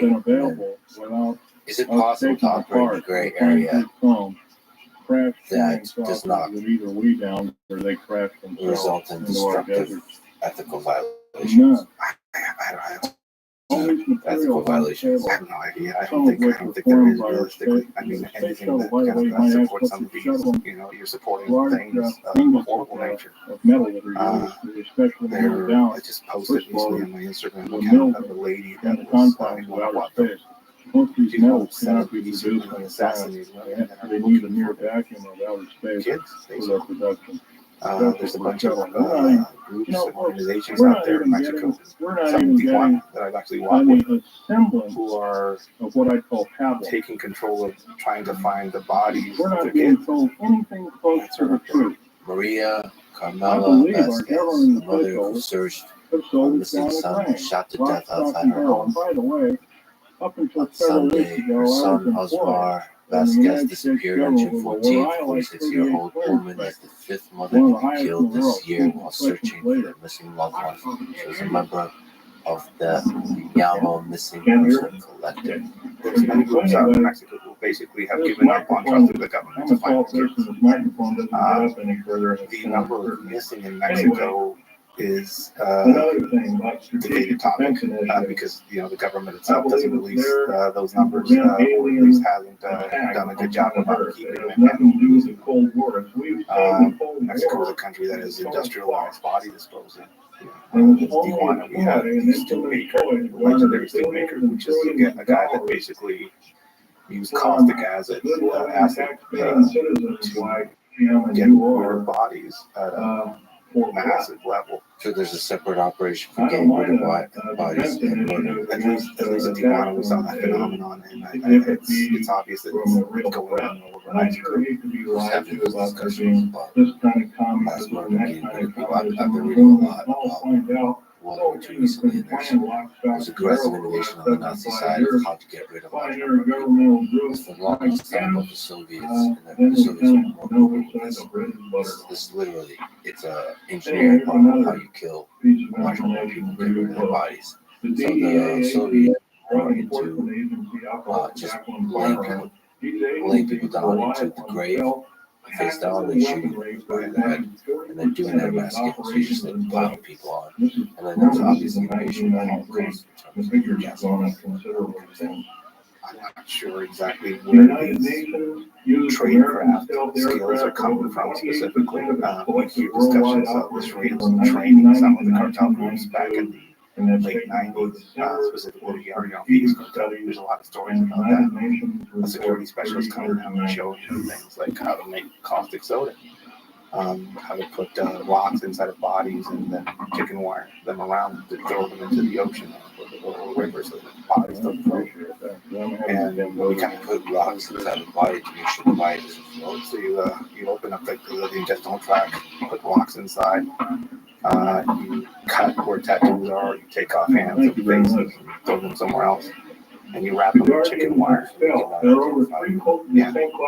into a body of water. And this is a horrible thing. Number one, it's the craft. It's straight craft. It's straight craft, and there's a link to the U.S. as far as that straight craft. You have to remember that the United States had a thing called School of the Americas, and the CIA, and they showed things, and a lot of that stuff is out there in the hands of people that are of that generation. And there's a manual selling with chapters, it's like how to get rid of the body. There's manuals out there, 100 time constraints, or how identifiable can the body be afterwards, what are geographical constraints, all that kind of stuff. I think that was common back in the early 2000s and maybe the late 90s when some of these things were going on. But they've lost even that as far as respect for the government or bodies being found. Right now, what you usually see is just bodies being burned to a crisp and buried in fields somewhere. That's usually what you see.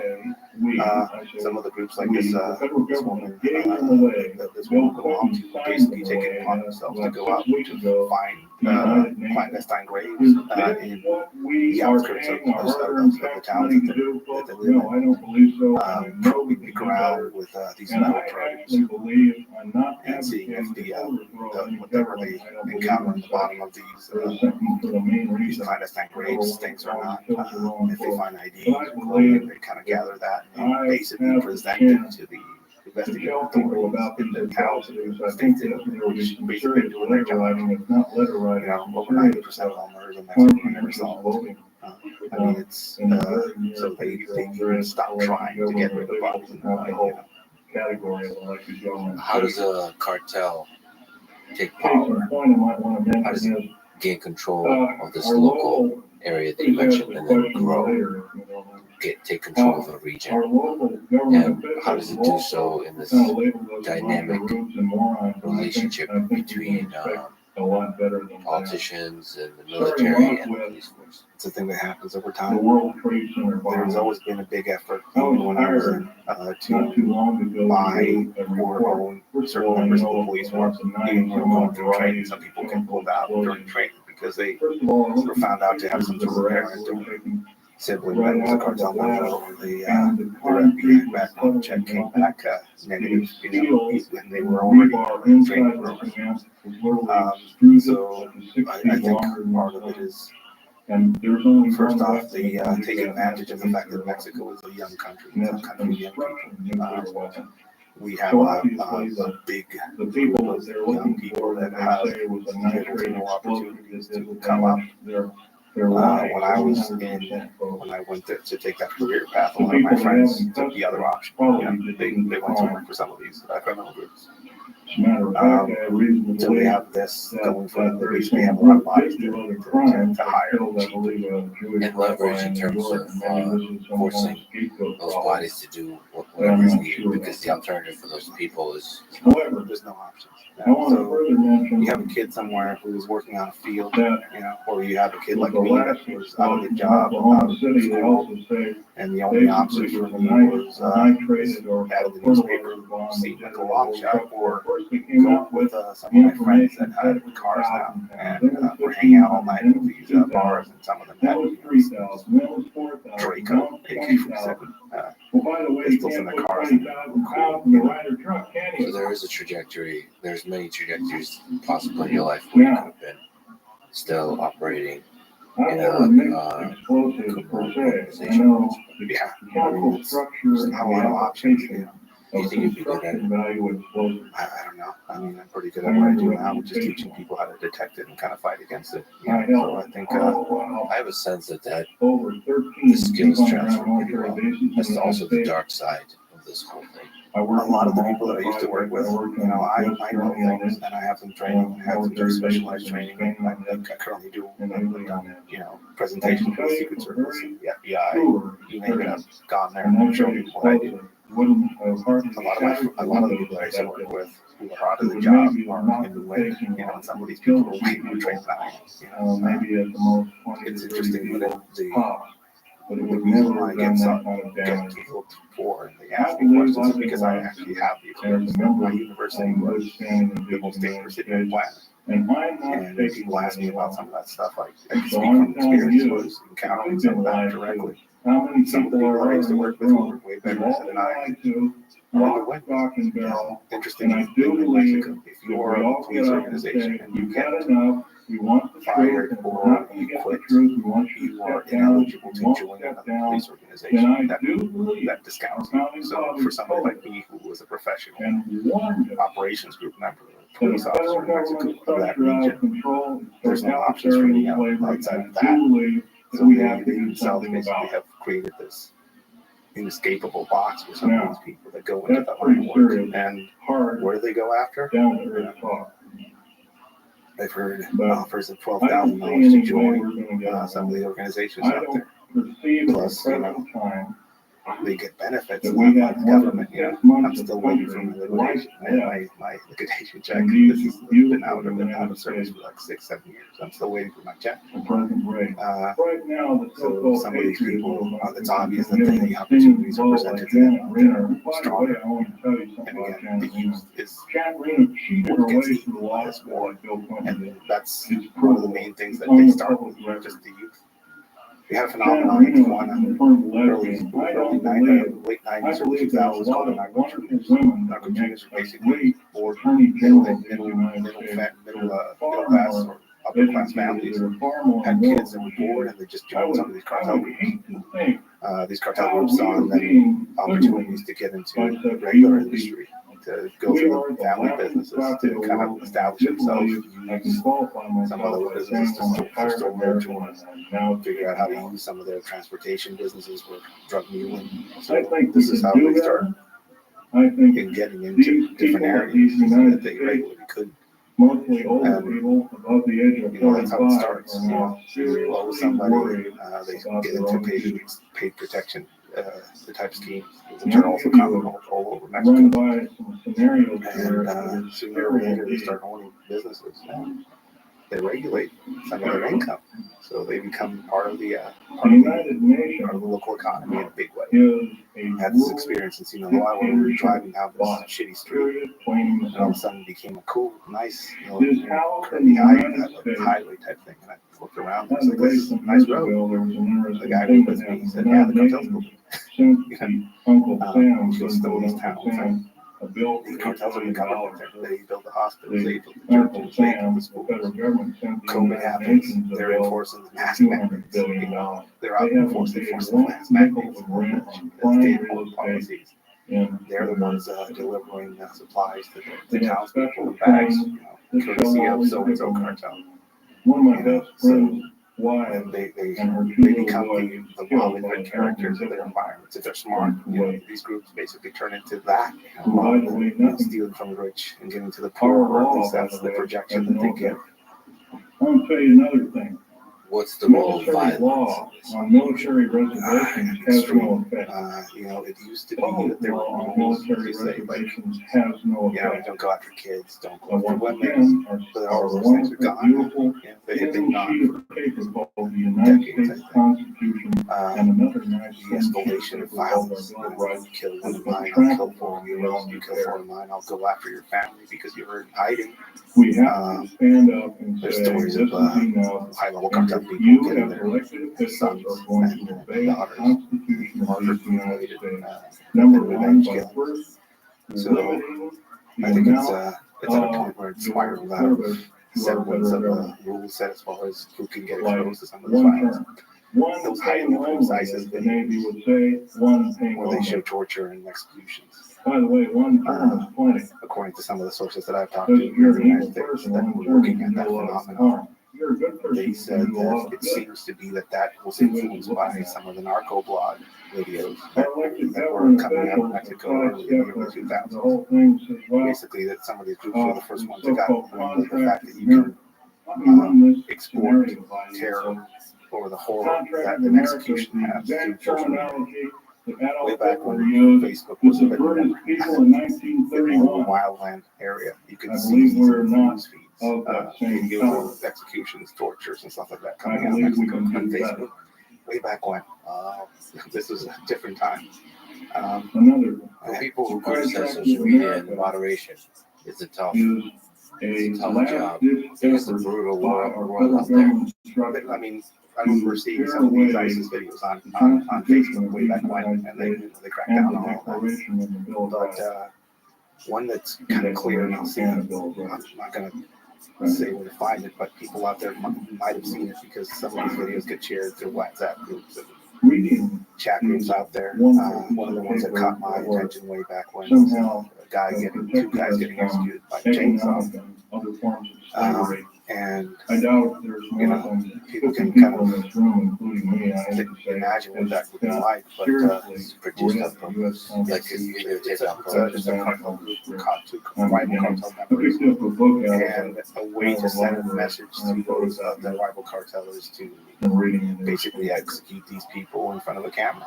Our founding fathers I mean, you can't get to your separated rivals, but you church can, and state, not you can legislate make them any see form what of they're doing, judgeship or or at judge least body make their to people say that look we at what cannot pray happens if either in a you school invade their territory. on federal This is an government property. escalation By of the way, you brutality and cannot violence pray as on well. federal government property. And that leads to If you do terror, so, you're in violation of mass federal communication. government standards Yeah, I mean, and you law. have videos of And some you of can be these people guilty engaging in of cannibalism $100,000 in front of a fine video and to see 20 how years brutal they in are, prison. or I do believe people taking people out that are someone's now heart in when they're charge alive, are and filming it. idiots. And And if it they're used to be not social idiots, media as a whole. You would see what some are of these they? videos, they would get put down I think we can do in better. a few days.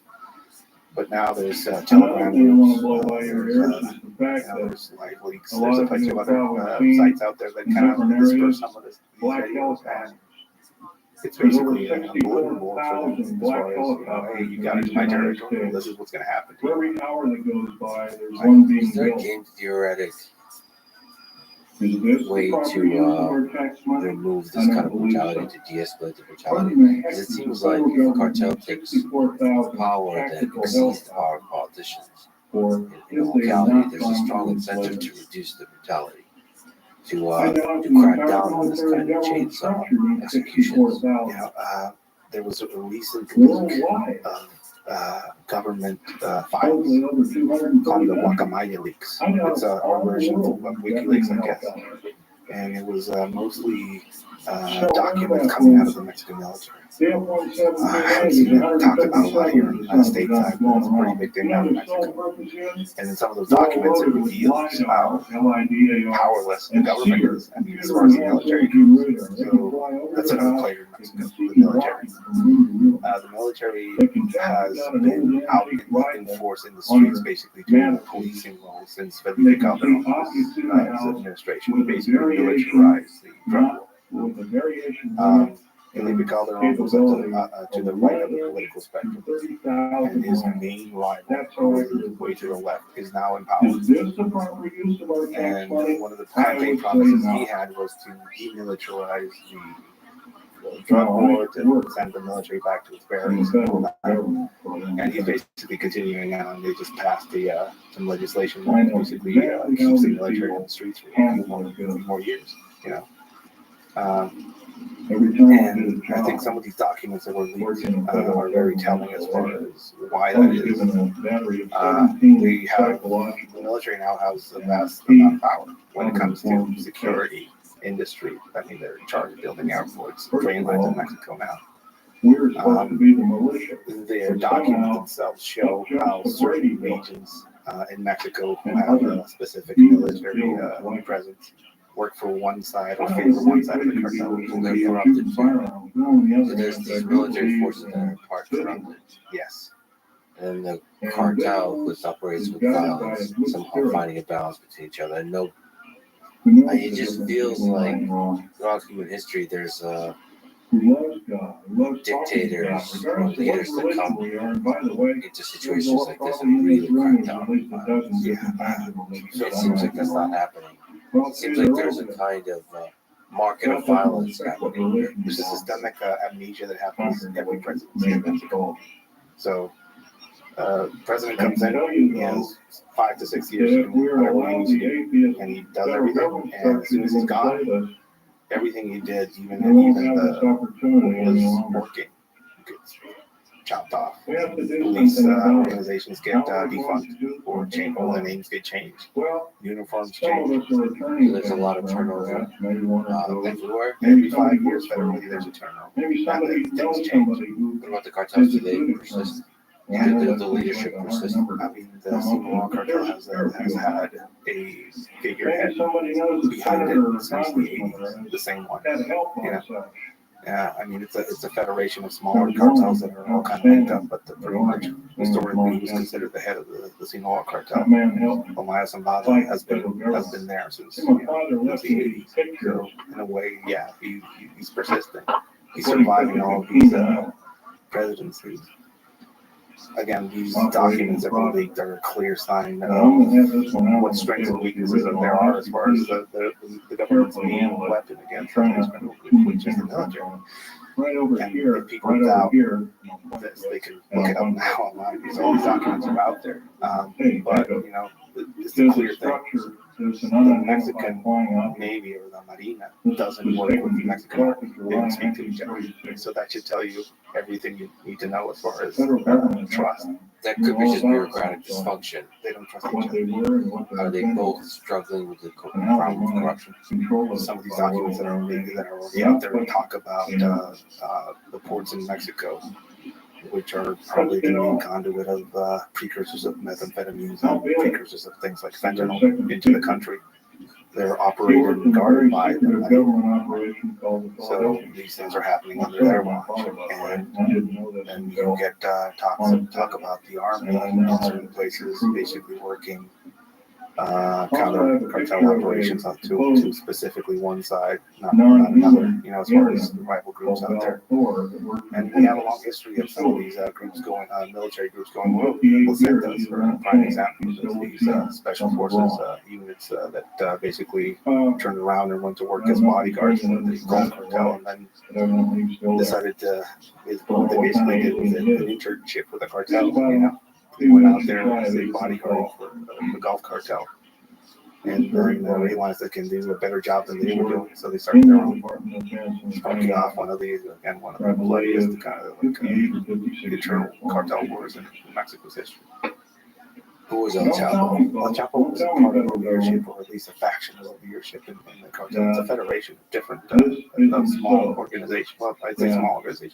Basically, families or organizations that can conform this larger group, which is the Sinaloa cartel that is based out of Sinaloa. Basically, they are people that have family and power and abuses there in Sinaloa. I mean, who was he? I think he was a high-level operator for the Sinaloa cartel. He had his own drug routes, his own networks, his family, nucleus down there is still in control of some of those operations. So his arrest really didn't change anything.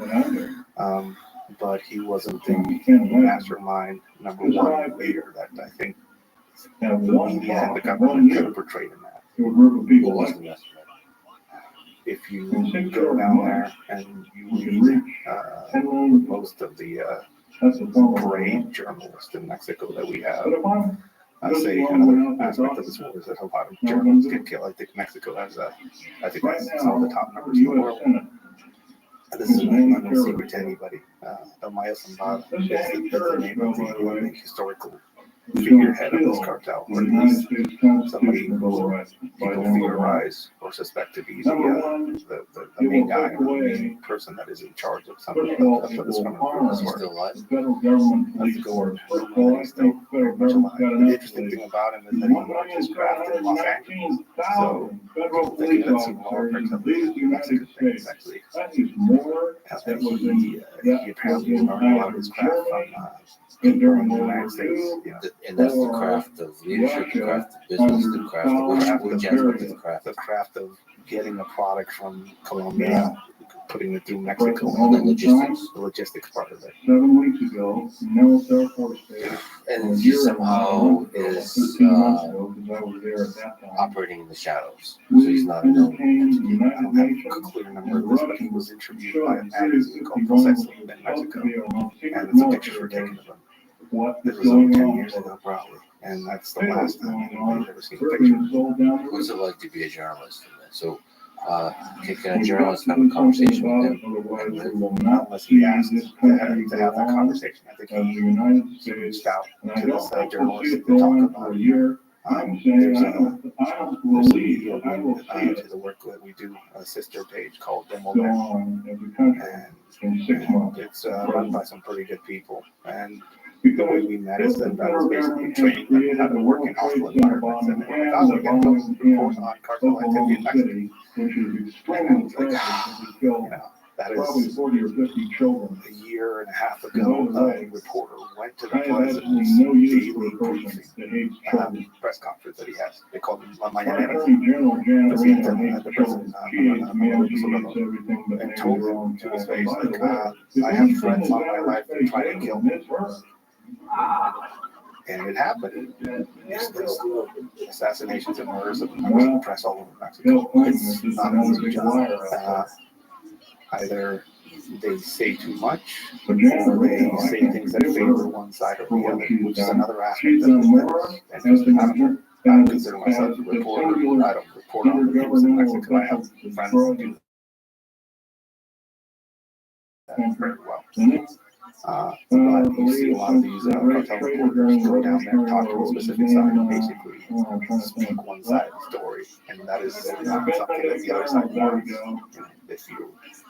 If you go down there and speak to one side, you're saying what they want people to know or hear. So in a way, you're kind of spreading some of their cartel propaganda in a way, and that's how some people, get shot.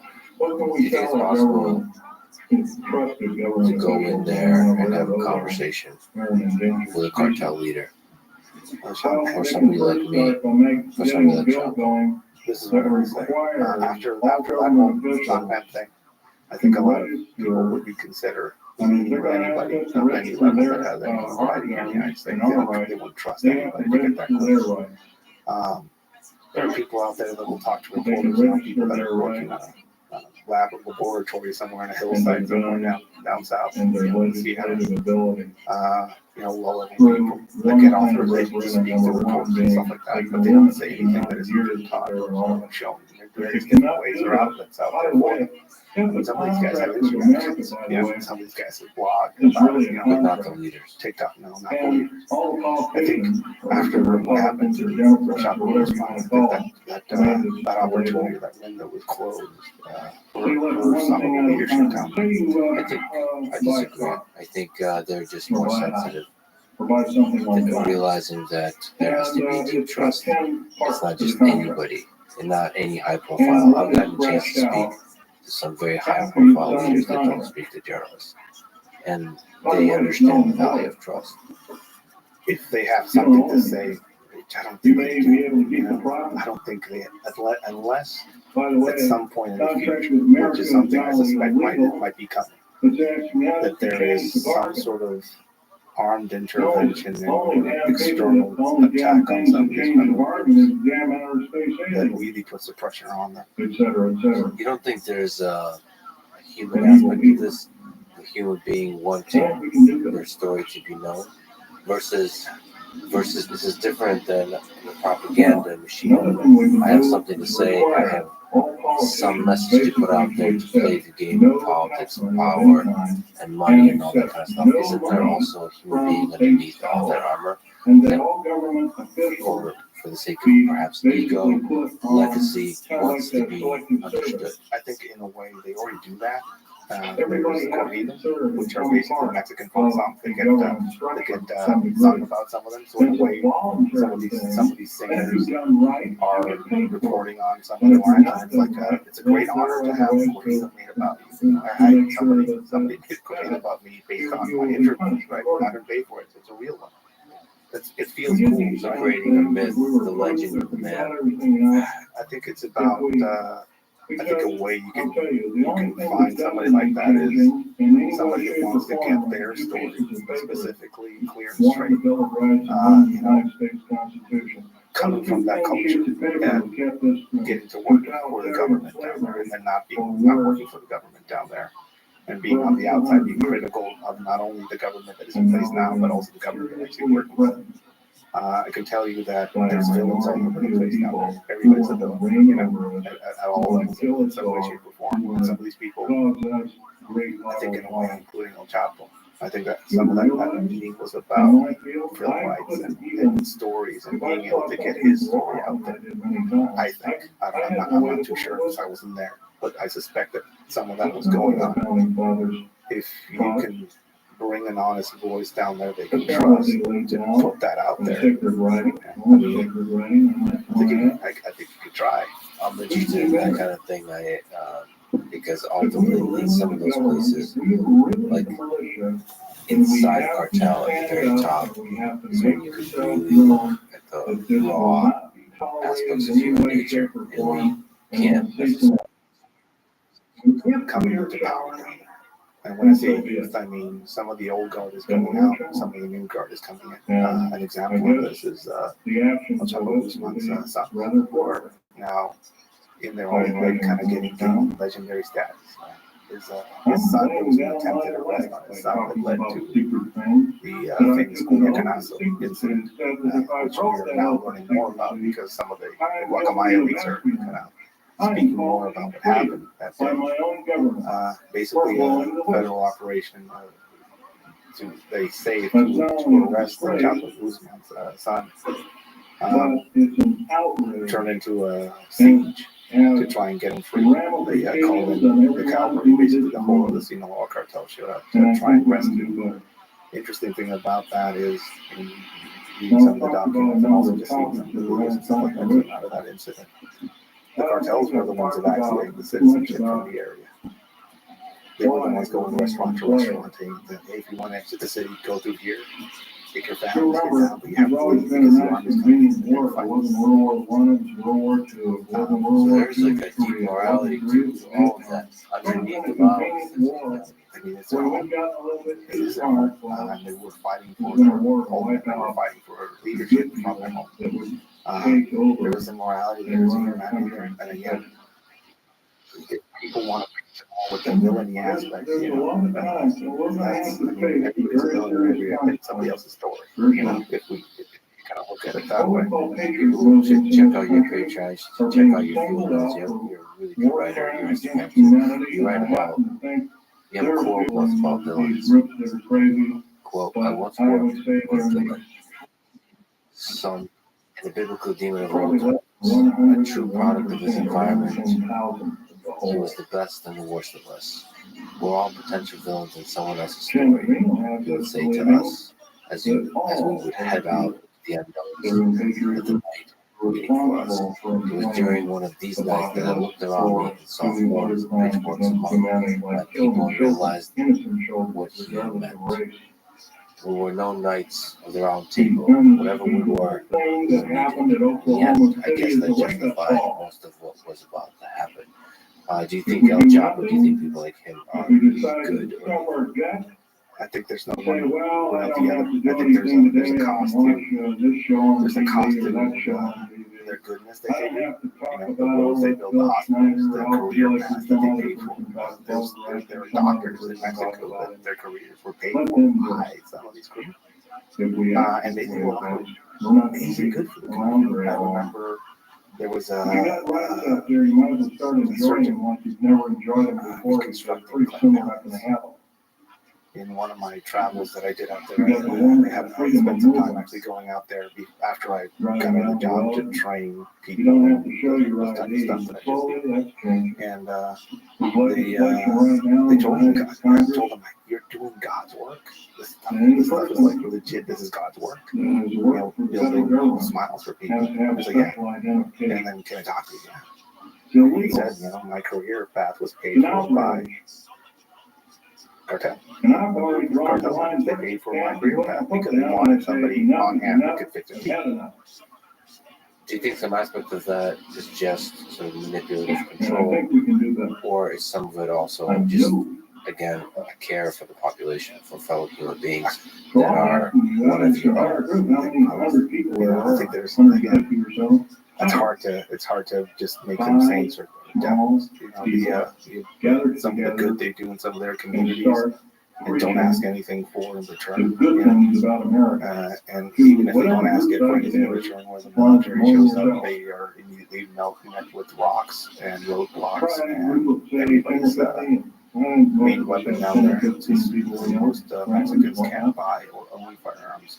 The main weapon down there is silence, and their eyes to the people that they consider the good guys in their environment, right?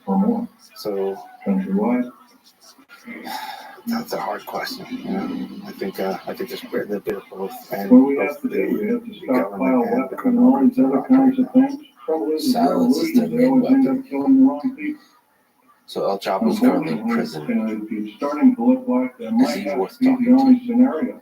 I'd say yes. Is there things that to you are interesting about him that is still not understood? Is he a window into something that you don't understand about that world still, or curious about that world? I think he's a window into the family dynamics of that world. When I say family dynamics, Mexico has a big thing about comadres. And hermanos. We have people that we call family that or not some that necessarily are their family. forthright, Uh, that love God, he is somebody that witnessed that love the the Constitution, the Bill of Rights, construction of and what other is now wonderful works by our the founding Sinaloa fathers. cartel. Like he was in it way back when he started But off they're as few and far between. a farmer, House of and then went into Representatives, United trafficking. States He's Senate, from a town there called is not Mirawato, which one is basically, politician that's the that is Wakanda not of an cartels. attorney. Basically, that's where a There lot of is that something originates. wrong there, folks.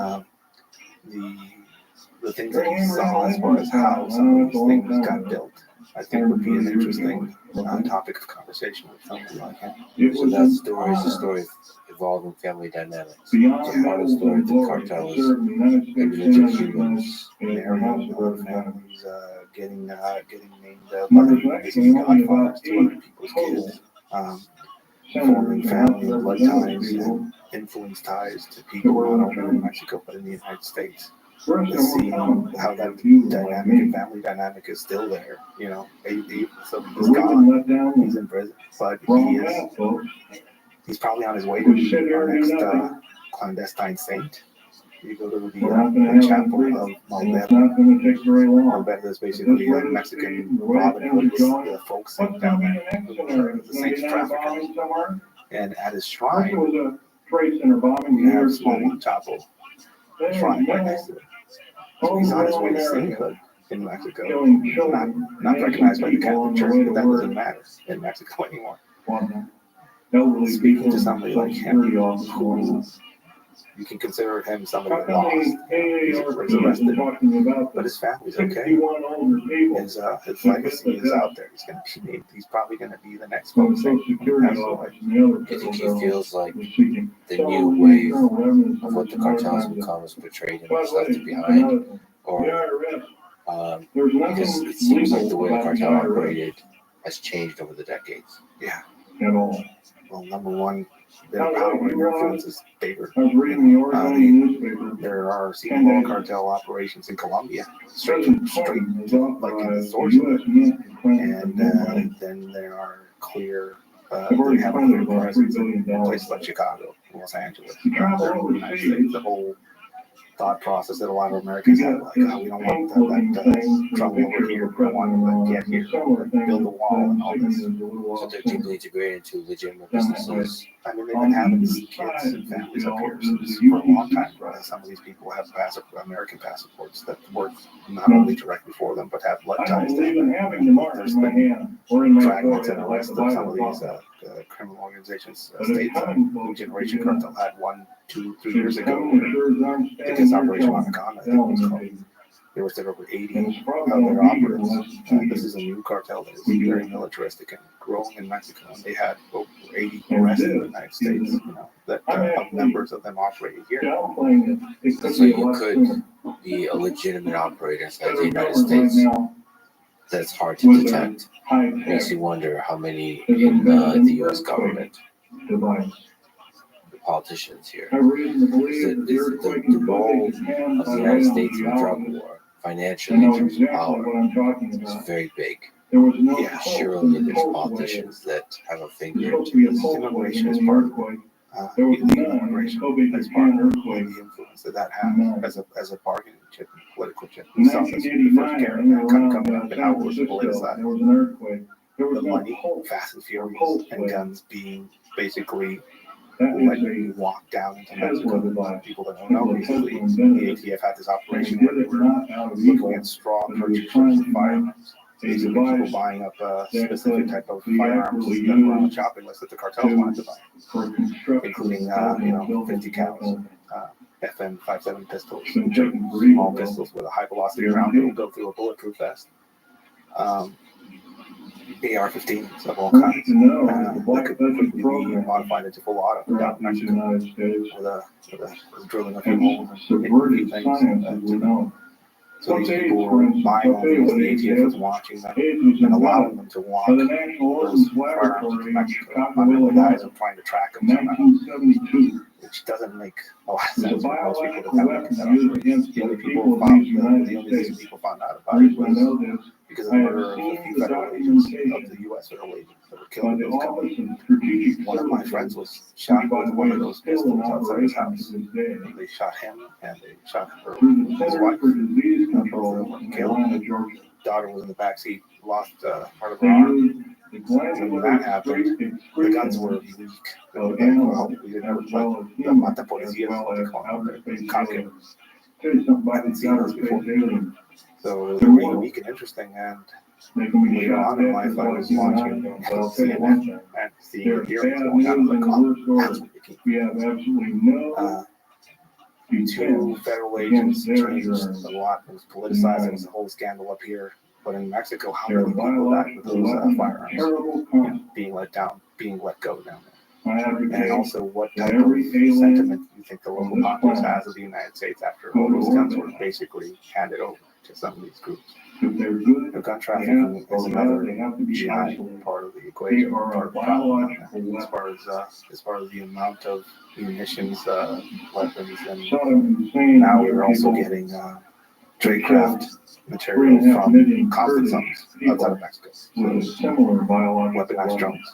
The first time we saw some weaponized drones was in And we, Syria, the people of this and planet, deserve this? No, like we a don't. few weeks later, grenades were being But dropped we're not doing on anything the roofs about of it. some And public officials. every moment that we buildings. wait, every moment that we don't blurt out and That's we been say we've going on had for a while. enough, There's that a place in we Michoacan deserve that better, has some that pretty we're interesting going to videos. get better. And the interesting part of it is because the federal We're police doing down there are actually other working people, hand in hand on this with planet a in united different countries Cafeteras with Unidos, great service. which is basically the local cartels to try and fight Right now, off I'm dying the with cancer generation cartel related to the work Michoacan. that I did. So the even federal government. the federal forces are fighting with the cartels to try and keep this larger cartel out. And there's videos of these civilian drones basically dropping explosives. They found some explosive testing ranges out there that are basically replicating stuff that you would see the IRA use during the troubles out there, from homemade mortars. IEDs have been used in Mexico. Not that much, but they're making like a presence again. We don't have a lot of ordnance around like Iraq, but we do have a big mining industry down there. So mining explosives of all kinds is pretty easy to get. So you start seeing that, and also there's some exotic weaponry coming in from the south and from the ocean. Some of it is probably U.S. military equipment sold to various South American governments that are now not as stable as they were, and they're kind of making their way into the black market. So a lot of those 50 cal vehicles and mounted technical type machine guns and some of the RPGs and man pads or remote control guided missiles that have been found in cartel hands are probably coming down south. You get these like multi-million-dollar systems, like the HIMAR system in Ukraine. You get like super sophisticated advanced technology. So like this is like military grade. I'm not sure what the applications would be exactly. Some of the sophisticated stuff I see now are man pads, which is basically remote guided missiles. I've seen some of those found down What there. is the application exactly? Display of power. There are no-fly zones over parts of Mexico. The Generation Cartel took down a helicopter. There's been incidents of military helicopters falling from the sky, and they said that it was mechanical issues. Again, I'm not going to put conspiracy theories out there, but there's a lot of videos on TikTok of the Sinaloa cartel forces at parties carrying around rocket launchers on the backs. So there's an increased probability of mechanical failures over those areas when you're flying a helicopter. There's no flight zones over certain parts of Mexico. And another thing you're seeing now is night vision equipment that is clearly military grade from the U.S. that was probably abandoned in some war field out there, so maybe Afghanistan or somewhere like that. It's being found in safe houses and in the hands of cartel forces. You want to talk about a scary opponent? Somebody wearing night vision with a suppressed firearm. Those types of capabilities are now out there. Also, there's this tendency to think, and every now and then you'll see these cartel videos of these guys carrying around these 50 cals and they stand there boasting about their rifles, and everybody laughed at them because 50 cal or anything like that without an optic on it. You know, it's like you're gonna shoot, you pray and shoot basically, see if you can hit anything with it. But now there's a few of my sources I've seen, sophisticated laser guided rangefinders and the sighting systems on some of these being found out there. How much damage can 50 cal? What was the application? They started getting them specifically with the proliferation of armored vehicles in Mexico. Mexico has a giant industry of armored vehicles as far as There's a race in terms of armoring and protecting, especially high value targets, and then weapons that can deal with those armored, protected, high value targets. there was an attempted assassination of a state prosecutor somewhere in central Mexico. I forget exactly where. She was riding around up armored Jeep. Cherokee, I think it was. And the main means of firepower was 50 cal. And that car left in pieces. He survived, and I think the armored vehicle company that sold that vehicle has it on display. Then before my time, probably 2 years before I was actually active, they tried to kill the head of public security in the state of Baja. And with him, it was a grenade launcher, 40 millimeter grenade launcher. It skipped off the other armored vehicle, landed on the car behind him, made it back. One of the guys that I used to work with was actually in that car. Survived it. But you started to see using vehicles now. Let's get 50 caliber now to try and defeat that armor. So that there's always this race of technology, basically. Armored vehicles. How do you take on an armored vehicle? Well, there's 2 ways: 50 cals. If you can mount them in the right way and shoot at a car like that, or a bunch of kids with balloons and acrylic paint on the front windshield and blind the vehicle so they can't drive it anymore. There's another one, tow line across a road painted black so you can't see it. Cut the thing in half. Again, I'm not saying any secrets. These are things that you're seeing out there. They shoot at the radiator. Some of these radiators are not even the more sophisticated vehicles out there don't have a sufficient armoring around the radiator or the battery housing of some of these vehicles. There's a case of a guy, I think his nickname was Pelalacas or something like that. A little cartel guy. He had an armored vehicle. He was riding around and got ambushed. He was shot in his car. He was like, I don't have armor. You can't shoot me. And somebody went up to his car and just put the barrel right in the locking mechanism. Back out of him, So it's an interesting place as far as people getting certain types of guns. Armor is prolific down there. Everybody down there, the cartel you're seeing plate armor. So that's an issue. It's not like you can shoot somebody square in the chest and go down. Are they afraid to kill Americans? So I know I was traveling in Ukraine on the front. So like a lot of the journalists would travel in like armored vehicles. And at first I was like, it seems like this would attract attention. Yeah. Like it seems like they would want to hit those targets. But then I realized the whole time that there's a fear of killing Americans. There could be a drastic escalation of it's not worth it. It's getting behind. There is a tendency to shy away or stay away from that. I mean, they don't want the heat or the attention. Outside of that, everyone's game, but also there's been many cases of Americans being killed. Now, I mean, we saw the Mormon massacre happened down there, and all of them were American, Mexican, they had both nationalities, and blonde kids, white, being massacred in the middle of the desert, and cars basically catching fire. This happened.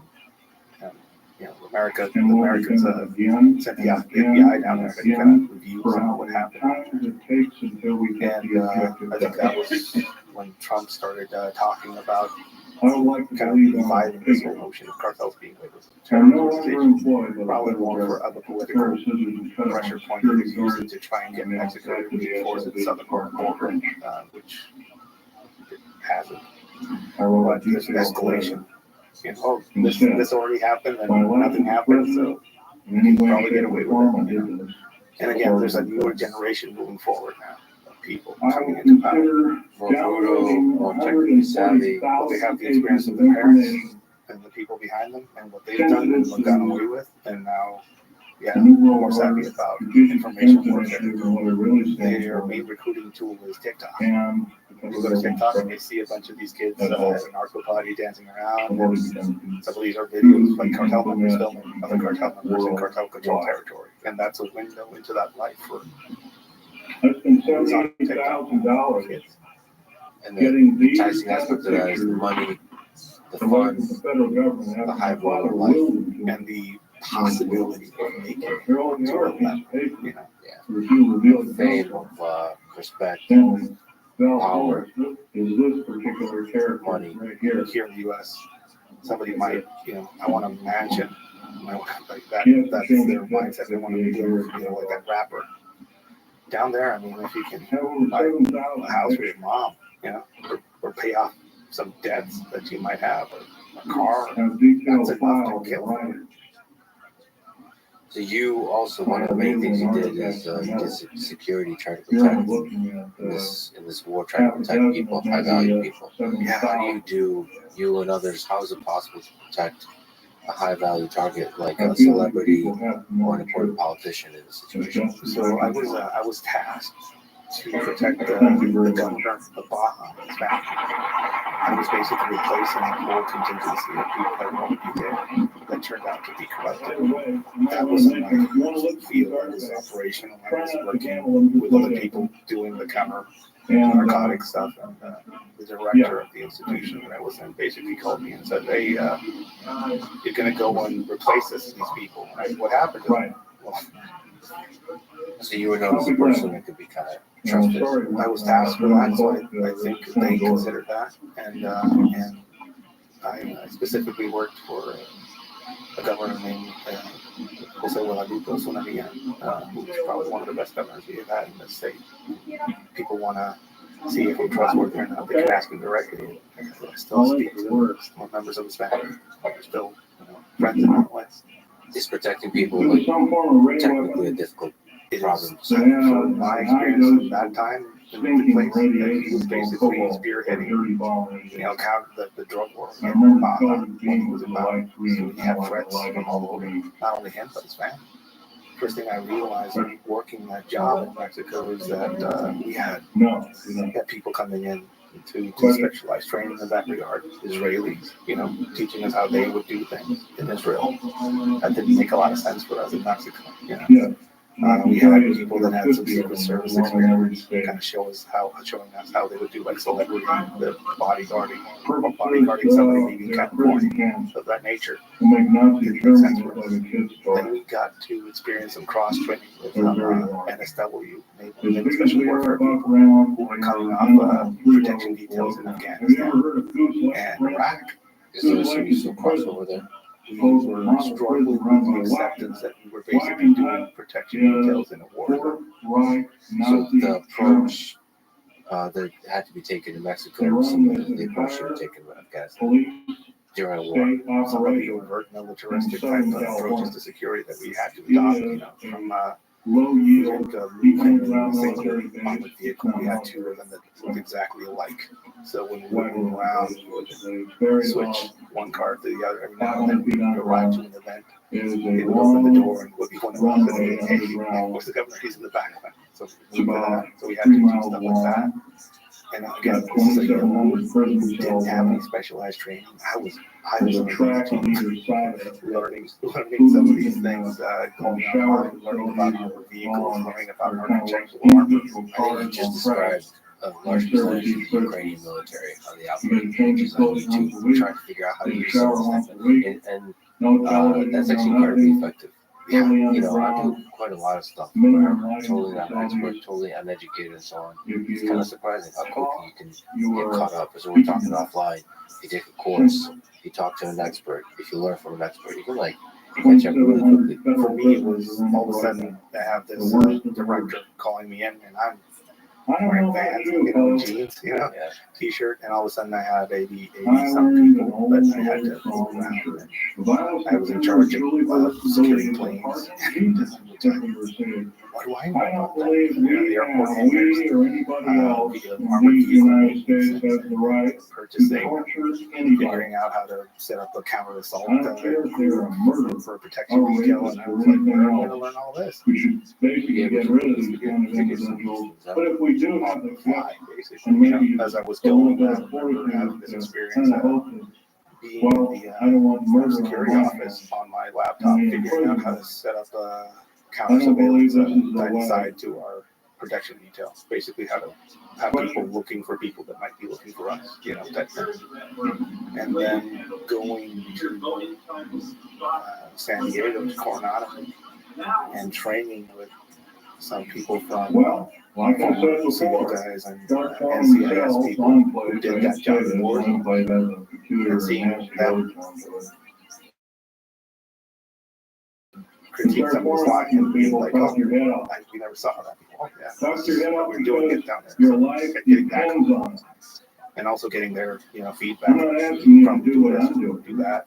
I'm asking you It was a learning process on the to fly. It risk was your pretty life for these United pants States. level. Like I Is it am. possible for the family and for the high value person to have a sense of normalcy, to have a normal life? I mean, I Yes, I'll tried. give you I my was always address. starting off on the wrong foot, basically, because trust had been violated by the people that I was replacing. So I had to gain that back.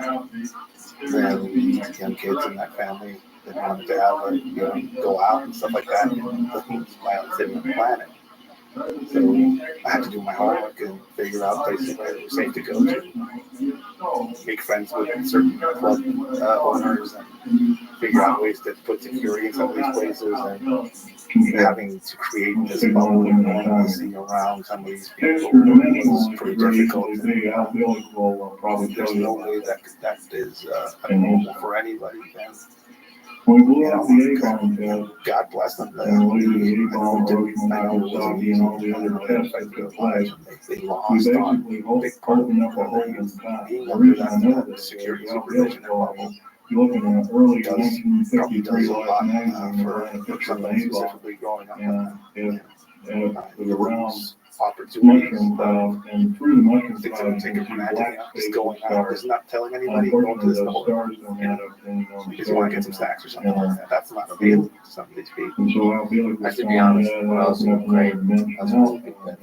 Life magazine. no, I couldn't hang out, I couldn't eat when I was But traveling. yeah, I would right fast there. and eat my son get Your once a other week. questions, It's some great, of it's great which for I that. can and cannot That's a good answer. answer. Yeah, protective custody. That's a good idea for Right now, you guys. This wife information that I allowed me to have, focus, did a lot of I like reading. to say I'm a scientist, but I think that's got a kind of a bad I mean, connotation. I joke with course, But but anyway, there's some as a scientist, I like to say there's some that complexities to in this. all my In studies, terms of I normalcy have of every family, reason to believe outer also space just aliens how to are operate, another form, like have a another mental tool, clarity another and the system lack of of fear. technology to enslave Basically, be the good at wonderful your job, people whatever of the that United job is, States of even as a America politician, and as a the leader, world even under as a a one soldier. world government. Somebody And this scenario occurred in Nazi Germany and is said something now like this to occurring a in the group of us, United States, that there's and it's nothing wrong got with to being paranoid. go. It's just about Otherwise, educating we're your gonna paranoia go. and knowing what to be afraid Next of. question over here. If you're afraid of everything, you know, you're basically overwhelmed. Pretty But if you obvious. start educating Take yourself all as the far as specifically 129 what to delegates, right now prioritize, as it's far as actually what to worry about, 131. you know, war, Take working, 129 or protecting somebody, 131 you know, you're not delegates. looking at everybody's faces, you're just looking for their 10%, hands, roughly because that's what's 14 going of to kill you. the largest. You know, that's an They're example all of cities colliding underground. There's with high-speed your paranoia railways, and afraid of. Looking at the magneto-levitating hands, trains that's that specific to obtain a Mach particular 2 and situation, but Albion will tell also you that. figuring out which Yes, situations to He's avoid and which seen it. it's okay. I mean, that's like ultimately one of the biggest I've seen things the you can tunnels. do. I never been on the Route train. analysis. You have to get to the He'll airport tell and you you send off 2 cars to analyze 2 routes, also and then that on the fly these you can just house change great numbers of people. Well, I'll tell you trajectory exactly how many numbers to of create people. randomness Because again, and 106 million unpredictability, man and have that as standing a army, security feature. fully equipped with all Having the food, to water, and a provisions convoy for 2 years of 4 underground. vehicles separated Or into ever 2 along convoys and shove you different suffer out a nuclear parts. war or whatever. Again, make it hard to guess what it Ugly could be. scenario. Putting out false And that information would as be far enough as to who's take going to be anybody and in the who's going to United be. States. That By the kind way, of there's stuff. no place to It's kind hide. of amazing how many assassination Black attempts have been avoided helicopters. just by having a pretty There's so strict many. schedule and being a Not little bit just black off ones. in I'm terms of talking about timing. military Just like helicopters showing up in 15 general minutes too. late or to a slightly different location. We're going to train specifically around this type of stuff. Something very like the An operational training, they basically showing us how to ambush people. underground. You know, when I started making a group for myself as far as counter ambush, you know, this cat team, they call them basically a group to respond to a high violent ambush. First off, the first rule, if you find yourself in an ambush, it wasn't a successful ambush. Because if you find yourself alive, but if you want to create an amazing counter ambush, you have to make an ambush, and the ambushing can be arrested and figure out where all the opportunities of not only being successful doing what you need to do or your favor, but also to escape with your life. You know, we're not going to be the vibrations of heaven. That's not the type of mentality that we have down there.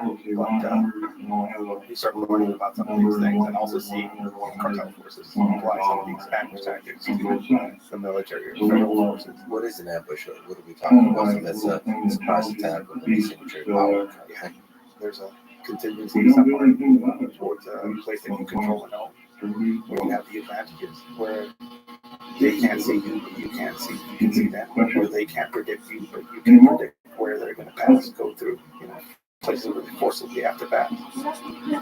Places where they're predictable. Places where you can predict, but also have a plan for yourself to escape and exit that place. So how do you train for counter? You turn into a perfect ambush. That's how you train for counter. Also, always try to make sure you have more information about other people. You have them with the surprise, all of those things. And this actually would say, it's the word, basically that simplified. There's a lot of enemies in Mexico. There's a lot of uncertainty, right? Well, I guess that's what Rob analysis is. You prepare for the problem, and if the impossible happens, you're halfway out of it. Hopefully, if you find yourself in an ambush, it wasn't successful. As far as our training and my experience with it. The adversarial thinking part of it has always been a very powerful one. I think one that a lot of people ignore and kind of leave to the wayside. Specifically in all conflicts, there's a tendency for a military force or a conventional force of any kind to be trained in a way that is human like the enemy. And when that happens, you become blind to the enemy's story, his capability, his story, his ability. If you treat the other side like it's hard to take notice. So this part of this is a radical empathy for the quote-unquote enemy. At least for me personally, I was one of the guys that would rather beat the shit out of them, put them in the back of the van, just tie them up, gag them. You were able to see. I learned that from my mother, you know, that nobody's against you, Ed, they're for themselves, and you will make friends with enemies. She said that when I graduated, I carried that with me throughout my whole career. But isn't there then a pain of killing another human? Always. But there isn't. Again, I'll just go back to Ukraine as my only experience with this kind of harshness. There's a dehumanization that I suppose this is common war. There's something like a video game aspect of people almost having fun. There's humor. And I think underneath that, the prerequisite is to see the enemy in the same way you see the enemy in Call of Duty. You don't really think. You think of them as NPCs, the bad guys. The Russians are called orcs. In Ukraine, there's all kinds of other names.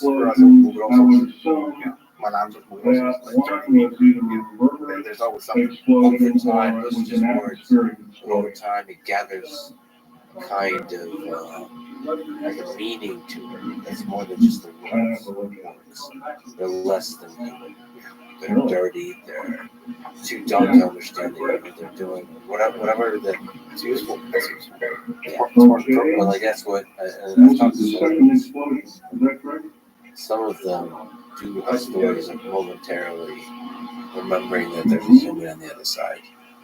I talked to one woman who was this really badass soldier. She saw this really brave soldier on the other side do something that was almost stupid how brave it was. And then You she was also trying to shoot a movie. She missed it. it does have a And freeway, she but said doesn't she have couldn't an sleep the night inlet. after, thinking, Therefore, why did she miss? Why did she miss? And then she thought she missed because he was a hero. And she had this brief realization that there was a hero on the other side. Like the other side is heroes. And then, but then that quickly disappeared. Again, she had this moment as a human being that rises to defend his nation, to defend his people, and he could be heroic on the other side. There are things that we're trained to depress or conceal, hide, and kill in us. When we're trained for something like that, or when you're in a conflict zone like that, and you hear the narrative constantly being blared out that the other side is an orc, or whatever word you want to use. But we live in a day and age when you can see Americans going off to Japan and shaking hands with their former enemies. Some of us have seen that. And how things change. I think years from now, a lot of the stuff that we are taking right now is the unprecedented won't matter anymore. The question is how many years? That's a question I asked of a lot of people in that part of the world. And a lot of them currently, they're also self-aware. They're like, I'm not sure I trust my current feelings. Yeah. But the current feelings are generational. Like for decades, I will not just hate the leadership, I will hate all leadership. I can't understand that on my side of my life experience because our war has been an internal war, amongst our people and amongst our houses. While that is the propaganda, there's also a deep grain of truth that there's a oneness to the people of that region. Yeah. But people will get very offended at that idea because right now it's a very strong nationalist borders. But there is a cultural history that connects people. In some deep sense, we're all connected. We all come from Western Africa, and it all came from fish before that depended. Of life, of history, and of life. But there is a oneness to us. Often you forget that. I had an experience working. There was a friend of mine who took the other path. The face on Mars is a reality. Yeah, went to work for time that was a civilization. I was operational, and That's been proven. we saw a bunch of people at the gas station parked. Enhancement Back photograph, then, and it was the broken main down by modus operandi that they had was that they would impersonate or dress up as federal rather than a hunk of rock. and that's how they There would was move one around the shadow city. on it that NASA told us another lie. We saw these But suburbans still, you in have to remember it. a gas station, People cannot tell the and truth. some of the guys were carrying In days RT-47s. past, they were called That's sons not of a Belial, standard issue the ones firearm. who did not tell the truth. So, We have to we consider saw that, and I got off on foot and walked by this fault. to try and get a better sense of what was going on. Took everything off, wearing jeans and a t-shirt, and I got a whistle from one of the guys that was there, and my name was called. It was one of the guys that I grew up with. I can tell you right now that's not so. Redhead kid, Copper looked like a oxide for Canelo. blood, similar to an It octopus. was redheads that Cephalopod. probably some of the Irish that betrayed the American side during the West Mexico-American War that stayed down there and had a bunch of kids. It's probably Their cellular there. structure is totally different. This redhead kid, That's not true at all. when I say kid, he's my age. Now, to my eyes, he's always going to be younger now. Probably so. There's supposedly a group from Zephyr. Say, hey, From different guess like he covered. I'm like, what are you doing? fairly He's active like, oh, places shit, like just, that. Someone came going from home. the place, I but said, right let's now go he's get a taxi. supposedly having an I was like, all-out oh, war okay. with As he walks and over, they had as to a leave us. plate carrier, they kick around magazines. I haven't really studied that Major in amount of stock on talking about other things. He comes over and hugs me. You can feel the magazines on my chest. Mind you, I have the gun on me, tucked.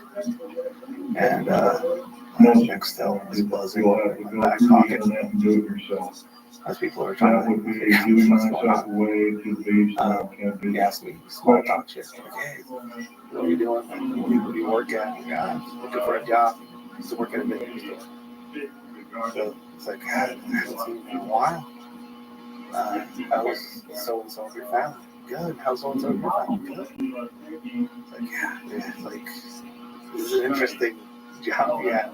He's like, yeah, it's pretty good. They pay as well. And you get a car, money, and nobody fucks with you. You get respect. That's awesome. Yeah. And if you want, then we can get you in. If you want that, it's like, oh, it's like I'm too much of a coward for that. Conversation like any other. Yeah. Right. He hugs me before I go. I said something to him. I can't remember what. And he says, hey, in my ear, I know what you do for a living. It's a lot of safe place for your beating. And I walk off.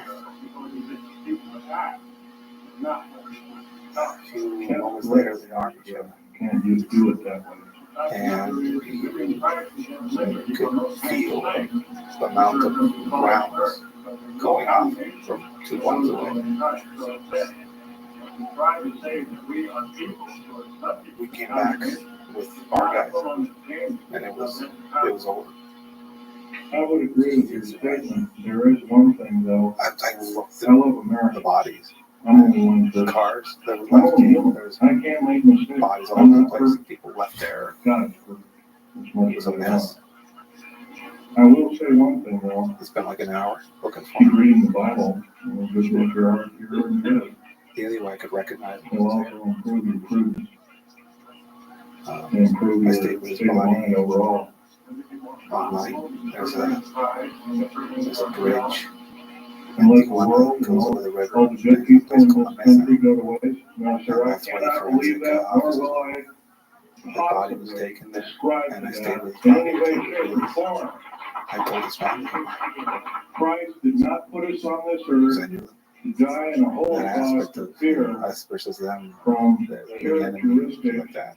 evil And my mom entities or people. told me, nobody's against you, they're just for themselves, so don't make the No, mistake of sir, I beating cannot them. believe in that particular statement. And those roles could have been Love Christ, but unfortunately I I cannot could reach believe on the face there. that I But can an aspect of allow conflict brings my what fellow countrymen bad guys, good to guys. go by the wayside. And I think actually it's a form of disinformation and government propaganda to believe it. There's an innocence to that and goes away. Okay. Is your mom with us? No, almost 3 weeks before I decided to quit, she passed away. Did that have a Major. After I got done on the protection detail with the government, like everything in there again, the whole cycle.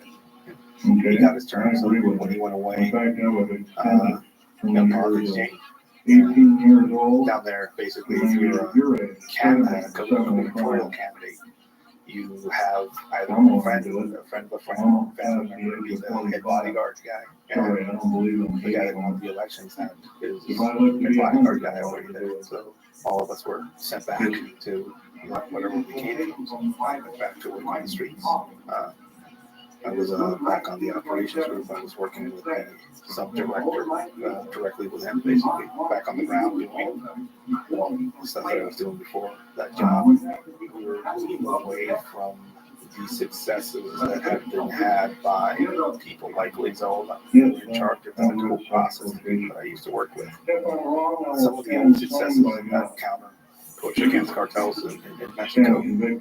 And you can kind of it's documented, you can read about it out there, a bunch of people wrote papers on it. Some of the only successes were had by Lizola. Basically, he had leadership. He not only pacified Tijuana, he also did the same in Juarez. He sent to be the police chief in Juarez too. But politics change, and here they become villains. There's A lot of several people started calling him a villain because of his unorthodox approach and human rights violations and all this type of stuff kind of comes to the forefront. And people forgot. People forgot what it took to get Tijuana off the most dangerous and endless of the planet. And people were vilified. People like him. And the police force that I was a part of started getting compromised. A lot of the things that we put forth to try and keep us honest was our program. We had these centers called C3s. Basically, you would go there every year, you would get your financials checked, you would get a physical, psychological evaluation, you would get a polygraph exam done on all the works to try and see if you were somebody who told something wrong. And all of that was canceled because it violated your human rights if you get fired from a job because of a failed polygraph exam, because that was not an actual admissible way of firing somebody. So all of a sudden you have people that were known cartel compromised people that were fired 5-6 years ago, showing back up to work with their back pain and everything. So this started happening, and it quickly realized that it was going to be hard to stay there. I was driving home from work, and I got a call from my brother that my mom had been going through some health issues that have turned into psychiatric issues. We basically taking turns trying to take care of her, locking the doors so she would wander off and stuff like that. So not only was I dealing with the job on the street, I was dealing with that, and also I had a 2-year-old. And a marriage that was difficult at that time. So I was trying to figure all these things out. Made more difficult by your job. Financially secure job, and pressures that it has, and odd hours, and all that made it really hard. And then all of a sudden, my brother calls me and tells me that he's going to the hospital. Something happened to my mom. It wasn't my turn to watch her, so I felt pretty shitty about that. I got to the hospital, Write everybody until the doctors, came out and told us that she was gone. Massive heart attack. She had a pacemaker by then, or something like that. so she was gone. Okay, last question. This is the She last was in one. her 60s. I'll be more than happy to speak in any area Expected at something, any time. but not, that was Thank like, you. she was my, God bless each she and was the every reason one why of I would you. ask for advice as far as work. Sleep, The ground was removed from under you. there was nobody, there's nothing underneath me. I get 3 days off work. That's what they gave.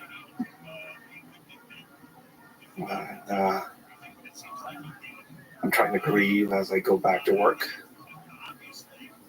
Dark shit crosses my mind as I'm going through that process of trying to figure things out. Dark shit, like suicide, dark shit? Yeah. So it was very low for you. It hit very hard. Yeah. I wasn't allowed to grieve, basically. And I wasn't allowed to grieve for a few years for different reasons. I went back to work, And you weren't allowed other people, also you yourself were not allowing yourself to grieve. Is it like there was other people with me that didn't allow me to grieve.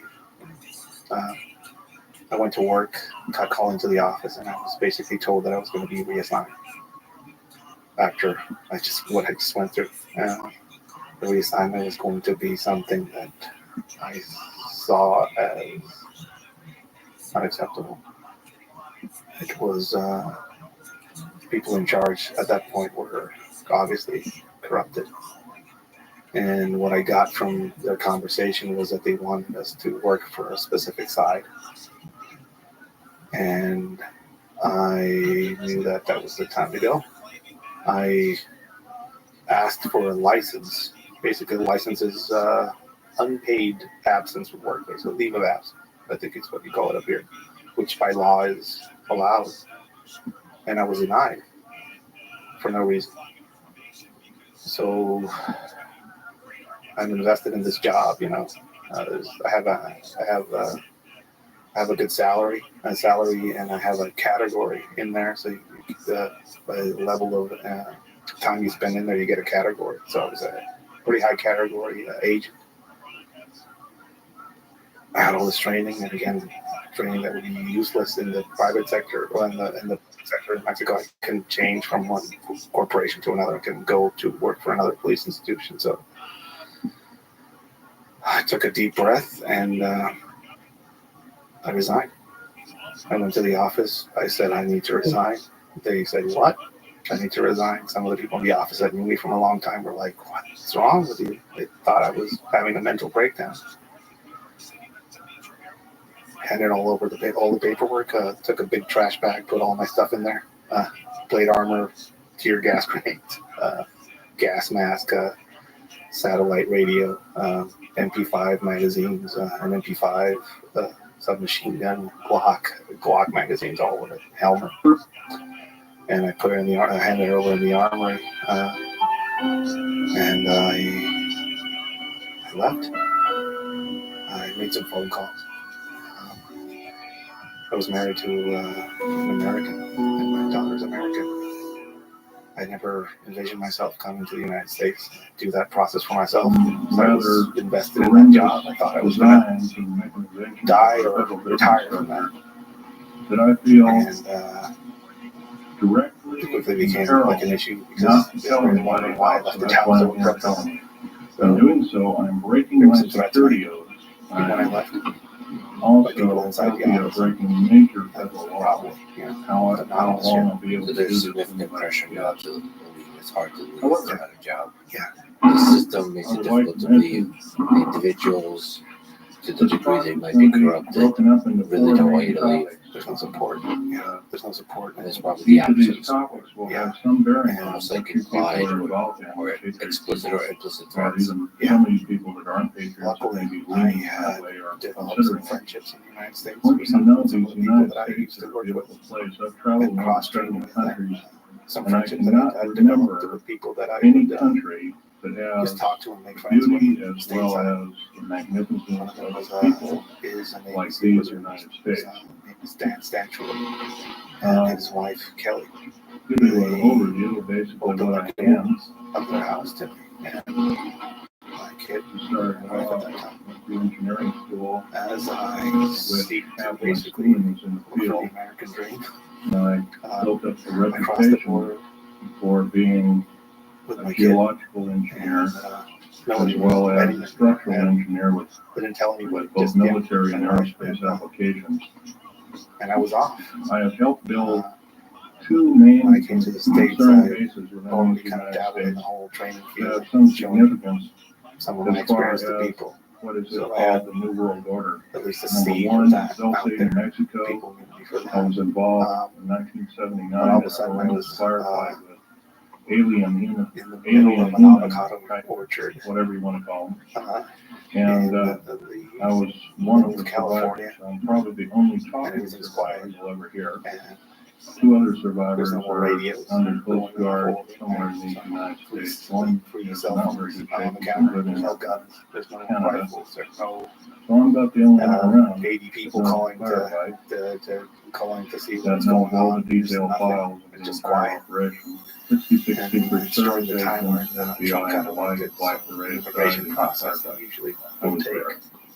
I had Number one, an immigration process that would take part at of the what I'm going almost to a tell year you to is 2 going to years. be very shocking. So it Part was, of what I'm going to tell you is probably not going to be it very was a technical unbelievable. process to So, not only come to the U.S., instead of but putting on your glasses, I'll ask you to you know, put your come to the skeptical U.S. on with rather than your with spectacles. that pressure, kind of underlying pressure as far as But being an immigrant please at that feel time. free to do your own homework. And then I your know the personal Freedom of psychological Information Act isn't PTSD much to go on, but of going unfortunately, from a it's war basically zone the best to we've got.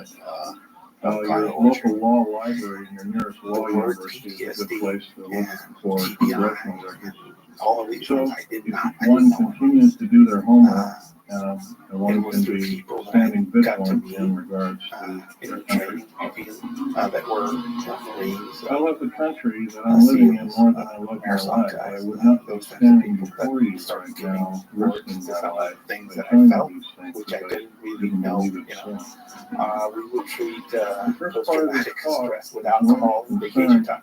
deep underground military On the bases scout. and the black You budget. know, when you see the bottom of it, you're When you first Trousers start are by gone. emphasizing Yeah, the black immediately. budget, So I was The an black budget. alcoholic as well as Secret all the of other your- stuff. I was drinking basically a myself to sleep secret every budget, third night. garnered My family tremendous dog. national product, the national It product was is she present was brave. by And the I respect and understand her. reported.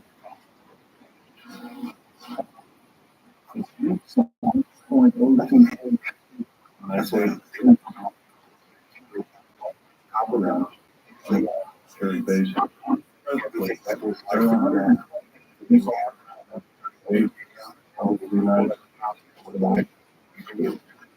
For them,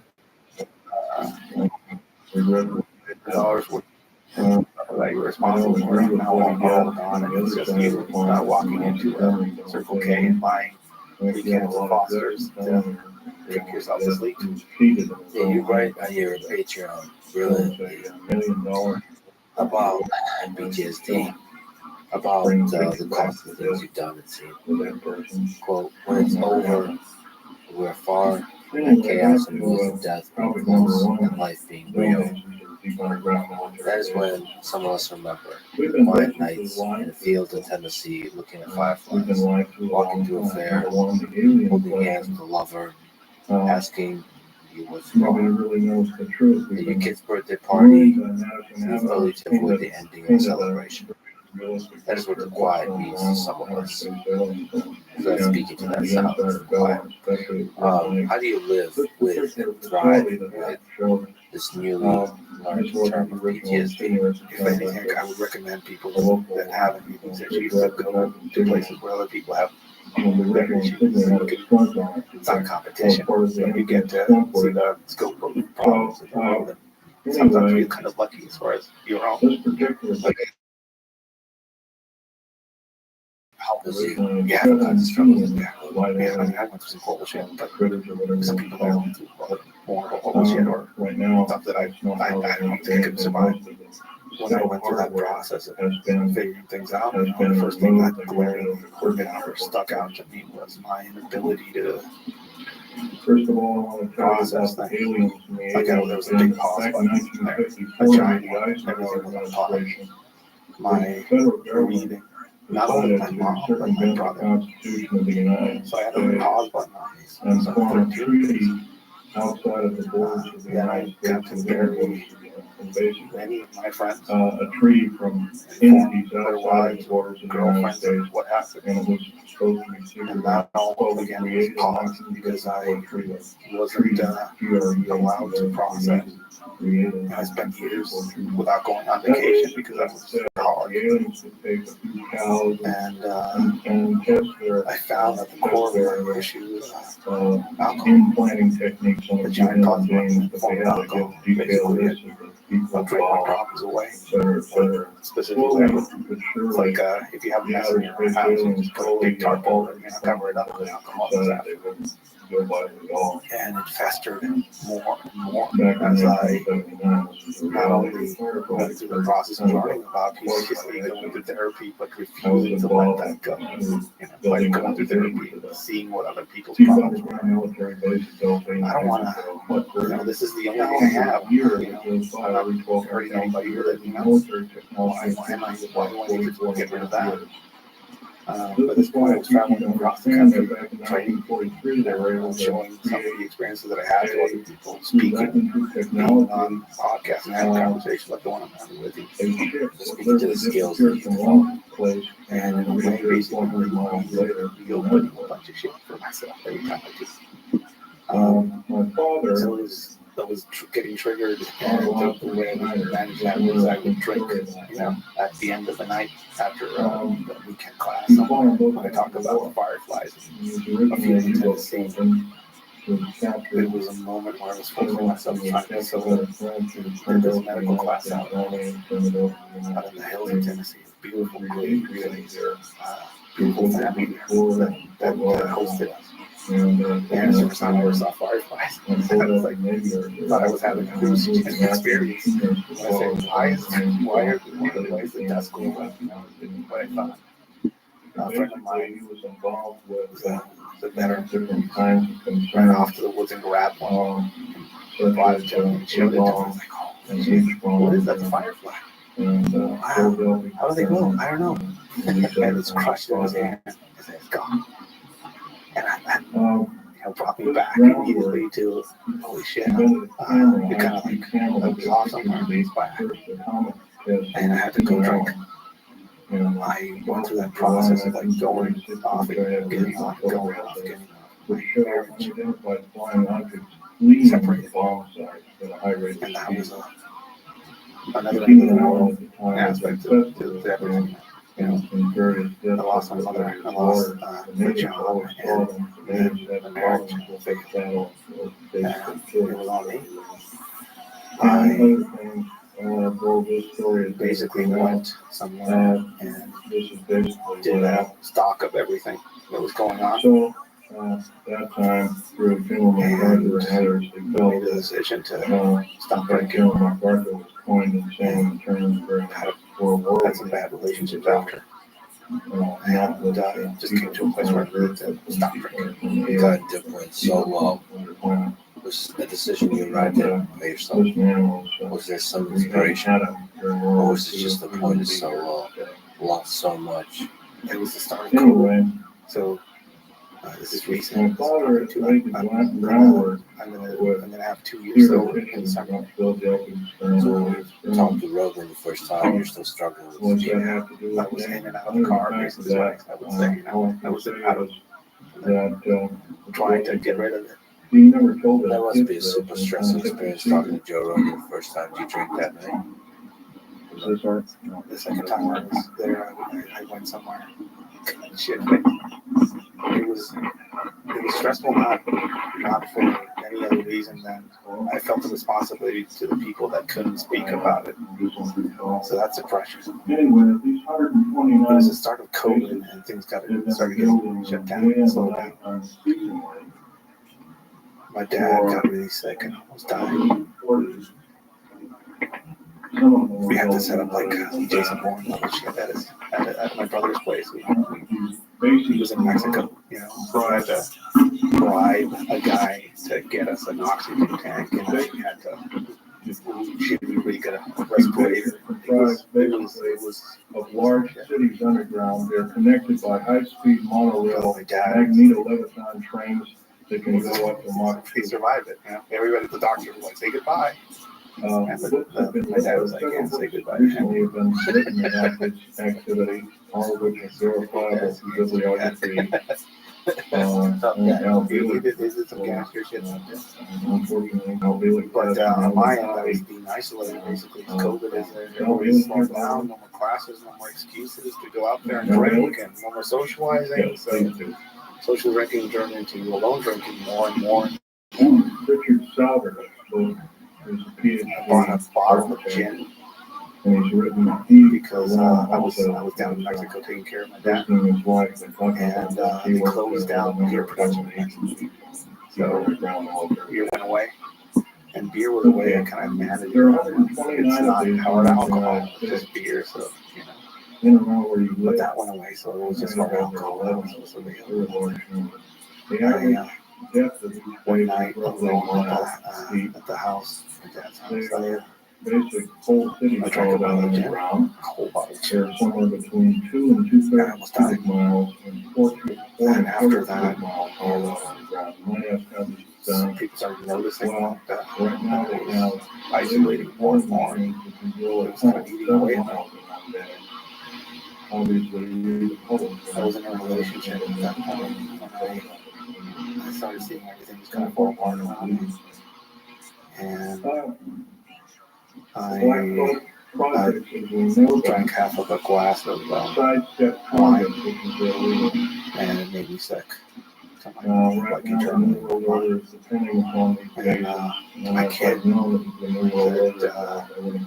don't know, nobody coached her, nobody said anything. She was a pretty intuitive kid. So I don't drink anymore, Dad. Basically, Out of nowhere, in the middle of the night. Technology I stopped. I stopped that night. I stopped that night. I remember waking up at 3 a.m.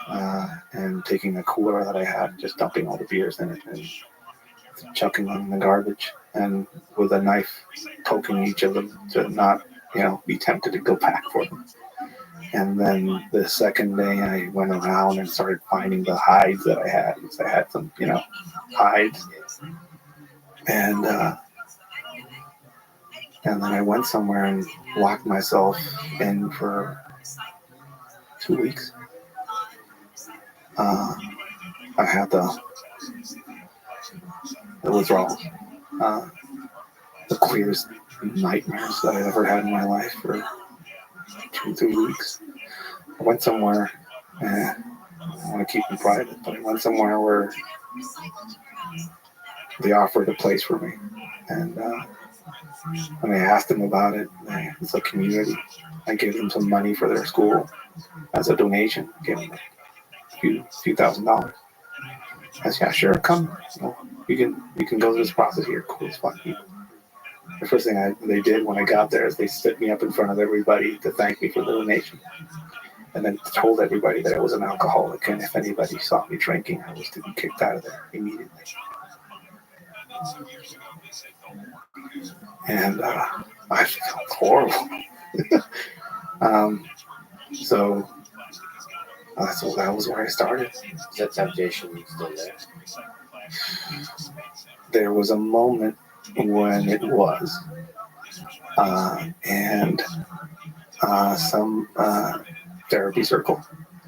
There's a rodeo clown friend of mine who his spine is basically fused together, type of guy.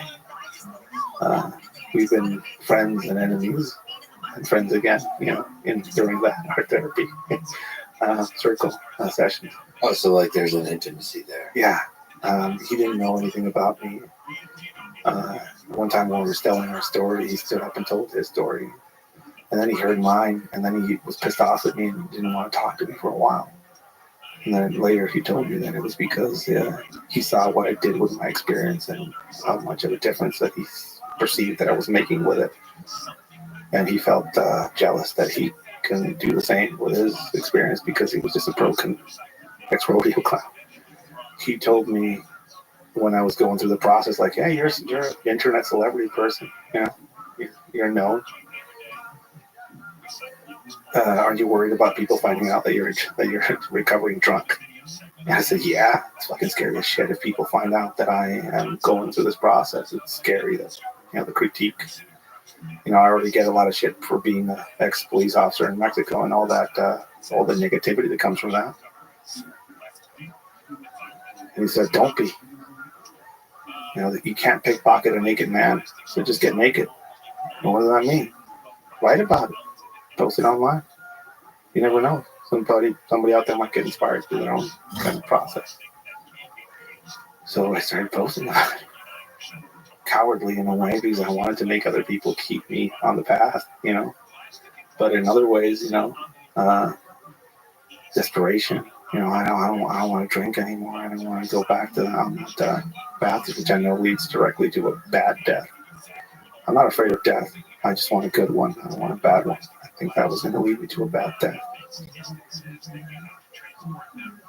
I started writing about it and sharing it online, through my fever dreams post and just being humorous about it online. Getting a lot of hate on one side, having a few people and companies that I work with kind of step back and seeing this guy has some issues too. Having other people kind of make fun of or make light of that weakness portrayed. Also getting hate, getting criticism, because here you are, a counter narcotics police officer, has a drinking problem. So is that like supposed to be what, like flaws revealed? Weakness, or a perception of alpha in the U.S., I guess. Some people have, You were supposed to be strong, and here you are. Yeah, I'm not Jocko Willink.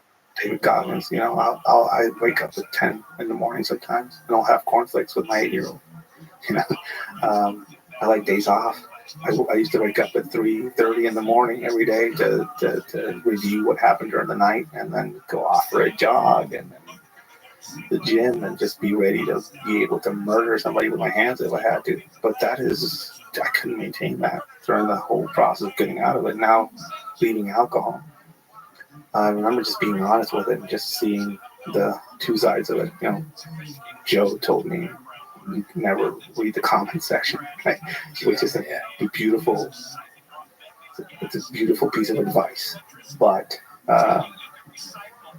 they get to you sometimes when you talk about some of these things openly. And some of the comments were positive, and I've been seeing people comment, sending me messages, and meeting people on the road that are 5 months in, 10 months. Some people that have been on that wagon for way longer than I have. And it's cool when you meet people that are superhuman or perform and take an extreme ownership of things and are just amazing people that are, thriving out there. It's inspirational. Like some of these people, I'm like, holy shit, I need to figure out how to get to some semblance of that. But I'm not that. You know, I've been through the ringer. I fucked up the shit times. My nose is an example of that, and a few missing teeth. But in a way, I think all of that is part of the process that not a lot of people want to talk about, independently of the experience I got down there, and some of the things that I show and talk about, and some of the advocacy I do related to women like her that are, trying to look for a better life and trying to find their missing kids, training people to not get into those situations, but also showcasing the fact that people that go through some of these processes have a journey to go through. I just came into your studio with a duffel bag straight from the airport, and I'm going to leave early tomorrow morning to somewhere else. I've been on the road for almost, I think, 5 years nonstop. I go back to a specific place every week to see my kid for 2-3 days, and then I'm back out. Some people are like, are you running? Like, are you worried? Is it afraid about to know? But I am, on this weird path, I guess, trying to look for something that I think I've been missing, as far as my afterlife of a sort, coming out of that. Are you looking for some kind of deeper understanding of humanity, like from the specific experiences you had to get some deeper understanding of what the hell we're all doing here? I meet people every weekend with different stories. People come to some of my classes. I show them how to weaponize the environment, how to arm themselves, how to not get abducted. I meet people that have gone through those experiences and basically trying to work through some of their own issues by going through training like that. I get to meet people that are, people that I've only seen online, or just seen in videos. I remember meeting Royce Gracie in Harbor City. I heard of that guy. He's a pretty interesting character. I remember seeing him in a bootleg VHS video. I told him about it.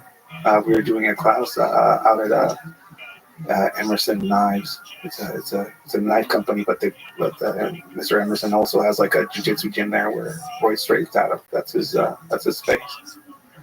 And they're teaching how to defend against somebody trying to stab you, and I'm showing them all the ways you can get around that and fabricate and improvise and smuggle things, basically the adversarial side of that. That's what I'm known for, the psychology and kind of the ways that people do that. And I remember him seeing some of the stuff that I was doing and just being like, where are you from? Mexico. Makes sense, somebody from Brazil, tipping the hat to somebody from Mexico, as far as him seeing the violence and some of the mentality behind it.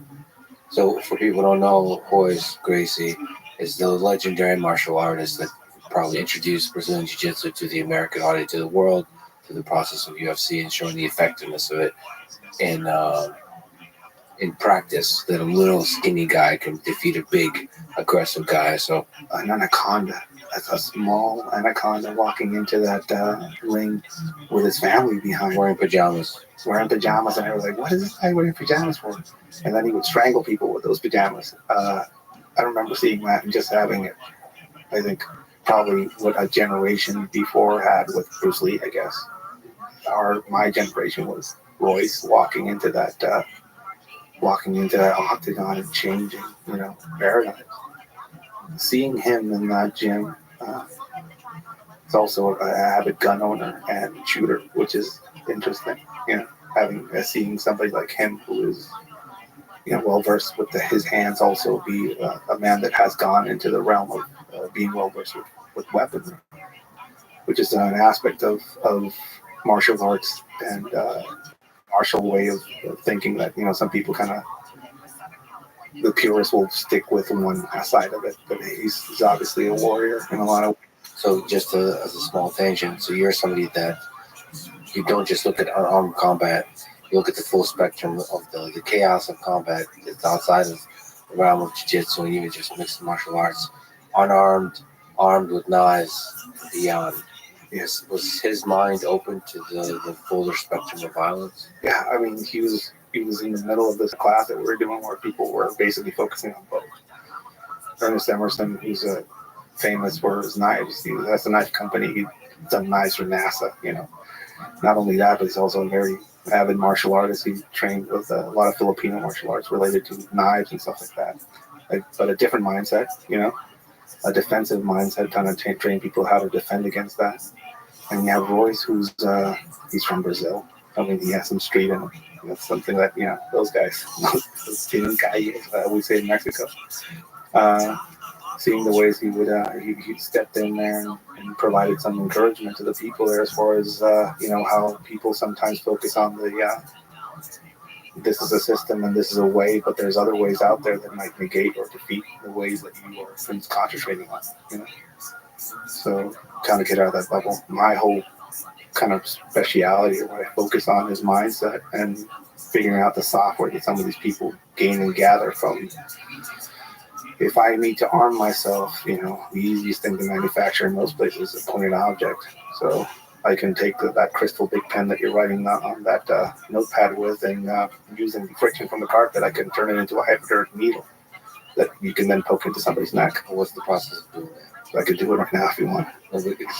Can you use your words for those and also because I'm terrified? No, I could basically, you can take the friction, the heat and friction created with this carpet. Yes. You can grab that pen.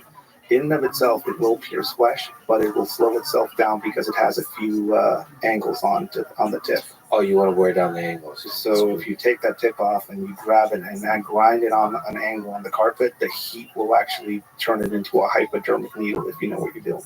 Hypodermic meaning like it smoothens the entry. It will make a point in an angle that will guide its way into your flesh. So you can actually go through a torso with that if you know what you're doing.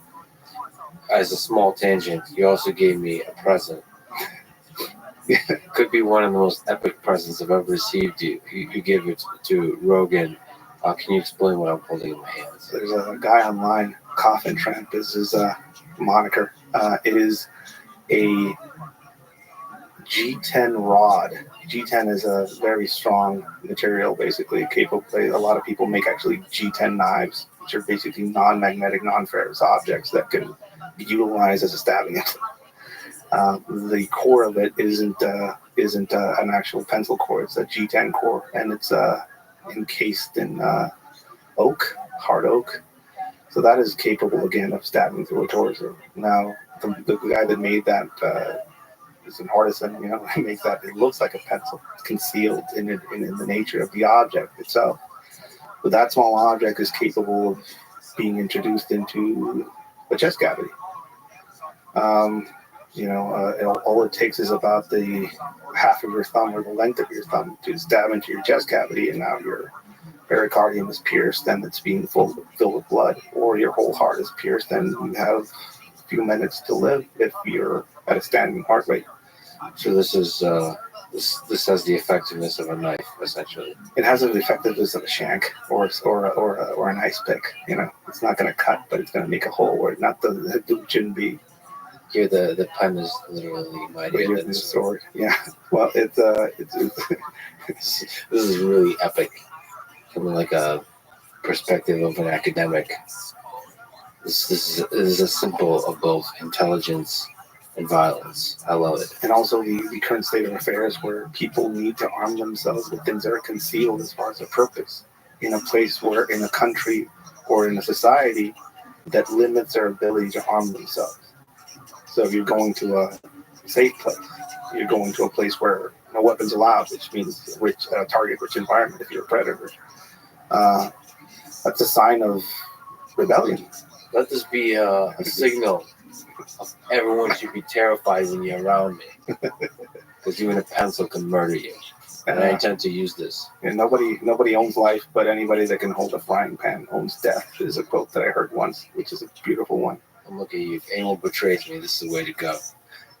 Can you, given all your experience and all the different ways that you think about martial arts and violence, in Mexico, in the world, speaking of hoist, what is your approach to conflict, like a street fight? What advice would you give people in the full spectrum of what a street altercation might entail? What is the best way to approach it? I think before you get there, you have to prepare, you know. So one of the first things I tell people is if you don't have a basic TCCC training class behind you, you should reanalyze your life and your ability to prepare. TCCC. Basically how to stop somebody from bleeding out or dying from a stab wound, gunshot wound, or any of those types of wounds, or an amputated leg during an IED scenario. Anything you would see in a Boston marathon type event or a Vegas shooting event where people are getting shot, stabbed, cut. So understand how to help people, how to help yourself post. You're no good to, you don't want to be a detriment to the situation. You want to be an asset. So build yourself up as an asset in a situation like that, because you might be doing that on yourself or on somebody else. And also it helps you understand what situations are going to result in a difficult situation to deal with afterwards. Yeah, it also teaches you what to stab, what to shoot. If you're thinking about it in a full and on all the dimensions of it, there's all knowledge can be weaponized, and I think that's the approach that all people should kind of figure out for themselves when they start getting ready, or if they want to take the responsibility of their own safety in their hands. So in a self-defense situation, there's a lot of questions here, but what does one stab? There's the carotid arteries, which are used commonly in jiu-jitsu as something to choke because they feed a computer, So there's a lot of blood flowing through that required for the successful operation of the computer. And not a lot of stuff is guarding the outside world from your carotid arteries. That's a really weird design, by the way. It is not a smart one. It doesn't even make sense, because with mammals, they bite each other's neck. Like, why can't you have more protection? Because this is the only, like, us humans don't use our mouth to kill each other, but most mammals, most predators do. It's like, why the hell don't we protect this? We do have a defensive mechanism, and you see it sometimes when people are ambushed and people try to open up each other's necks from behind. If you push somebody's neck forward, the carotids will actually lower themselves and be encased in more flesh and muscle. If you pull a head back, not so much. So that's a way that, at least I think evolutionary, we have a defensive mechanism for that. There's a few videos out there of people's getting their necks sewn back shut after somebody pushed their head forward to try and slice their necks, and they survived. So this is a viable target. The heart is another one.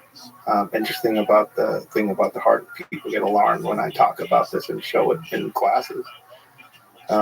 Again, a lot of the classes I do are for orientation and for people to recognize that behavior. So a lot of law enforcement comes to some of these classes to, oh, that's horrible. That's how somebody will kill somebody. Yeah, this is how people that know their shit will try and approach somebody and stab you to death. This is how they would do it. There's a tendency to view what we see in John Wick, or view what we see in this martial arts community, where they're slicing and dicing people different myriads of ways. A lot of that is based on dueling-based cultures, like the Filipino martial arts or some of the Italian martial arts out there, where somebody's facing off with somebody else with a similar weapon, and where both of us are agreeing to basically get into a stabbing competition. That would make sense in that scenario, in that context, but I've never seen a lot of people actually get into these one-on-one knife altercations.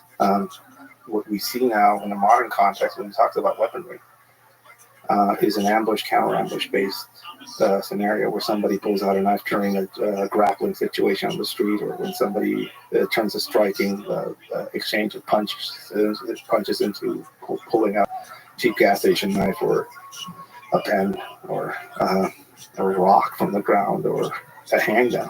Most modern combatives, when it comes to weaponry, should be kind of based on the whole aspect of ambush and counter-ambush. There's a lot of people showing valuable kind of material and coursework on this out there.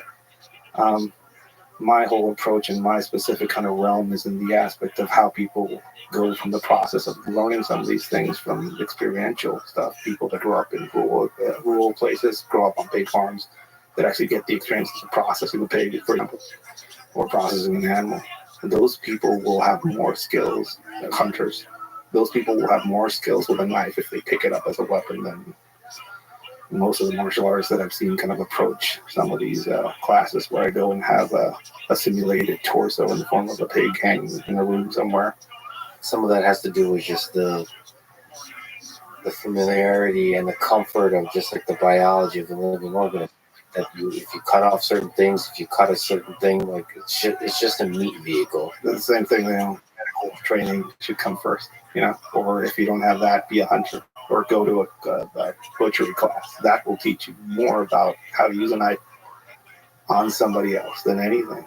That'll give you the experience of flesh. Most people, I do this example every now and then where I have people bring in a tactical knife and they'll bring in a butter knife, and I ask them which will go through a torso. You have a pig there, so it simulates a torso pretty closely. Most people will say that butter knife's not going to go through, and it does. It does go through. It's thin enough, strong enough, sturdy enough that it'll go through. Kitchen knife, a cheap one that costs 89 cents at a Walmart, and a expensive $400 one. And the cheap one will outperform the expensive one. The tip will snap off during some of it. Yeah, I have to say that just as a small tangent, I went to a farm and just seeing the butchering of meat and so on, and the processing of meat and pigs and cows. Ooh, that's uncomfortable. Yeah. But I think it's honest and raw, and like that's something that probably everyone should experience regularly. Because it's also humbling to remind you. When I had dog Homer, he's a Newfoundland. I was very close. We lost him, and I just remember carrying him. He's like 200 something pounds. So I had to carry him. I had to put him to sleep, and like one of the biggest realizations is like, oh, this is just a biological thing. Yeah. To realize that this is just meat. This is not, and you can cut it, and then if you bleed, all of a sudden the life can disappear from you. Yeah. And it's all gone. It's like, holy shit. There's this meat vehicle that some people have referred to as Lex. I'm just a few stabbings away from leaving. From leaving. Goodbye. It's a soul. It just flies away. It used to be that we had to hang around. People would come back from battle and we would hear things next to the campfire. As far as, you stab somebody here and this happens. But now we live in an age where you can, when I do a class, this is a stab to the heart. And here's like 5 videos of it happening live, on live leaks or whatever. And we can deconstruct that. Not only that, but what weapon was used. Oh, it was a gas station folder. It was a Pioneer Woman knife from Walmart with flowers on the handle, whatever it was. And people start realizing that it doesn't take a lot. That it doesn't take a lot of training, because a lot of these people are not high-level assassins trained by ninjas in the hills or anything like that. They're people that grew up rurally or learned by seeing that behavior in others. And when they start coming to the realization that it's pretty easy to do that, and they start figuring out, how do you counteract that? Well, number one, learn the behavior yourself so you can recognize it. The whole aspect of being a good counter-ambush team is to be the best ambusher on the planet. So again, the whole aspect of Musashi saying, know your enemy, know his sword. You figure that out as far as learning that behavior. Or seeing how someone's having good trade. You notice that one hand goes out of the picture where there's a lack of symmetry in the people that are about to do something. So when you see symmetry in the environment, going back, there's a crowd of people, something like that, one individual is looking counter where everything else is, or there's a hyper individual in the crowd. The hyper are always out there to fuck somebody over, or are they trying to keep those from fucking somebody else over. So unless you step back and you put yourself in the process of learning how they learn, and you become that potential nightmare person, it's hard to recognize that in a crowd. It feels like one of the significant ways to win or as a street fight is to avoid it by sort of sending pacifist signals in every way, meaning avoiding the situation whenever there's like a hypervigilant people, you just kind of avoid signaling that you're one of the players of interest. Yeah. If we're talking about counter ambush, at which point do you do that versus shift to the aggression? I think violence should be always an option. Everybody should have that option, and you need to be good at that option. Because I think I heard Jordan Peterson talk about the fact that everybody needs to be dangerous, but keep that shit under control. Yeah. I think he was referring to a different context, but I know. I know. I'm referring to the ability of the little physical conflict. There's 2 cases that I saw of people just utilizing social engineering to a beautiful degree to de-escalate shit. One guy somewhere, first off, if you're in a place where people are grabbing your wife's ass or something like that, like, what are you doing there? There's a whole load of things that are wrong with everything that you're doing in your life to be in that environment. But let's say you're in an inescapable situation. There was this guy who was in a compromised position. Somebody wanted to fight him, legit kick his ass. And he said, okay, let's go. But I need to warn you that I have Hep C before we go outside. And that, I was getting my phone out to film this, maybe. And even I was just lowered my phone to give him a slow clap. That was a beautiful move, and then there was this other, there was a riot somewhere in Ensenada, the municipality of Ensenada in Baja. They were protesting the people that pick those fields down there, part of a tribe called Los Triquis. Very hardworking people, but nefarious people too. They're pretty good at their thing. There was a riot line they couldn't break, and this old man walks in the middle of the riot line and yells "grenade" and throws an avocado in the middle of all the cops. And all he broke that riot line with an avocado. That could have gone wrong in so many ways, but it didn't. I don't know. To me, there's small lessons there. There was a case to be made about social engineering, about learning about behavior, about learning how to lie, and how to kind of move your way or navigate your way around situations like that. Small things like bartering, knowing how to bribe people in conflict zones is the thing that I show when I talk about or train people to work in hostile environments. De-escalation, specifically kind of figuring out what is of value in the environment, what things you shouldn't be doing in an environment that might be considered disrespectful or out of place. People have a tendency that didn't grow up in places that are violent to make continuous eye contact with somebody. That might be an issue. Or smiling when there's nothing to smile about. I think, there's a picture I saw somewhere of Russians taking a portrait, and there's Americans there, and the Americans are smiling, but the Russians aren't. Yeah. Because what is there to smile about? Which is true. And of course, it's not as simple as smile or not smile. There's subtlety to it, like you said. Eye contact is a super interesting one because I found in my own life, like not making eye contact is. That people would be joking, but it's a really powerful way to de-escalate. And there's such a fascinating thing, though, because you could talk about drunk fights that are just that are harmless, but I feel like the same dynamic applies to the most violent conflicts, including wars. I feel like ego is part of this. So to me, the question of conflict, whether it's a street fight or anything else, is the calculus of, are you willing to take an L in terms of psychology? Somebody grabs your wife's ass, you mentioned. Boy, if you let that happen, you go home, you're going to have to pay the price of you were the person who didn't defend you. Like in your relationship, you didn't defend your wife's honor. Yeah. You're going to psychologically pay that price yourself, and depending on your wife, she might secretly also lose a little bit of respect. Yeah. Now, how do you play that calculus? Because now we see the war in Ukraine. I would say there is elements of similar posturing in the United States, in Europe, in Ukraine, Russia, China, leadership, macro, at a geopolitics. It's still somebody grabs somebody's ass, and you're not backing down. So to take those losses and basically just posture, lower your head and live to fight another day type situation. The thing with modern violence is, the access to weaponry. And again, Nobody owns life, but anybody can hold a frying pan can own death. I've seen people, get double leg takedown somebody on the ground. It's a different thing doing in the mats versus concrete.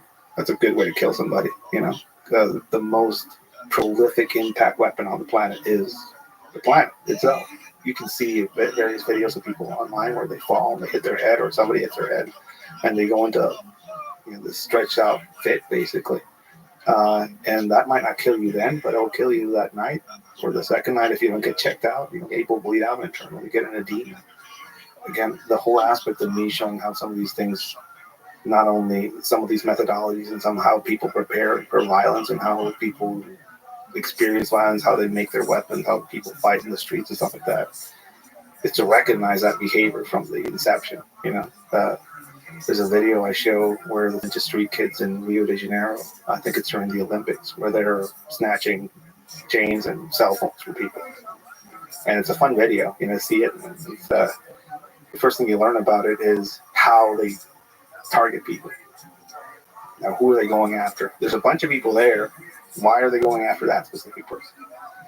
And you start learning about profiling and how they identify victim mentality, or the perfect victim, lack of awareness. They keep on a straight line, avoidance of eye contact if they're, doing something nefarious or wrong, and how they pick who they're going to go after, the small people, the women, even some of the men. And they separate the men that they're perfect victims versus the men that's going to turn around and punch them in the face. What are they looking for? Well, first off, you notice that the men that are in that environment that look at them and are aware of their presence, the hyper aware, are the ones that are not good to target. So that's the first lesson there. So probably a good idea not only to be hyper aware, but to recognize that hyper awareness in others. If I want to separate myself from the victim crowd. Another thing you notice is these are kids going after some grown adults, and some of these grown adult men are with women, and you see them, kind of getting outside of the grasp of these kids that are trying to rip their chains off their neck or their cell phones, and they have no consideration for the women around. You see other men that are with women, and you see them grab the women and put them behind them, and immediately they'll say, "This is the wrong one. Let me move off to the next one." So that small little lesson in those videos will show you first how these kids are growing up to profile and target who the perfect victims are. That's a school for them.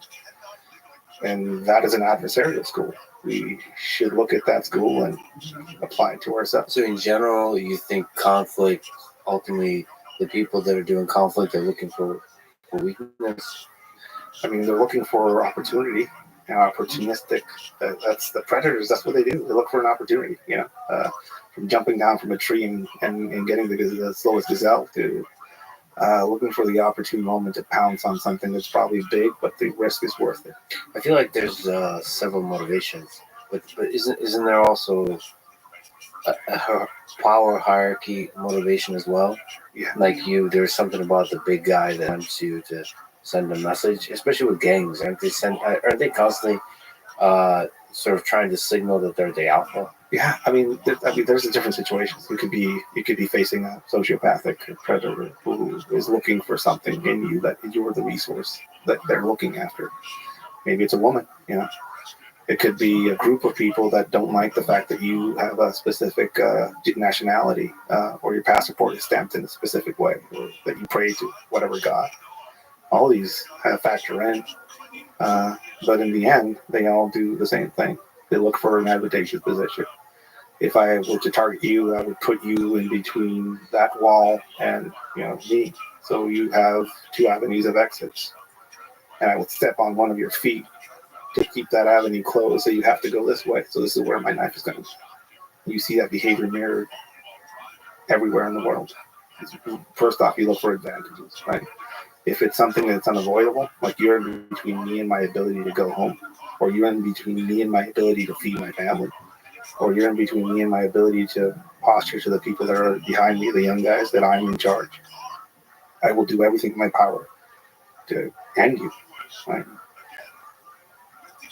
The motivations are not my realm, but the ways they do it are basically the advantage part of it. The desperation is dangerous.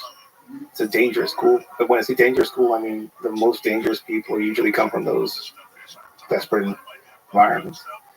You know, you can have people in Coronado holding on to logs in the ocean and going through this millions of dollars worth of training and just be professional killers for the government and just be these incredible human beings. And then there's a kid that will walk up to one of them when he's off, you know, and put an ice pick right into his chest when he's least expecting it. And that doesn't mean that one is superior than the other. It just means that there's more than one way to become that, you know. Teenagers terrify me. It feels like the intensity of desperation, like the capacity of a teenager, like 16, 17, to be desperate and also not have the matured understanding of ethics of the world. Like they have this intensity of feeling that is unlike anything else. They don't have a volume knob to them. Yeah. So it's like a garden hose without a nozzle on it, so you can regulate it. They haven't developed that. They haven't learned that maybe from somebody else. Or it used to be warrior cultures. You would be an apprentice under somebody, or you would learn some of these things from other people. Even some modern gangs have a little bit of that. But if you're not, and you're just this kid that's been playing Call of Duty all his life, or that's been witnessing violence in media, and there's no sense of, it's probably a bad idea to go off and do this because of all these repercussions. I could see how that could be a danger to society. And some of the volume knobs, some of the countermeasures to people exploding on somebody else with a weapon, you know. You see videos constantly online. I remember seeing this one of these two teenage girls somewhere in the U.S. and one of them there's a fight, there's a hair pulling competition, and all of a sudden one of them takes out a knife. And it just happens like that. And it's just pure unrestrained downward stabbing. You know, you're like, wait, where does that come from?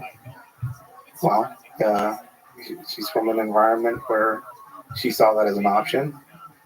She didn't see the repercussions of it, and she found herself in a place where she thought that was the only viable option, pulling out a weapon.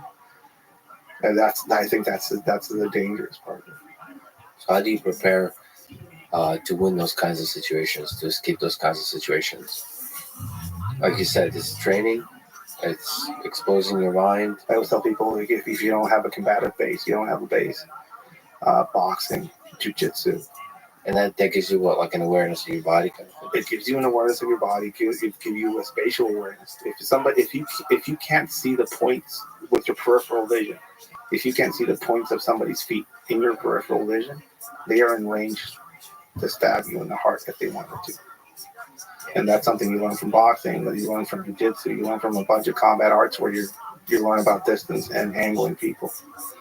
That comes from this experience that you have. You know, again, a lot of these things were just horseplay when we were growing up in some cultures, or, you know, rough and tumble with your brothers and shit like that. But some of us are growing up in single kid homes now, and we don't get that. You're missing that. And if you don't have it, then you find it in the jiu-jitsu gym. You find it in the boxing gym. You find it in the Thai boxing gym. You find it in places where they specialize in focusing on certain aspects of this whole combative whole. It used to be before UFC, you know, the Kung Fu man, you know, like the Kung Fu guy. That's just street lethal shit. You can't use it in the sporting. You can't show you this because it'll kill you. Now we pretty much know that most of that was, you know, flights of fancy or BS. Yeah, it pains me too, man. I wanted to learn some of the mock single punching kill technique. You know, I remember those books, but that's just not. I'm still on the lookout for that. Maybe somewhere. I don't know. You know, maybe if you put a pen in your hand, that might turn into that. Yes. That's the only way. That's the only way, right? But a lot of these myths are kind of like faded away, and now you see people that have different combative bases, combining them all and becoming a fighter. Now, that's the UFC fight. Two people fighting each other is one thing. You know, you being in the middle of the Portland riots and a bunch of state troopers throwing gas at rioters, and then rioters themselves fighting each other, and you finding yourself in the middle of that, that's a completely different thing. And if you think you're gonna, go on the ground, get in a guard with a guy swinging around a shovel, a piece of shovel hand, right? As tear gas is going on because you got stopped there and your car was, windows were broken and your family's in the backseat. That is a different situation. So, medical, learning about weaponry. I personally don't really like fighting on the ground, but that's why I force myself to go to train with different people out there. On the ground, jiu-jitsu, catch wrestling, So top and bottom, you don't like either. I personally, I like being in a car and running everybody over. That would be great, if I could, or driving really far away. Or I had this experience in Utah. Some friends of mine, military, some of your best shooters, some of the best shooters in the U.S. Coming from the Marine Corps, were showing me how they would shoot something from really far away, and I was like, you don't even have to be in the same vicinity. The scope of violence, how far you can be from it, or how close you can be from it. Just wait till we get to see what we could do in the cyber attack world. We can destroy your whole well-being, your whole life, your identity. That's another aspect of it too. Financial, and then figure out where you live in terms of ambush. Yeah. Figuring out everything about you such that hurting you is easy. I have a class where we specifically work on social engineering, kind of how you can go about something that on a micro level. I do a class with a guy named Matt Fiddler who does basically he's one of the premier experts on how to get into and bypass locks. Basically, he'll show you how to open up bypass every single lock available in the United States. Like he'll spread it out to open up everything, and that's right. And my part in his class is I talk about how you can pull some of that off in a public space and not get caught, or how you would employ some of these things in a context where it's useful for law enforcement, for the military, stuff like that. And so we have this exercise in a public space where there's a bunch of padlocks in the environment, right? And they paint them pink so people know it's our padlocks and we're not breaking into anybody else's padlocks if we get approached and asked about it. But I asked the students, so you have to gather all these padlocks in this public space, so how would you do it? So a lot of them are trying to pick them, they're very suspiciously picking them and stuff like that. They get caught, and it's a whole situation. But the smart ones will basically develop a social media campaign that is the padlock, right? A beautiful example of this, and this actually happened here in Texas. I did a class out in Dallas. We put the padlocks all over this public mall, and the students basically came up with a breast cancer awareness campaign online that they made fake. They made flyers for it. They did the social media page on the campaign. They did this email chain. So when they went there, people were expecting it. So they normalized the behavior through social media, and they were walking around bolt cutters in the middle of the mall, cutting these things off. That's a beautiful solution to a complex problem of that nature. And again, the weaponizing part of it, anything can be, all knowledge can be weaponized. And if you focus on getting in a street fight with somebody with your fist or a knife, you're missing out on the whole complexity of violence and the way that it's now being utilized. So in terms of breaking out locks and restraints and captivity, let's talk about a dark topic that you're one of the world experts in, kidnapping. So you teach courses on counter kidnapping and terrorism. I read an estimate that criminal gangs get $500 million a year in ransom payments for kidnapping. So just at a high level, what is kidnapping, who does it, and why? What are some insights that can help us understand what is this problem in the world? It happens in different ways in different parts of the world. I mean, I just sent off a group of people that trained some of the Ukrainians, and some of the stuff that they were showing was some of the counter custody stuff that I showed them. A friend of mine, Vince, went out there, was showing them some of the aspects of how to utilize things like Kevlar cordage and how to infuse it in their uniform. So if they get zip tied to cut them open, it's a war setting, so it talks about being captive in a war zone. But the information or the methodology actually comes from Mexico. That methodology, as far as how I learned it, in terms of how to escape from restraints. yeah. So in Mexico, you have abductions happening where cartels who hold control over a specific place or zone are having a hard time with financial situations, as far as maybe they're not making enough money to pay everybody off, so they let them freelance basically. And a lot of ways, some of these criminal groups freelance, or some of these groups actually professionalize them to abduct businessmen, abduct the sons of businessmen or people that have money to ask for ransoms for them, basically. And they've taken, captivity and abduction to like an art form in places like Mexico. And it has a history all over the world, but specifically my experience with it was going to cartel safe houses that turned into holding places. You would see, homemade prison cells and stuff like that, and people being held in captivity for months, if not years, as they were milking their family for everything they owned. So it turns out it's a business. They're not actually even interested in hurting the people physically. They're interested in hurting them financially. And also if they get hurt, they're hurt for a purpose, which is to make their family pay up faster or more. Some of the abduction groups that I've seen out there, professional ones in Mexico, typically make it a living to target people that have abduction insurance or that work for companies that have good abduction insurance. So it's almost like an ATM for them. It's like, you again. So there's some of that going on. Some not so much. Some abductions are express. I mean, I'll grab you with a gunpoint, take you to an ATM, you empty it out, and then you're on your way. That's an express kidnapping. That might not be worth you doing anything insane, just go with the motions. But some people do get picked up. I have trained people with prior experiences of abductions in Mexico and here in the United States, people that have spent time in captivity with loved ones here, like ex-boyfriends or boyfriends that tie them up and beat the shit out of them. And the restraints they utilize are zip ties and handcuffs sometimes, or duct tape, or their own clothing, things of this nature. Basically, what somebody's looking for when they tie anybody up is to convince you that they are in control, that they are God, and that any hope of you releasing those restraints or getting out of that situation is hopeless.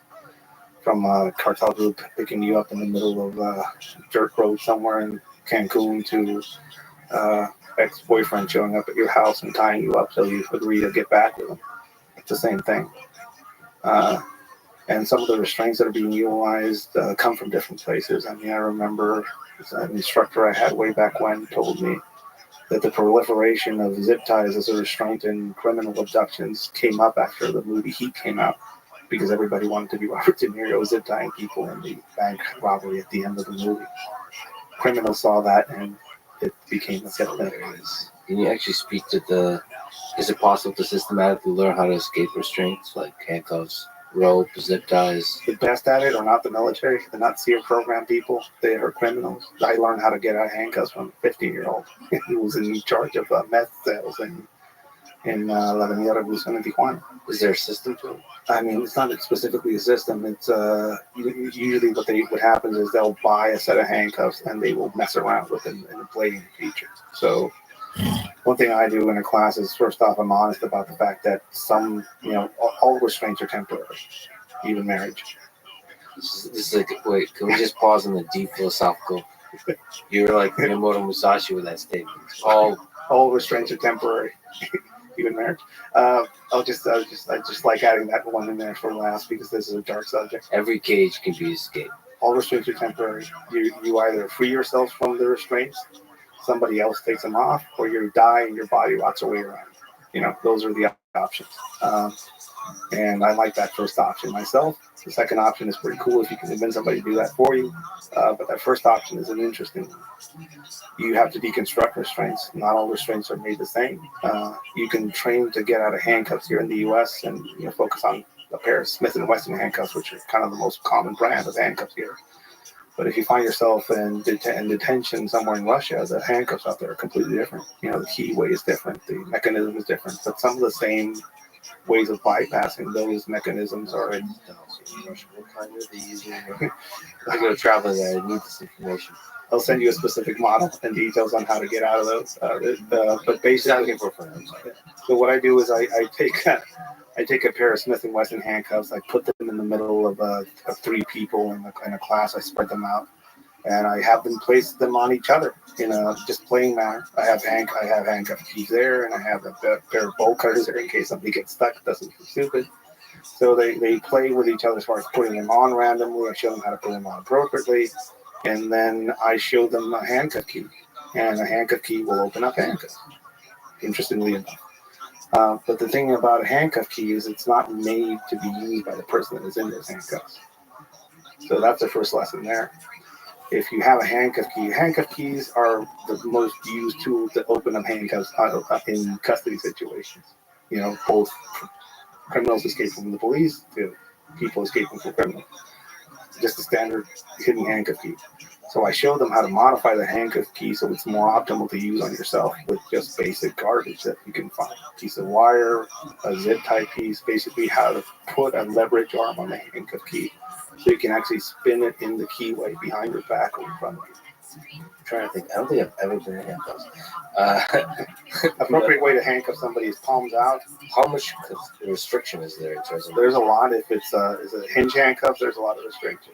With no chain limit. Can you reach back? You could try and reach back, or you can basically put yourself in a not compromised position and feed the most of your palm into the handcuff way. So when they shut it on you, you have more space to work with. So you can spin your hand. We call it a passive resistance.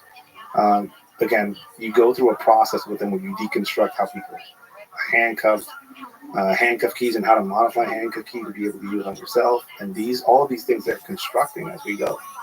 So they basically, hey, what's a grinding surface? So there's concrete outside. So you grind an angle on the key so you can get a key not to go straight into the keyway, but you can get it into the keyway at an angle. For example, it's something that is out there as far as a method. You can't spin a key behind your back because it's small. It's designed to be used by somebody else opening those handcuffs on you. So you put an arm on it so you can leverage your arm so you can spin it behind your back.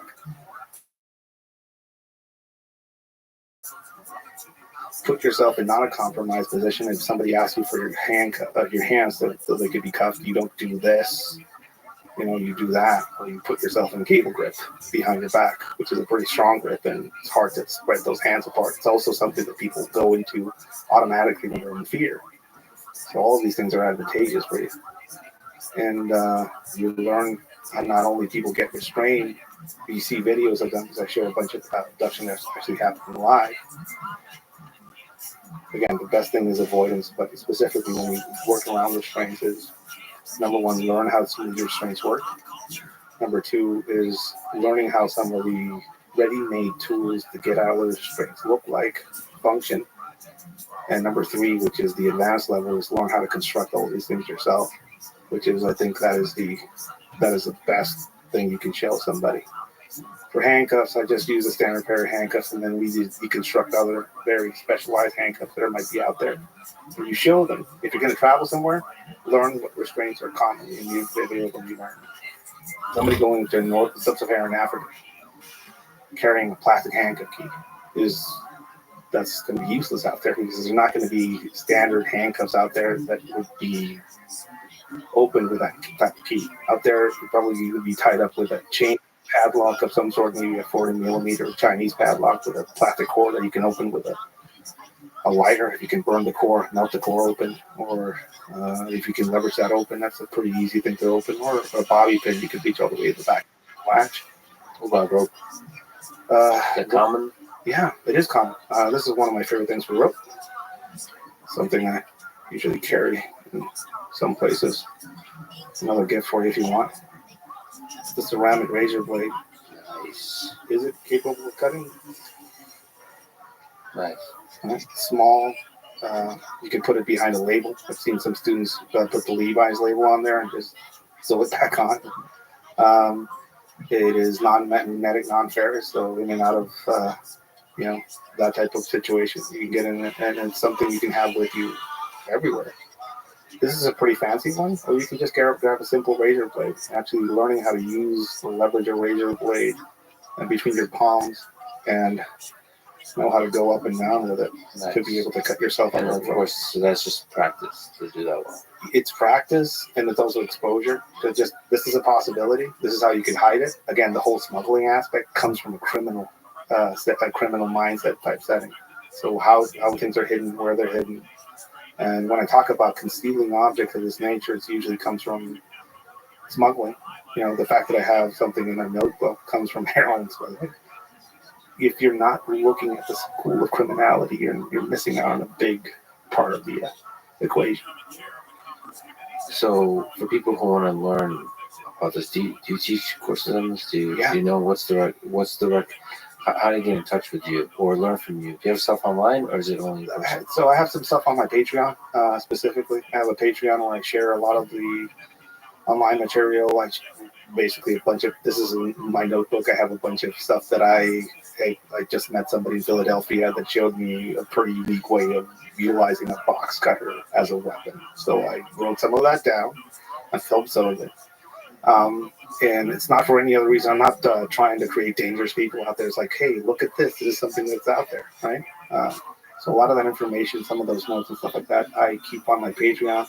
I used to share it openly on Facebook and Instagram, but that that has not been possible anymore. Well, I'm a member of your Patreon and recommend people sign up. It's really great because you also have philosophy. You're the the Mexican Miyamoto Musashi. So it's not just these skills; it's also the philosophy around it. Like I got that book of 5 rings before I went into training. Like I took that with me through training.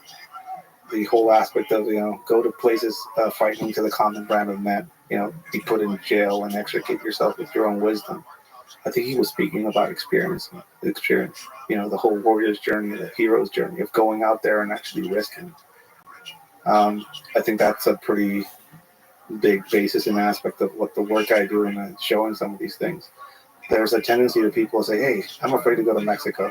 What do I need to know? Like, well, if you're afraid to go to Mexico, go to Mexico. I was in Detroit. I was pretty afraid when I was in Detroit, in some parts of Detroit and Southside Chicago. But I don't want to be dictated where I can go and where I can't go because of safety. I want to take responsibility for that myself and figure out ways of being more capable and an asset to the people around me and myself. And that comes from experience. And people don't want to risk getting a shoulder injury rolling in jiu-jitsu, or don't want to risk getting a bloody nose in boxing. But that is the way. Well, there's some aspect to fitting in. You quote Hattori Hanzo on Imitation. The most important thing you should keep in mind when you go on a shinobi mission is to imitate well the language of the target province and the ways of the local people. This includes their appearances, the way of wearing clothes, the way of shaving their head, the way of making up their hair, the way of making up a sword or short sword, and the way of refinement and luxury. So how do you fit into some of those places? So Mexico, but a person like me that doesn't know anything about Mexico, and say I'm interviewing somebody in a leadership position in a drug cartel. Yeah. How quickly do you learn how to fit in? It's not about fitting in. It's about coming up with a narrative for yourself. What that book is talking about, that's a quote from the book called Shoninki, which is like an actual legit ninja manual from like the 1800s or something like that. And they're not talking about blending in. You're talking about creating a narrative or a lie through your appearance and your behavior and your knowledge base. That's what they're talking about. So I would say first, if you're going to go to a place like that, first off, learn what is common there. What type of common restraints might be placed on you. What criminal groups work out there. What type of guns they have. Not only what type of guns they have, but go to the gun range in Vegas and learn how to fire some of these firearms yourself so you know how to load them in case you run into a bad situation. How they tie the sword, how they wear their short swords could equate to how, if you run into some issues. Also, it would give you a good idea how many rounds those hold, so you can run at the right moment. I like how you focus in on the tools of violence. There's also the social engineering de-escalation, right? Yeah, so if you are in an environment like that and you are carrying around a camera, that might be an issue. Or the opposite, it should not be an issue. Well, if you're asked, like, who are you with? I'm with a news organization, or am I with a Christian aid group here? Yeah.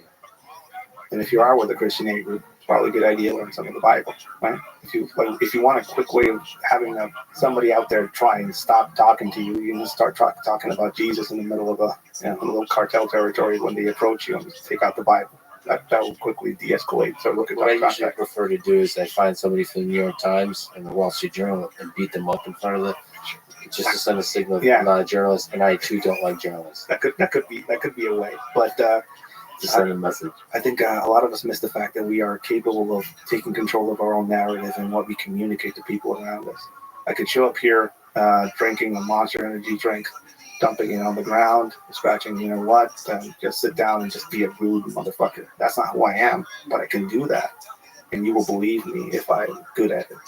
Some of us some of us don't know this aspect because it's something we consider predatory or something that is wrong or negative or bad.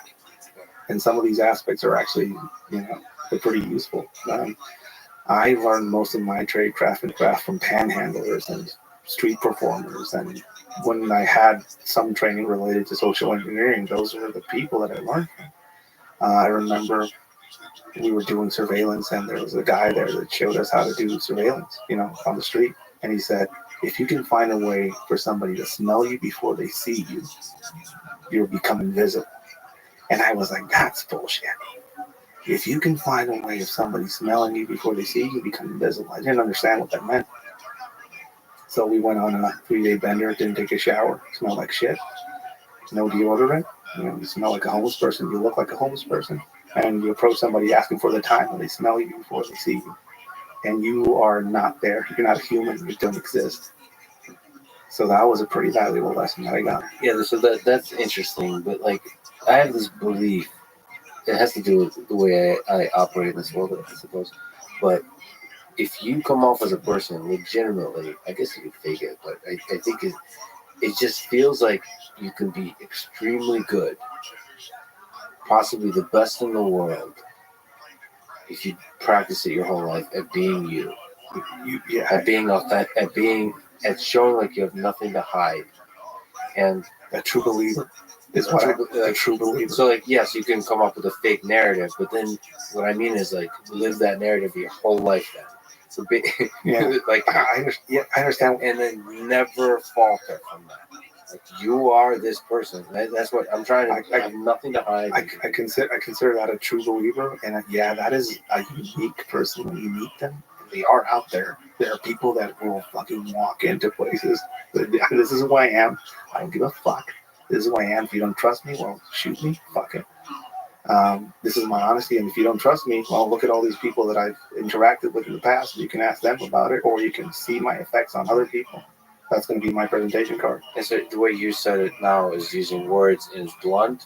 Usually if somebody's blunt like that, like I'm a no bullshit person, that means they're not. Yeah. That means they're full of shit, actually. But you do that through, I'm verbalizing your behavior. Just walking somewhere. Let's say you're going to interview somebody very dangerous down there, and you walk into a room without words. That is a presentation to you. I know that's a pretty interesting introduction. You're not a threat because you don't consider yourself a threat, and you're walking in there with the confidence that you don't consider yourself a threat, which is an interesting way of going about it. My life experiences have been different. I was programmed that way from an early age, and it's hard for me to go into that line. Although more and more as I get older and as I learn more about the world, and I've failed a few more times, I can understand or I'm more cognizant of the fact that you don't really have to try that much if you believe in yourself and who you are. If you know yourself, I think that is at the core of it. If you know yourself enough to be able to kind of communicate that to people around you. And you're not hiding from yourself or from the world your flaws too. Yeah. That was the other thing you spoke to that is probably inspiring to others, is being honest about your flaws, about your weaknesses as a human being. You can't pickpocket a naked man. And right. if you know how to be naked, and again, I'm not there. I think I'm working towards that, just by openly going through shit and showing people, not telling them. Is a show me, don't tell me is another valuable lesson that I got long ago. I travel across the country, and I don't not only get to show people what I know how to do, but I give examples of it through things that I do out there. And I say this a lot, when I travel out there, I'm never alone. There's couches out there waiting for me. There's homes that I can go and stay at, and friends that I have out there that I have never even met. But that's been about me not only wearing some of those mistakes and past failures on my sleeve, but also turning them into lessons for people. And just telling people the fact that, I know how to do all this weird stuff, and I show people how to do it there. But here's a bunch of weird beings that are very humorous about my culture and about going through therapy. And this is me doing something goofy, and this is me being an idiot in front of all you guys as well. This is me being the fool. I think that's another aspect of it. I love that as part of that journey, you made enemies with the rodeo clown and made up with him afterwards. We're in a very toxic relationship. He knows who he is. He's probably out there listening. He's love and hate. We there. We stopped talking to each other for months, and then just send a dick message of some sort, and just we're back at it. Back, yeah. Love expressed through anger. I love it. It's therapeutic. You have both very interesting career paths. If we can just jump back to a really interesting topic that I wanted to mention on narco-occultism. What are narco-cults? What's the relationship between, you kind of mentioned religion a little bit. Yeah. What's the relationship between religious culture and drug culture? First off, Mexico is one of the most Catholic countries on the planet, if not the most Catholic country on the planet. Not only that, it is a country that has a root in a spirituality through its in ethnic culture that other parts of the world got most of that taken away and or suppressed or killed or taken away. When the Spanish came to Mexico, they were a product of a recently liberated group of people. They just got done being invaded by the Moors, basically. And they brought with them the image of La Virgen de Guadalupe, the Virgin of Guadalupe. And Hernan Cortez's vision of that, or version of that, was a lady holding a Christ, baby Jesus, and standing on crescent moon. That's what he brought with him to the Americas. And when the conquest happened, a lot of people were saying, the Spanish came and conquested the Aztec Empire. The enemies of the Aztec allied themselves with the Spanish and they took them down. That's what happened. And then the rest was famine and sickness. That's what killed most of them. They realized that it was going to be hard to suppress some of the spiritual practices in Mexico, so they decided to meld them with Catholic iconography. So you see this cult to Tonantzin, which is like a fertility variant of a mother goddess in Aztec culture. And they turned her into La Virgen de Guadalupe, which is the icon that a lot of Mexicans venerate as the La Virgen, the Virgin. But in her, she conceals cultural elements from the past. She has a black sash across her stomach, which means she's pregnant, something common in the Aztec culture and the Mexica culture. She's standing on a cherub that has eagle wings. That is a war god. That's the symbol of the war god. Yeah. She has stars on her, which is a veil of certain stars that are related to some of the spiritual practice before. Basically, they hid these things in that setting. Now you skip forward hundreds of years, and you start seeing things like Malverde, who was a bandit that lived in Sinaloa way back in the day. He would rob rich farmers that would go through the countryside. One time he was almost caught, he was shot, injured, and he was wanted by the government. So he told one of his friends to tell them where he was and to give the money, the reward money, to the townspeople. So we did that. He was hung from a tree, and the order was not to bury him, just to let his body rot. And his body rotted away until it fell on the ground, bones. And each of the townspeople would go over and put a rock on top of his corpse until it became a pile of rocks. And then he started granting miracles. So again, this whole aspect of these criminals becoming saints, and also a middle finger from the downward local populace to the church in a way, because he's not a recognized saint, but he has an altar and people venerate that. Then you have cartels that have a spiritual practice or spirituality behind what they do, which is part of the culture, but is also like a tool they use to ingratiate themselves with the local populace or the population around them. They're icons of power and sometimes of almost a symbol of rebellion. You see El Chapo's son, when he was arrested, had a Santo Niño de Atocha on his chest, which is the holy kid of Atocha. The Spanish legend during the Moorish conquest, they said that a statue of that saint would go around and feed some of the hungry. That was the legend, and he's a saint of the persecuted. So the fact that when he was arrested, you see him with that wearing that, and then he was liberated, is a miracle in and of itself. So it's proof that works. You see you can find one of those scapularios anywhere in Mexico. It was the most highly sold one. So you see them utilizing some of these aspects in their own belief system as a symbol or as iconography, basically, for some of the things they do. Then you go into some of the other aspects of it that are out there, like Santa Muerte, which is actually a faith that I grew up in.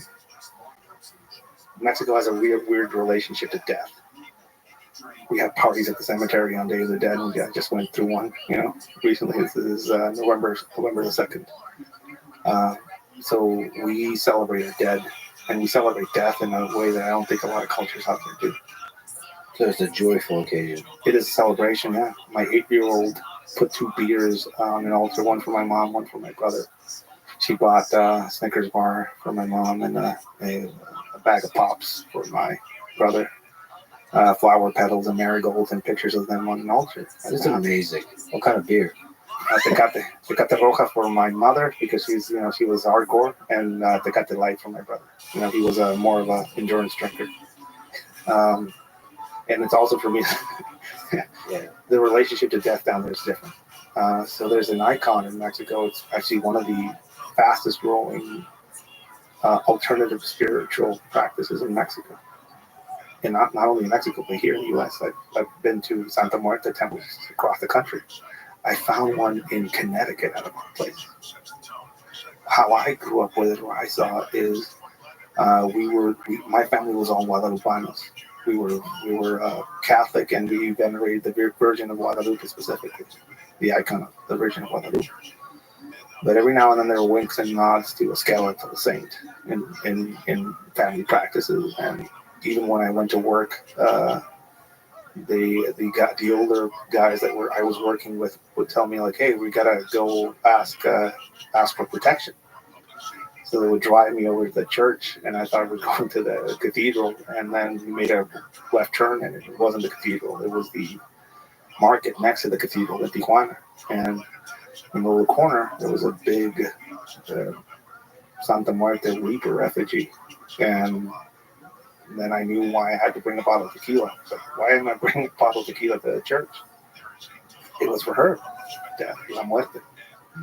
It was partly hazing, and also they did believe that they were basically imbued with being agents of death in a way.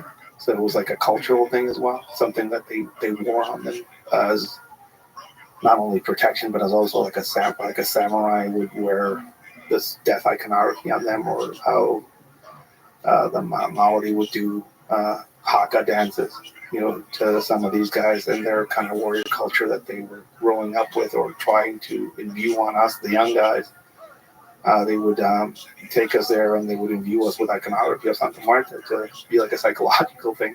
So that gives you strength and meaning in the face of struggle, like in the face of difficulties in life. I think closeness to death and having a relationship to death in the form of a symbolic representation of it, like Santa Muerte or an icon like that, makes it not as scary, I guess. Or not only that, but it's also something that the other side, the enemy, the cartels groups, they would venerate it as well. So when they would see it on you, it was almost debilitating to them. They were like, oh, are you guys cops? Are you guys Why are you wearing that? So there was an aspect of that to it. A memento mori type thing, where remember death, type thing. There's some aspect in which you don't want to mess with a person who meditates on death. But there was some of that, yeah. There was a saying, I think they probably took it from a movie or something like that, but I don't know where they got it. May I earn your need and be your wrath. It's a good line. They would say that to the statue of La Santa, And another thing, people, it's not a cartel specific saying though. It's like everybody, like on all levels, from the lady that sells tortillas to the cops, to the military. There's some people in the military that venerate. There's a very specific symbol of how this is like a weird relationship, specifically in Santa Marta in Mexico. There's a shrine outside of Tijuana, right across the La Presa. It's like a water reservoir right outside Tijuana. And there was a big Santa Marta altar there, like on the roadside. And my former boss, Isaola, ordered that thing destroyed. So he ordered a truck to destroy it. It was a famous thing. And it was rebuilt the next night. And I know for a fact that some of the people that rebuilt that were some of the same guys that were destroying it. Oh man, that's pretty symbolic. So it's not something that can be killed. It's a part of the spirit of the people. It keeps getting destroyed by ultra Christian groups or Catholic groups, and it keeps getting rebuilt. Personally, for me, as a I don't believe that there's a reaper skeleton in the sky protecting me, but I do believe in the aspect of an ending, and how it's important to, the ending is important in all things, and death should be present in life. And if it's not, then you're delusional about things. So to you, it's a mechanism to meditate on death. Yeah.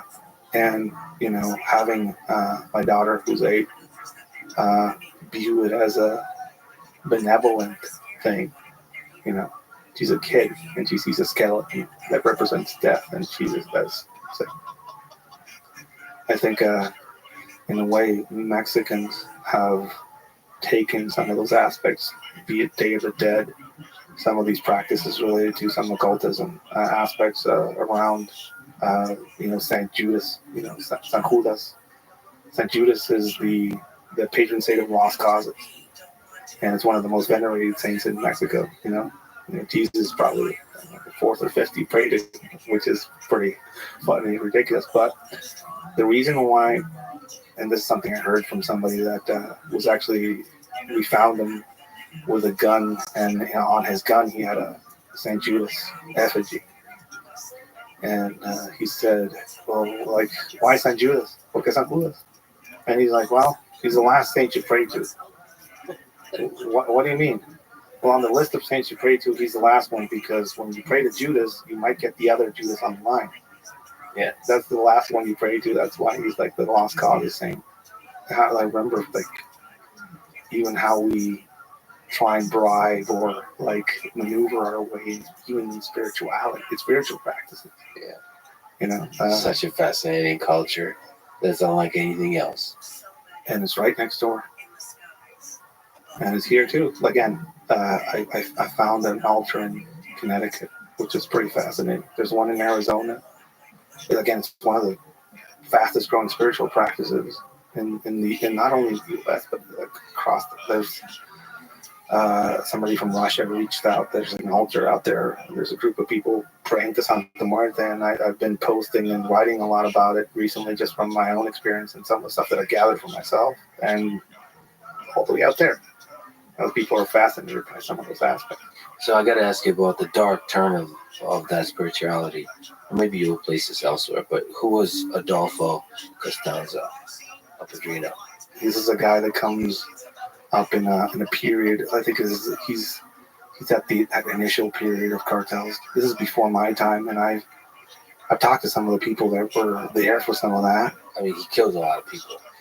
He was exposed and learned through his family ties about some of the Afro-Caribbean spiritualities that are now also exploding as far as influences across the world, Latin America and the U.S.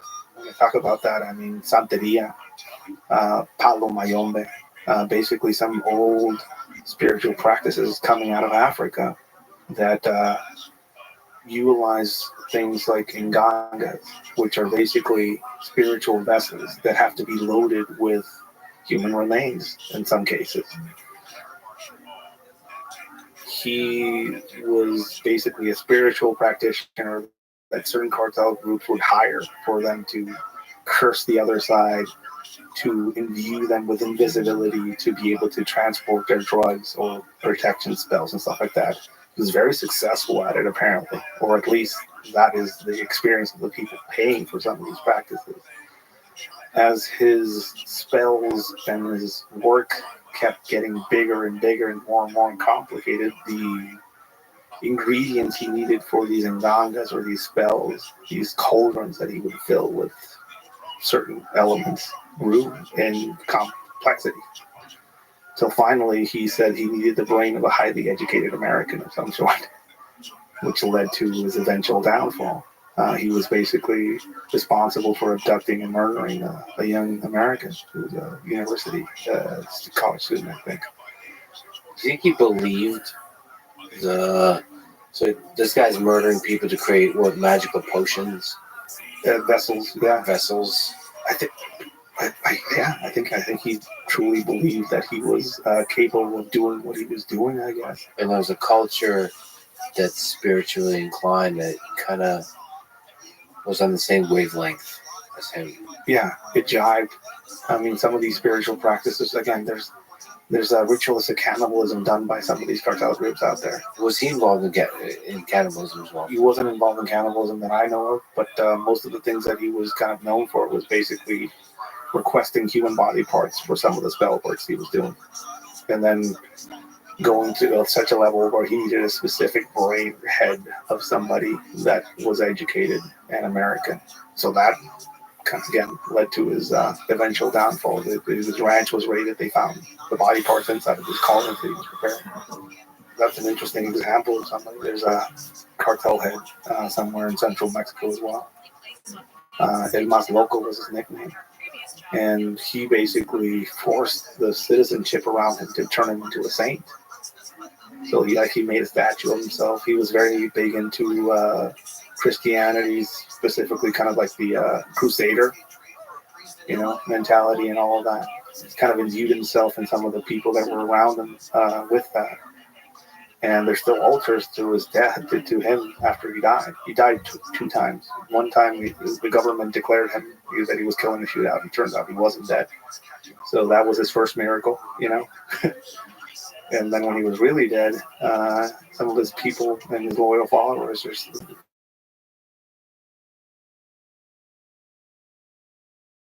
like gunpoint statues of him as a saint. It's a powerful weapon. Spirituality in Mexico is a powerful weapon, and the Catholic Church in Mexico has a pretty bad track record. But as far as that being used to control populace and stuff like that, and I think it's just another aspect that is being exploited in Mexico in some communities as far as the spirituality and the desperate need for people to believe in something, and how that leads for some people to go into some horrible predatory behavior around it. There's a fascinating dynamic at play here. So it's not just the United States and Mexico, it's also China that you talk about. China is the primary source of fentanyl in the world. So fentanyl is an opioid that leads to 70,000 plus or minus overdose deaths in the U.S. every year. So reading from Wikipedia, quote, compared with heroin, it is more potent, has higher profit margins, and because it is compact, has simpler logistics. It can be cut into or even replace entirely the supply of heroin and other opiates. What do you think is important to understand about fentanyl as a drug? There was a prescription opiate epidemic in the United States, and that kind of went down or stopped, or, still out there, but like the epidemic specific around it kind of petered out.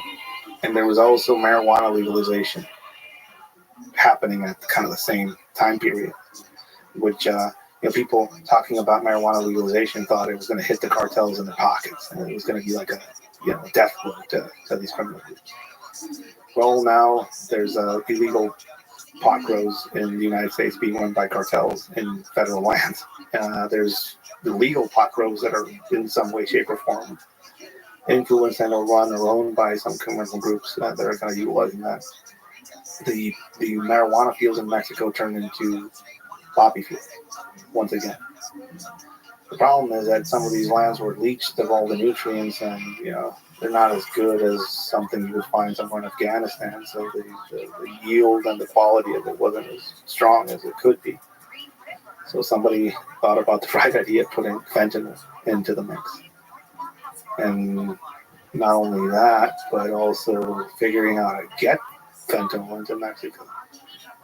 Mexico has a giant pharmaceutical industry that people kind of also don't kind of know or factor into this equation, which leads into the free ability of chemicals going in and out of the country and legal means of it happening, right? So not only the precursors to make it, but also the chemist and the industry that create it in Mexico as well. Some clandestine factories of fentanyl have been found in Mexico, but realistically, it's not needed with the ways that the ports and the borders are down in Mexico. You started seeing an influx and a flood of fentanyl into Mexico, specifically related to infusing it into heroin, and not only using that to feed local drug markets, but send it up into the United States, which started off this process that we're kind of going through still. Are these like similar highs? And drug-wise, why do you infuse? I mean, probably you're not the right person to have this biochemical discussion of how. I don't know about the biochemical aspect of it, but like speaking to guys that do Chiba down there, that's what we call heroin down there. It's like a nickname for it. Having them describe some of the older, stinkier, darker heroin they used to get before this whole fentanyl thing, and the highs they would get and how much they would have to take versus some of the stuff loaded with fentanyl that they have to. Also, there's more higher potency. Yeah, there's a higher potency to it, and also there's a more money to be made, easier to transport. Yeah, but then this is how China starts becoming part of the picture. One aspect to it that people kind of miss is that there's no Chinese cartel. There's no criminal Chinese organization working unseen, getting around government oversight in China. I don't know of any such organization. Anything that could label as a criminal organization is deeply integrated with the government. So I've never heard of a giant criminal enterprise in China operating. So we have to assume that independent of the state. I would have to assume that some of these things are happening with the know-how and inaction of the government out there. When COVID hit, there was a shortage of on the northern side of Mexico, specifically related to the Sinaloa cartel. These guys were actually trafficking fentanyl from the U.S. down to Mexico to infuse their product. But not the New Generation cartel, which operates out of the central part of Mexico, the Colima area, which have access to the seaside ports. So even during the shutdown, they were getting supply, which means to me, at least, or for anybody observing it, that the supply chain was not cut. And whatever was coming out of China was being let out of China by whatever official channels would be able to shut down or stop it. And I would love to know the organizational structure, the governmental structure of China, how they enable it. Because I can't imagine at the very top there's like a portfolio of things we're doing, and one of them is fucking military. I think it's more inaction, or just the knows how that is happening, but just like hands off, just let this. I don't. If I were to understand how large bureaucracies work, it's looking the other way. Yeah, you are now seeing pill presses brought to Mexico, industrial level pill presses found in clandestine laboratories, where they're not only infusing the yields that they're doing with fentanyl, but also making fake pain medication that is flooding U.S. markets everywhere. As far as, is that pain medication or is that fentanyl? Who knows? And that's how you see a lot of people dying from ODs or that are supposedly taking pain pills, and that's not what they're doing. So the evolution right now you're seeing is making something look legit as far as pain medication that it isn't. And I mean, fentanyl is everywhere. They're infusing cocaine with it. I've been getting stories from the U.S. of people buying it through Alibaba or just weird online sources, and it coming in different packages and just infusing it into whatever is out there. It is killing off a whole generation of people. And it comes from one place, or it's manufactured somewhere where it's being manufactured with the precursors and the elements and know-how that comes from one place. Are we talking about China? China. Because Mexico seems to have. What's the role? This is such a complicated. And how do you start to talk about the drug war when more and more and more China is the source of the drug? Is there a drug war going on with China? There's probably the economic war. Well, you talk about this is another side to China. And this is something that's come out recently, a few years back, I think. But basically, the ways you would move money back into Mexico after you have a load up here is that you would give it to a Chinese money broker. They would put it into the Chinese banking system, and it immediately would just disappear from American eyes. And then another money broker in Mexico would receive it through a money transfer from China. So China's incredibly good at money laundering.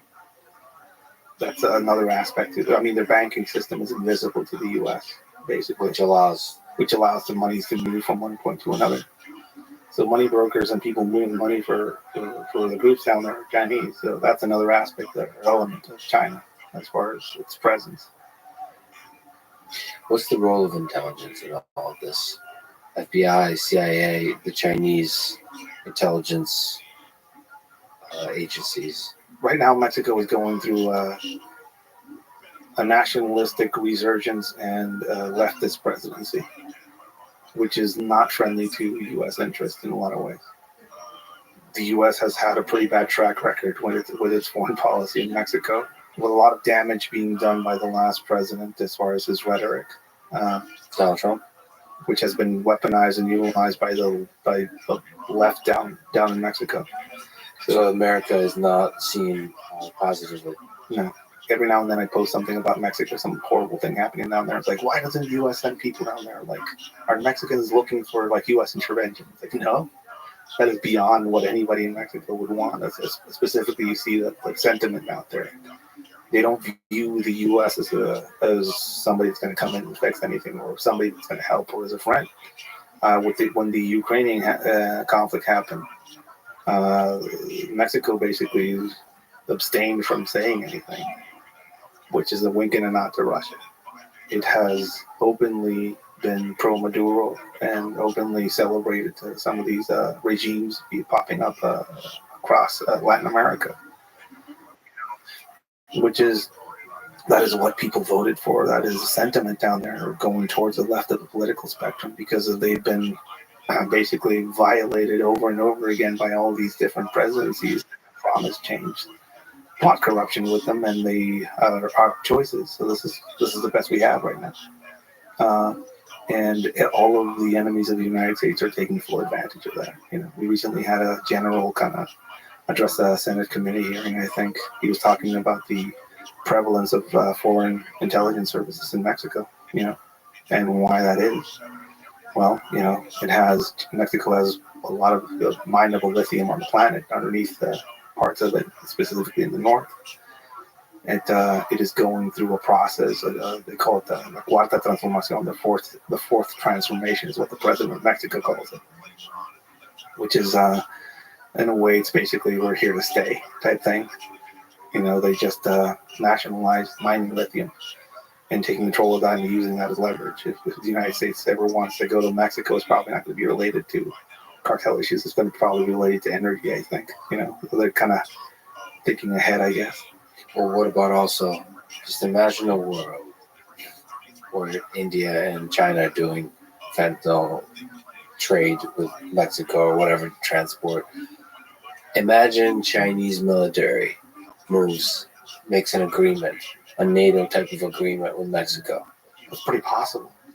Again, we're seeing militarized Mexico. It's another aspect of Mexico that, again, I haven't seen talked about a lot here in the U.S. The main problem is that the current president had was he was going to make the police, the federal police, and the security issues in Mexico civilian. He was going to do exactly the opposite as his main rival, Felipe Calderon, the guy that started off the drug war officially. And what does he do? He dissolves the civilian leadership of the federal police, dissolves the federal police, creates the National Guard, which is a military unit, and he puts the military in charge of that. Now the military has a full monopoly over all federal policing. When you cross into Mexico, you'll see them wearing these white camouflage uniforms. Those are National Guard people, but they're military. So now you're seeing a militarized Mexico with some of these leaks that happened during the Guacamaya leaks. You're now seeing that Mexico has been hosting members of the Haitian military, and they've been training them up to go back to police their country. That's not something that Mexico has been known for, hosting other nations and then training them in such a way. So it's like it's an interesting maneuver. Like, Mexico has been historically neutral about getting involved in foreign conflicts, about voting in resolutions as far as invading or not invading, doing all these things. Mexico has been historically kind of neutral when it comes to some of these things, and now we're training foreign military forces to go and do that role somewhere else. We have the military building airports and building infrastructure in Mexico, and a lot of their higher ups getting very, wealthy around it, and they basically have a monopoly over, who gets to have guns down there. There's one gun store in all Mexico, and it's run by the military. And the only way you can buy a gun there is if you can buy a plane ticket to fly there and have enough money to sustain that right or that privilege. So you're seeing the military not being in its traditional role of just being the security force. Now it's policing. It's involved in it's getting involved in politics in a big way. It's legislation that has passed to keep it on the streets and the policing role for more years now. So that should be looked at closer by anybody observing from afar, how the militarization of Mexico and where it's going. Because if you move towards a world where a World War III happens, it feels like Mexico will be the center, because a hot war will be fought on the ground. And so you have a very difficult parallel between Mexico and Ukraine. Both don't have nuclear weapons, both have relationships. So Ukraine has a relationship or a pull towards the European Union and NATO. Mexico, at least currently, has a kind of slow pull towards China, India potentially, and Russia. And you have this divide between power centers in the world. And in terms of, just imagine hundreds of thousands of Mexican troops, hundreds of thousands of Chinese troops on the border, on the U.S. border, on the Mexican side. And also the fact that that border doesn't mean anything to any sort of conflict that would happen regionally, because that's a very easy to cross border. Doesn't matter how many walls you put across it. People are already here. This is not going to be a war fought off in some overseas place. Like, you're not going to. This is something, if it happens, if destabilization is utilized in Mexico to cause a conflict there, and it turns into a Vietnam or a proxy war down there of a sort, which I think, in a way, you're already kind of seeing some of that through some of the conflicts going on down there. You have a new generation cartel that is being fed fentanyl from the Pacific side ports, and suspiciously, you want to think that maybe it's favored by a foreign government of some sort, in some way, shape, or form. Who knows? And then you have a historically in control Sinaloa cartel that may or may not be favored by the U.S. in some way, shape, or form. You can imagine a further conflict down there and people fostering it and seeing the effects of basically setting a fire on the feet of the United States. Its second largest consumer of U.S. products is Mexico. The massive wave of immigration that is going to be basically weaponized. You saw the collapse of the border security structure with a contingent of 3,000 Honduran, Guatemalan immigrants in that first wave of caravans coming to Tijuana. You saw it was pretty bad. You know, it was pretty bad, and it could have gotten worse. Now, what is going to happen when that wave is no longer 3,000, but 1 million people being displaced by violence or being in fear of whatever conflict might originate down there, and just that massive wave of migration? I think that's an interesting thing that people should look at. How can you affect change that try and stop some of these things happen? Well, let me ask you at a philosophical and a human level, what do you think about immigration? Illegal and legal immigration from the direction of Mexico to the United States. So we have an estimated 11 million illegal immigrants in the United States and estimated 45 million legal immigrants. Things about some of the government scientists COVID hit, there was no shortage of Blue Book are ready to talk. What's more, a series of revealing government documents have trickled out of the legal federal immigration file. is pretty much the backbone of all Much different produce picture and some of the of farm the UFO industries out phenomenon. there. One of the most dedicated UFO researchers is right here in Las Vegas. His name is John Lear. He's Illegal my workers guest in today. those fields are essential workers in a way. To begin with, I think there's a weird relationship in the United States with some of these workers and how they're demonized and how they're called criminals. I think there's this is one state time or out there another. that You're a passed member of the famous Lear family. anti-illegal All immigrant Nevadans are pretty much familiar with, legislation. former state senate The candidate. farmers have You to don't sound look like the kind of guy who would for get hooked up people in to something show up that a to lot of work in people some would of these say fields, is which about basically caused no, it's just billions of dollars worth of losses for some of these farms. Anywhere you go out there in the United States, you go into the kitchens, and there's going to be paisanos there, French, French restaurants. You'll see people from Puebla there that made their way illegally and might have legalized or regularized their way into the country or in a sanctuary city. You go to the service industry, hotels, those are the people changing the blankets. Those are the people who wash them. You have them doing jobs that no Americans want to do, realistically. And they're everywhere in this country. And they are the backbone of some of the industries that are essential in this country. Do you think there's a deep sense in which they are American? I think they're indispensable. And anybody that says they aren't is delusional. If you take every single legal worker out of the industry in the United States and send them back, there's a movie out there called Yes Mexicanos, A Day Without Mexicans. Everything would stop. So the relationship is there. People talk about the history of slavery in this country like it's a thing that is in the past. There's endangered slaves in the country right now. People that are paying off their people smugglers because they brought them into this country and they haven't been able to pay that fine, that fee yet, and are basically being held hostage by that here in the United States. So there's slaves right now in the United States. People are talking about it in historical context. What do we do about it? How are we supposed to think about it? We're going to have to rethink how we look at the immigration of illegal or legal immigration from Mexico and how we view Mexico as a one country. Your relationship to Canada is one thing. Your relationship to Mexico is another. The foreign policy towards Mexico has been pretty nefarious as far as the United States in a lot of ways. You can go back. There was a student massacre during the Olympics, and the president in turn at that time was a CIA payroll, and it was a counter-communist type maneuver that they were doing down there. But there are some bloody hands on the U.S. side of some of the things that are happening in Mexico as far as destabilization, influencing, and meddling in foreign policy out there. Most of the guns that are used down there come from the U.S.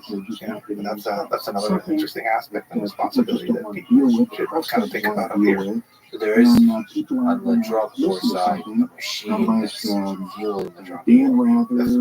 There's a giant drug habit up here, but also a governmental intelligence and military support through the sale of weapons. I don't know about the sale of weapons, but there's some very, we talk about porous borders coming up. There's porous borders also going down. There's a flow of guns going down. I'm not trying to sell. Which again, guns, they don't kill anybody by themselves. They get put in the hands of the desperate that are trying to feed a giant drug market to the south, up to the north. Mexico has a saying, Mexico lejos de Dios, pero cerca de los Estados Unidos. Mexico, far from God, but close to the United States. They have between 30 Uh, and 50 billion bodies. And there's definitely a responsibility on both sides. This is no longer a Mexico problem, a U.S. problem. This is a regional problem. And if you don't think about it as a regional problem with our brothers on the southern side of it, and with families, we're related. I can't imagine. They're like Dan Rather or Tom Brokaw. Mexico and the United States are like this. A story of that magnitude. But it's become popular in politics to just throw a line. Well, and I think we need to get to a place where we can figure out how to make those connections and repair some of the damage done by just years and years of bad policy on both sides of the border. Policy and rhetoric. We talk about the way we think about it, not just the actual policy, but seeing the humanity in the people that are here. Yeah, it's an easy thing. They're coming to take our jobs is something you hear. There's a state out there that passed some anti-legislation as far as illegal workers on fields, and it led to massive losses. Nobody wants to share for those jobs, basically. People would show up one day, they'd come back, and they were doing jobs. Are they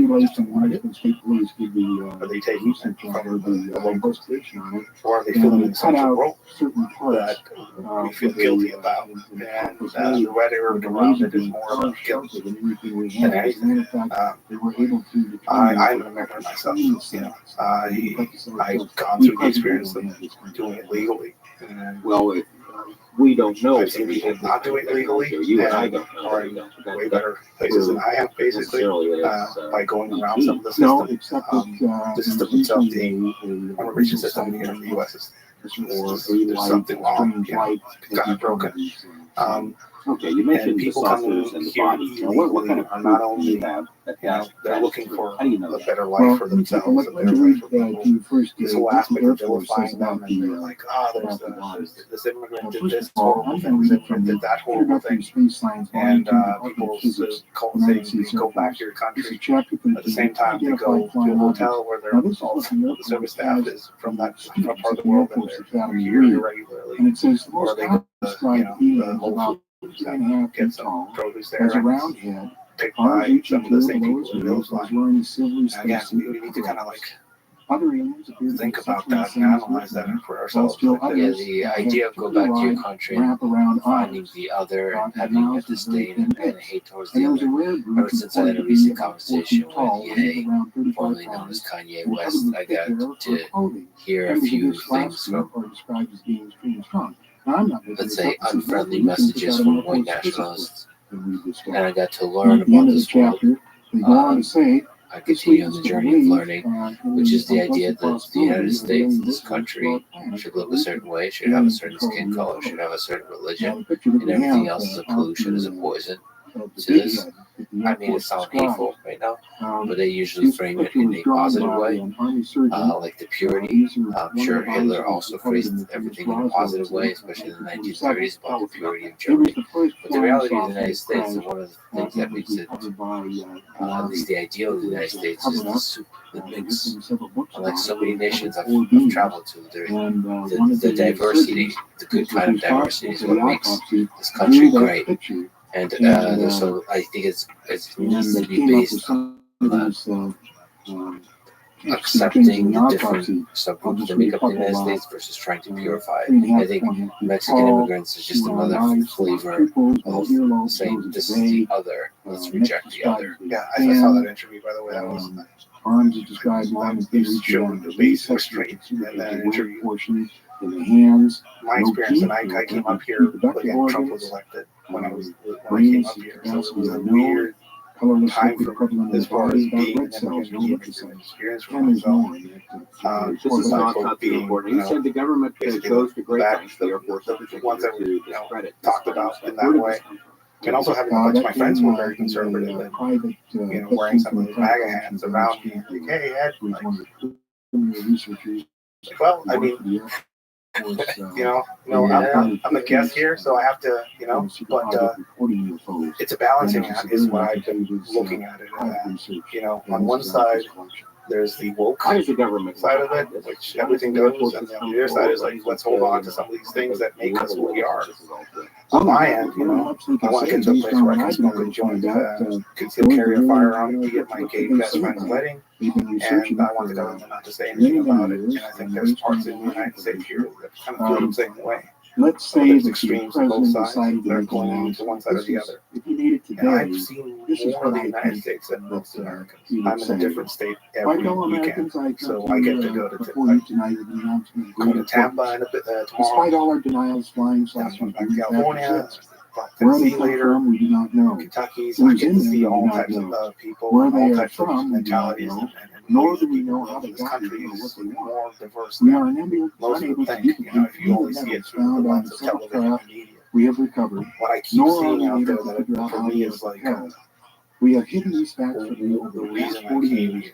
And a lot of the reasons that I feel a vested interest in this country, not just because my kid's American, so I have a very big interest in this country. In other words, you find it highly but the thing I see is there's still the opportunity and the ability to do something with yourself and opportunities out there for people like me that come here with nothing. I came here with experience base, a truck, And some demons. and a bunch of demons in the bag. And I'm here with you talking right now about some of those experiences. Another immigrant. To another immigrant, and both of us are reaching people out there that might haven't heard a voice we're going to come back people like us that come here with our own bag of demons. But where else in the world can two people like us have a conversation with an audience like us and not be shot outside of this because of the stuff we're saying?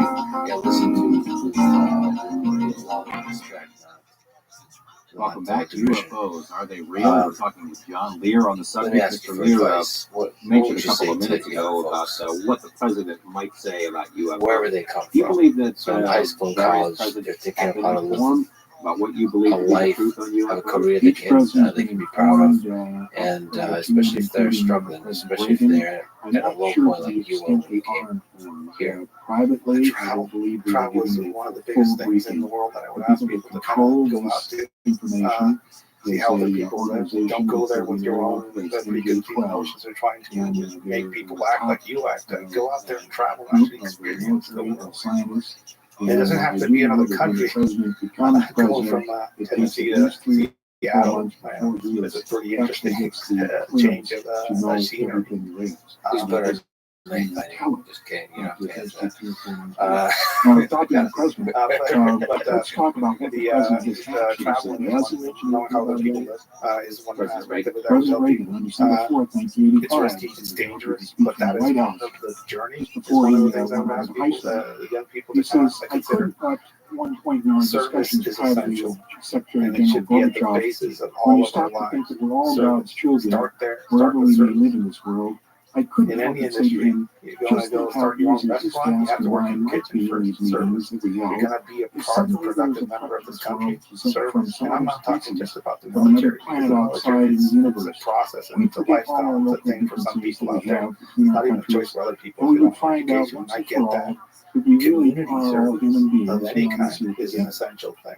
He Now, couldn't be The just ability making to go out there and interact with the people that you would normally not interact with well, this here, 1 population week ago, that there's in 42nd this General country. Assembly, in front of the The UN, older on population September that 21st. in Mexico He says, are in old our dying in obsession our with the homes. antagonism of the moment, we But often here we forget how send them much off unites somewhere all else the to members die, of humanity. which is an interesting weird Perhaps we attachment need some I've seen outside, in the U.S. as far universal as threat to make us how the recognize this elders common are bond. cast I aside. occasionally think how If quickly I our can differences say these worldwide young would people vanish is if we to were facing an start figuring alien out our threat lives from of service, outside and this world. that's And going yet to I ask expose you, you is to not a an bunch of alien experiences force with not a bunch of already people among out there us? you might not Now, regularly this is kind right of out of see the White House in reality. I'm not making this up. Education What did he is mean by this out alien there. force? I mean, does it say? It is expensive, but He I've says, sat through a bunch of really expensive what could be classes more that I alien to the managed to universal see on aspirations YouTube of our and people learned a than lot war from. and the threat of war? But the point is, So why education would is we out there. really It doesn't have to be as expensive as they make it. It's all about the individual, what he does with that education. threats from outer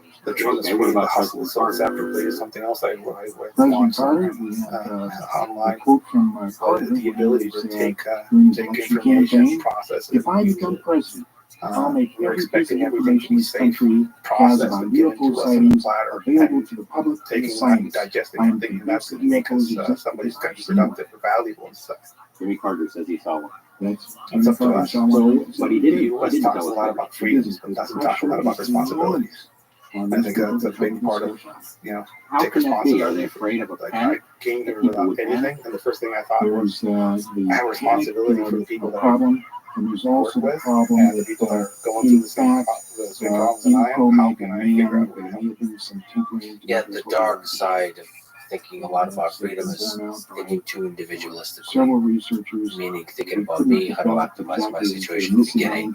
The deepest growth you could do as an individual is by taking care of others, by helping others, by being of service, by being useful to your community locally, and then hopefully also at scale. And that's how you grow.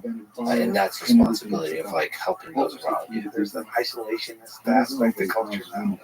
It's like You mentioned a couple we're of minutes ago separate. before the break that There's you think almost like a 90% of these visitors spiritual, are hostile. cultural amputation in a way where, well, Doesn't fit with what we think of as when I was a kid, the house with all the lights outside of it, that was where all the kids were hanging out. Intruders. Now everybody's on the phone. Separate houses, chatting on whatever. Apparently come down and when I say There's an apparently, this attachment is taken from the weird aspect to it. Also the aspect of I need to be safe. I can't be offended. Don't hurt me. Safe spaces. This is my right. This is my right. This is my reality. You need to respect it. It lasts about an hour. Respect They is do earned. all kinds of And experiments. where I come They from, give respect is shots, they poke them, There's freedom, cut but them, there's they dangerous do all freedom. kinds of things. They Those lock up their memory any and freedom send you it have out. in Mexico is a Only dangerous after freedom. several in a way. months of You can drive home drunk in Mexico. they end up You can. going to a psychiatrist. Bribe a cop on your way there, and if you don't die or crash into somebody else, that's a dangerous aspect of freedom. But there's a responsibility to all of it. What's the reason for It that? is a What are twisted they trying to learn? responsibility and a There's three twisted things way that they're kind trying to do of with talk this about stuff. it and describe it. The But first I thing think is they're trying the to aspect demonize of us. It started in the people early 40s. screaming for They freedom put of a little their rights or very their small BB type privilege object without way the up in the backside responsibility. of the brain. And they You know, do what are it you for doing for your 18 community? years. They pick them up and put it in Well, about you're 4 years complaining old. about this. What are you doing? 12 about years old, they would pick them up and another run thing a that kit. And noticed about 18 traveling years around old. is scary. The Is the second whole thing they people did is getting they put shouted post-it down or note suggestions. canceled because of what they According express or say. to many of the Some of the creepiest experiences I've had in the U.S. has been through hypnotized universities, and or they so found out what just they seeing told young them. people that have an Apparently, opinion that in is the next completely 2 to outside 5 reality. years, You there's know? going to be a big People telling me something how things are in enormous Mexico is going to because they happen. learned it And through these people have been abducted, and there's college probably over course 100,000 of them and have been given some seeing place to go sons of and something immigrants to do. But under criticizing best me hypnotic because of techniques, my they cannot opinion find out of what Mexico it is. or what I have to say about it. That's true. And Because they if you said want to encounter the worst enemy of they are Mexicans, going to usually do so. They know that second, they're third going to do generation something. Mexican here that shouts you down for what you're saying. And the I mean, third thing general they do is entitlement, genetic all of those experiments. kinds of They've things. been crossbreeding. Some of that comes with just being young in called general, intruders, but yes, like humility, It's about a crossbreeding experiment humility at a with societal scale, girl in Indianapolis. And they actually, especially the young. So I would say some of the service that you're speaking to is 3.5 foot comes tall with that they being had. humble.